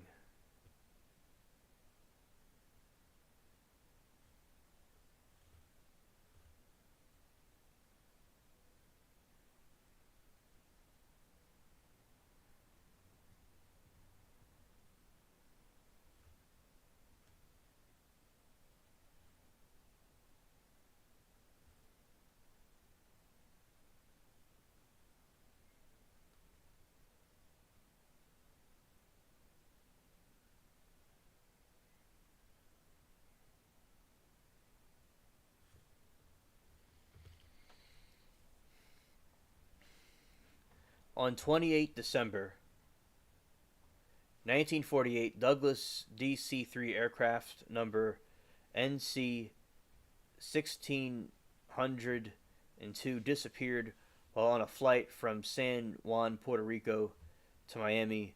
No trace of the aircraft or the 32 people on board was ever found. A civil aeronautics board investigation found there was insufficient information available on which to determine probable cause of the disappearance.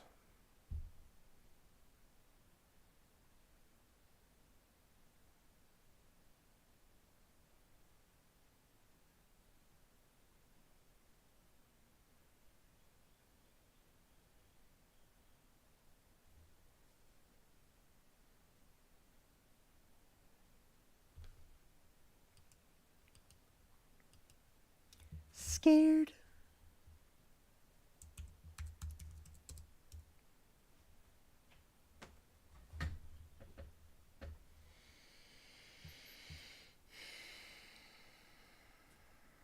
Connemara 4.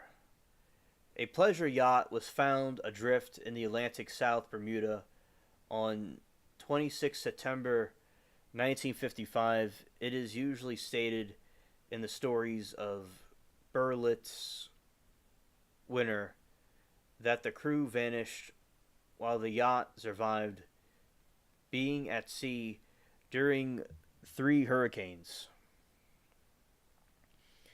The 1955 Atlantic hurricane season shows Atlantic Loon passing nearby between 14 and 18 September, with Bermuda being affected by winds of almost gale force. In his second book on the Bermuda Triangle, Winter quoted from a letter he had received from Mr. G.E. Chancellor A. Barbados.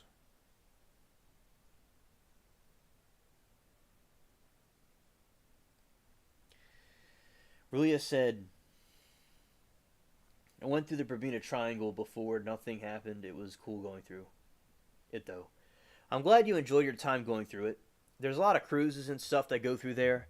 It's a very nice place.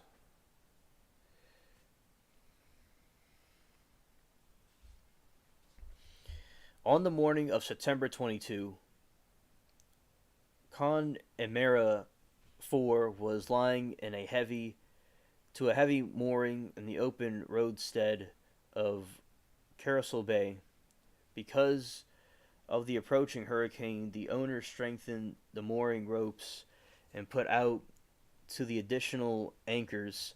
There was little else he could do, as the exposed mooring was the only available anchorage in Charlesel Bay. The sea in the wake of Hurricane Janet was awing, inspiring, and dangerous. The owner of Kenamora observed that she had disappeared. An investigation revealed that she had dragged her moorings and gone to sea.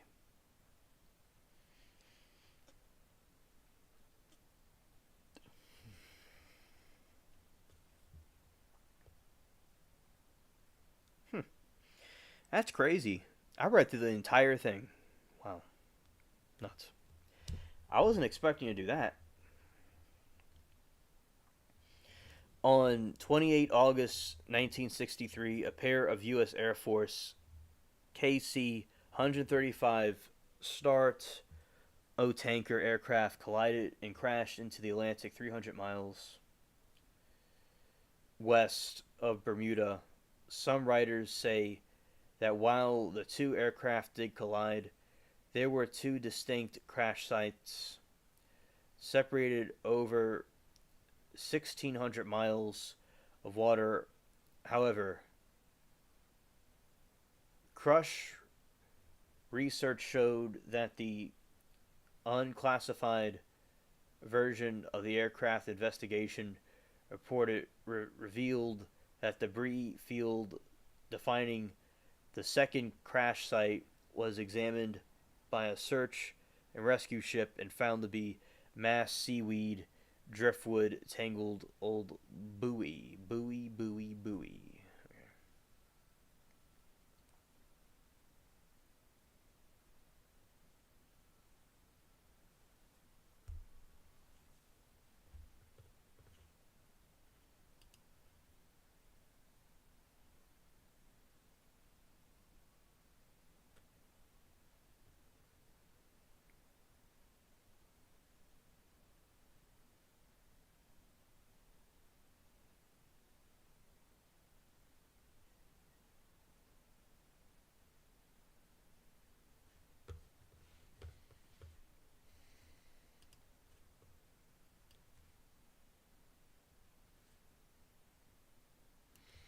This is random, but that's a buoy.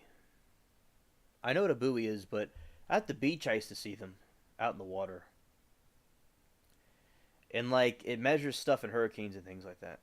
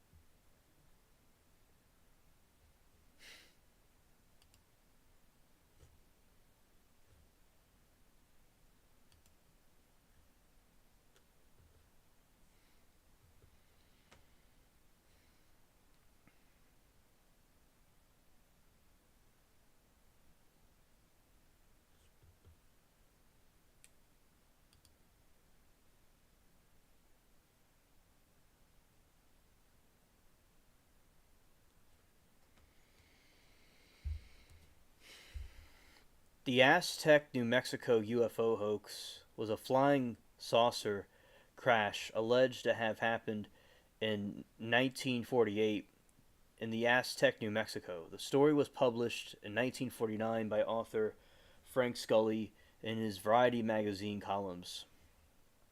And later in his 1950 book, Behind the Flying Saucers, in the mid 1950s, the story was exposed as a hoax fabricated by two conmen.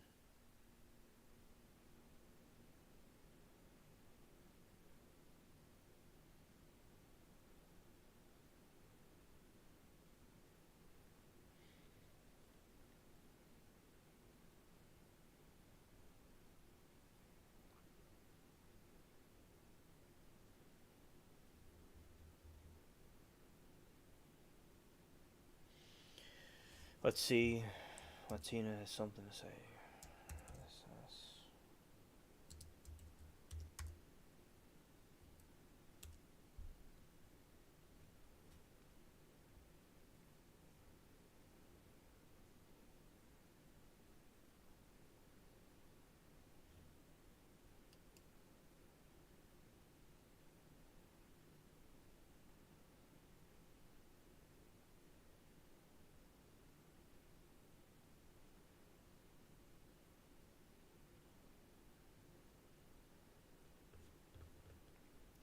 I didn't. I think I may have mentioned it probably, but we will talk about it again in a few. All right. We'll talk about it in a few moments. As part of the fraudulent scheme to sell supposed alien technology, beginning in 1970s, some UFOologists resurrected the story in books claiming the purported crash was real. In 2013, an FBI memo claimed by some UFOologists that to substantiate the crash story was dismissed by the Bureau as second or third hand claim that we never investigated.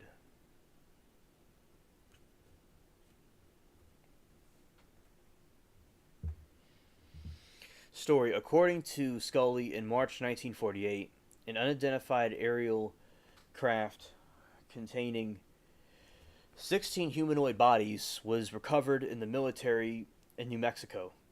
After making a controlled landing in Hart Canyon, 1912, miles northeast of the city of Aztec. The craft was said to be 99 feet in diameter and largest UFO to date. Scully named as his sources two men identified as Newton Gubar, who reportedly told him the incident had been covered up by the military aircraft secret research. So that was another UFO incident dealing with an Aztec, New Mexico.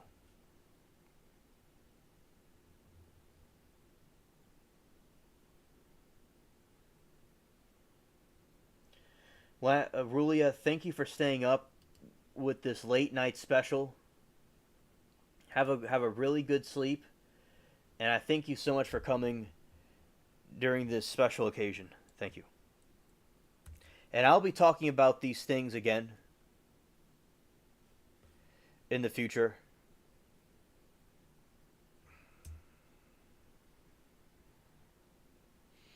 And also, I'll add that there's not going to be much of the stream left anyway. It'll be done soon.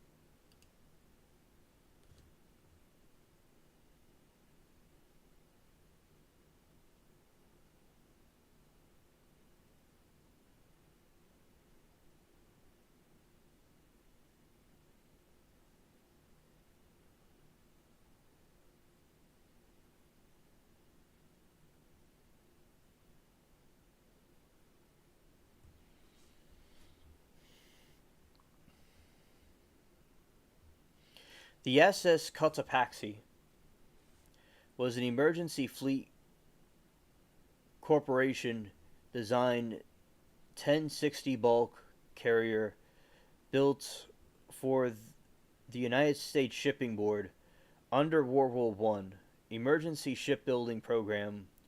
The ship launched 15 November 1918 was named after the Cotopaxi stratovolcano of Ecuador. The ship arrived in Boston 22 December 1918 to begin operations in the USSB through 23 December 1919 when the Cotopaxi was delivered to Ching Sheffield Navigation Company under the terms of sale.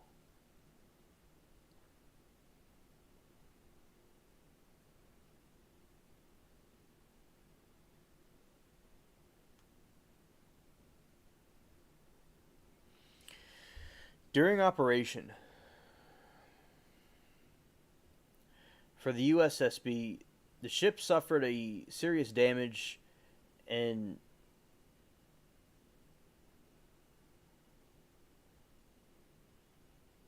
I'm reading it right now. All right, I'm reading it now. I'm reading about the ship right now.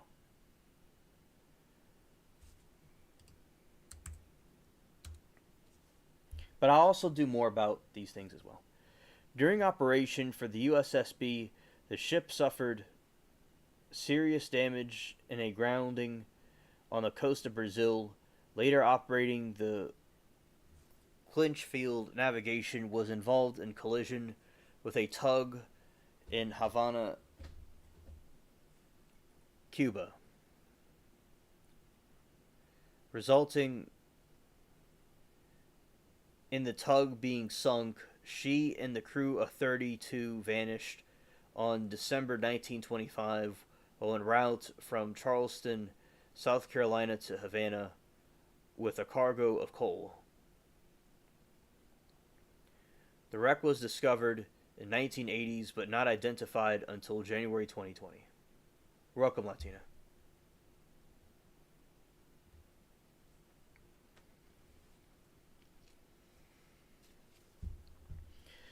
Description: Cotopaxi was one of the 17 EFC design 1060 4200 DWT 2351 GRT steam powered Laker type bulk carrier ship built for the USSB by the Great Lakes Engineering Works.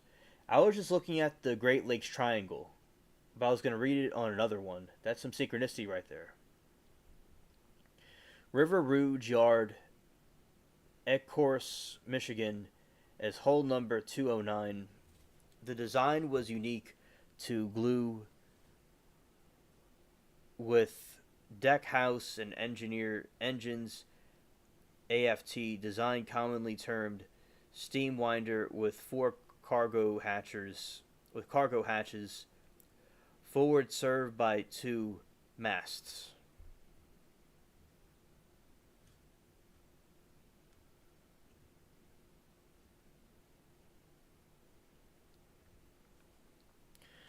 Cotopaxi official number 217270, signal letters LNWH, was 235.4 feet registered length, beam with a depth of 25.1 feet. The keel was laid on 29 August 1918 with launch on November 15 and delivery to the USSB on November 1918. The design 1060 ship were propelled one triple expansion engine of 1350 indicated horsepower with steam power from coal-fired Scotch marine boiler. The ship was completed at a cost of $827,648. dollars,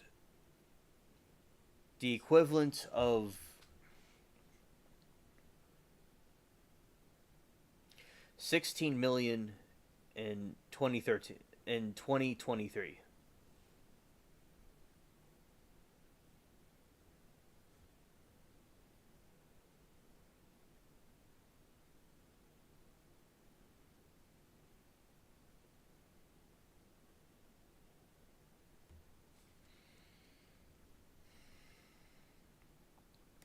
After the arrival of Boston on 22 December 1918, the ship was allocated to a USSB operator serving routes from U.S. ports to east coast of South America. On 16 June 1919, while on a voyage from the Philadelphia to Salvador, Brazil, Cotopaxi ran aground in Bragança Channel in Pará, Brazil,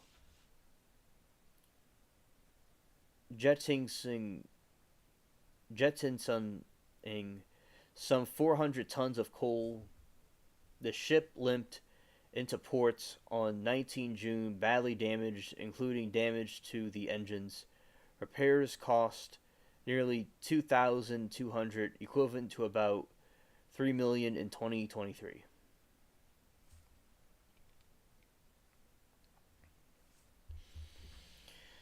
On 23 December 1919, Cotopaxi was delivered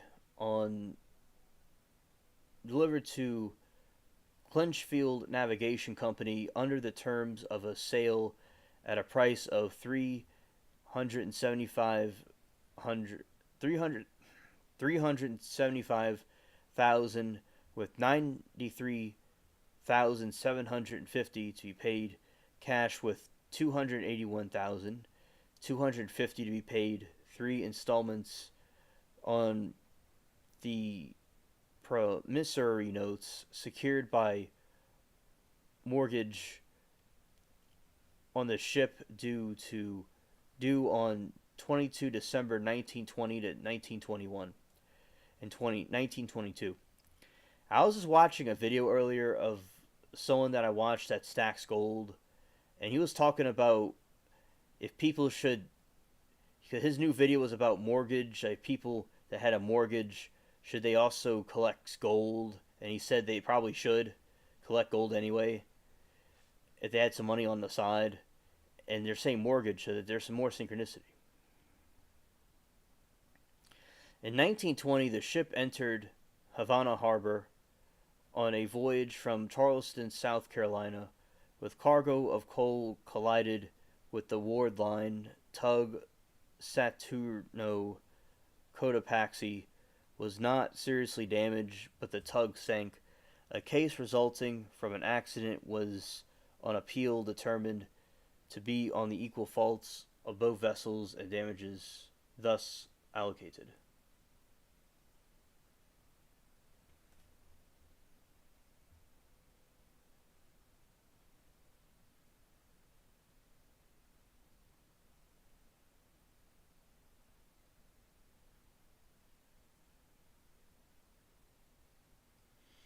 Try imagination is telling me some crooked people are sabotaging these expensive ships. Anything's possible, you know. That certainly may be.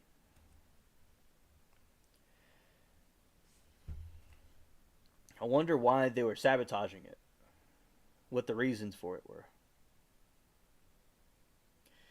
Final voyage. On 29 November 1925, Cotopaxi determined that Charleston for Havana under Captain W. J. Mayer with a cargo of coal and crew 32. On 1 December, Cotopaxi radioed a distress call reporting that the ship was listing and taking on water during a tropical storm. The ship was officially listed as overdue on 31 December. Wreck. The wreck of the Cotopaxi lies 35 nmi off St. Augustine, Florida. She was discovered in the 1980s but could not be identified and subsequently dubbed the Bear Wreck. Cotopaxi was identified in 2020 based on the 15 years investigation by marine biologist Michael Barnett.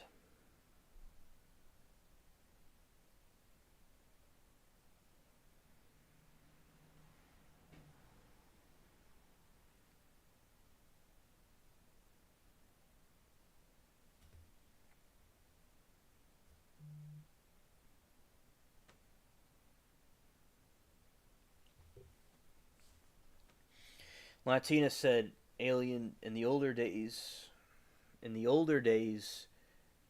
there was no insurance policy protections and people would lose their investments. Yeah. Thank you, Latina. So like someone must have been beefing with somebody. Yeah. That should be investigated. Yeah. Similar fate for the sister ships. So, it looks like the sister ships had a fate too. Mm. Similar fate for the sister ships. Cotopaxi was one of the three 17 designed 1060 ships built on the River Rouge yard. Lost, initially listed as missing. Kashata, renamed John Tracy, was listed as missing on a voyage from Norfolk, Virginia to Boston, January 1927. The ship is now listed among the coiler wrecks of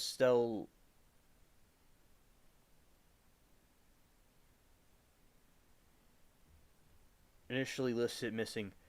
Renamed John Tracy was listed as missing on voyage from Norfolk, Virginia to Boston, January 1927. The ship now listed among the coiler wrecks of the Stellwagen Bank National Marine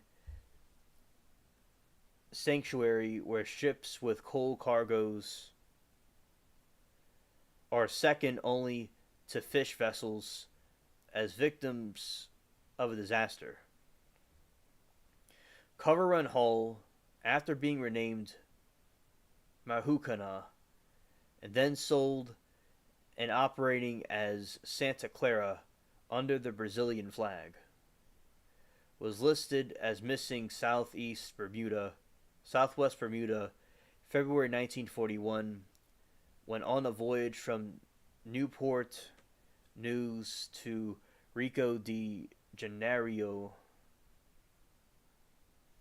Several were lost due to wartime action, with others lost other causes. Foundered in the Bahama Channel during the hurricane in September 1919. Cottonwood, renamed Sandburn, foundered 1946 after striking the submerged object.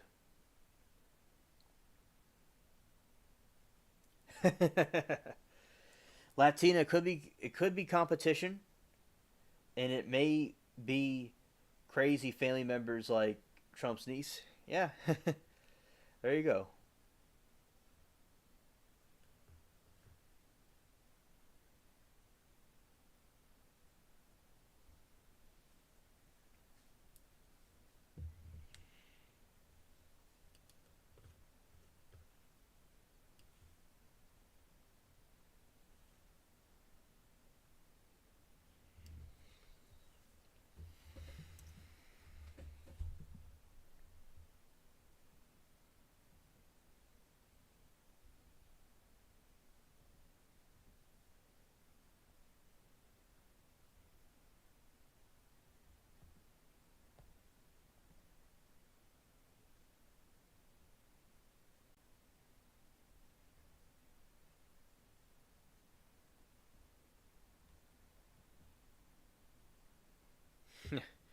Yes, the United States Shipping Board was established as an emergency agency by the 1916 Shipping Act.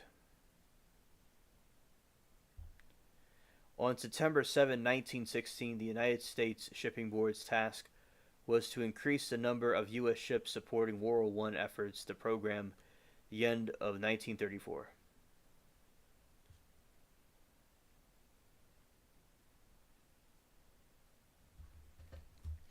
So this was some sort of a government thing. Creation of the board addressed problems dating from 1914. The legislation was not then part of any war effort with a specific intent, as stated in the act, quote, an act to establish the United States Shipping Board for purpose of encouraging, developing, and creating a naval auxiliary and naval reserve merchant marine to meet the requirements of commerce of the United States with the territories and possessions with foreign countries to regulate careers by by water engaged in the foreign interstate commerce of the United States for other purposes.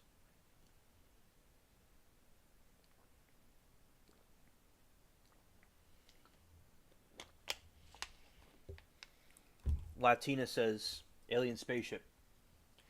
I saw they are supposed to make or have already made an ABC special about this ship found on the Bermuda Triangle. Well, I'll certainly be interested to watch that, and I will continue to do more work and videos about this.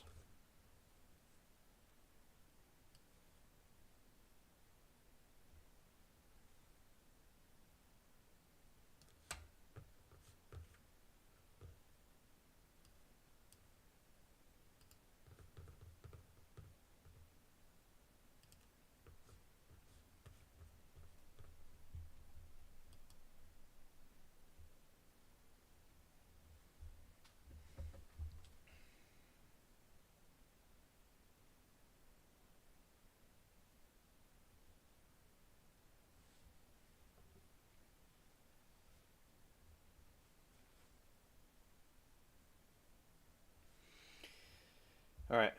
Also, what I'm doing now is I talked about the topics that I was going to be talking about tonight, and now I'm going to be ending the show. So, I appreciate y'all that are coming. Y'all get some rest. Or if it's daytime, go along with your day. And I'm thankful for all the support, especially with the hurricane situation.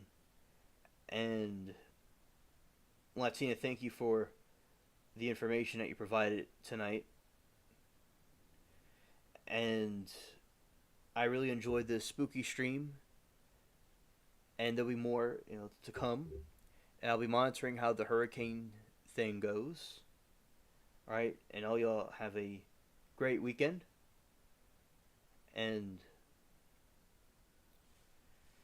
peace.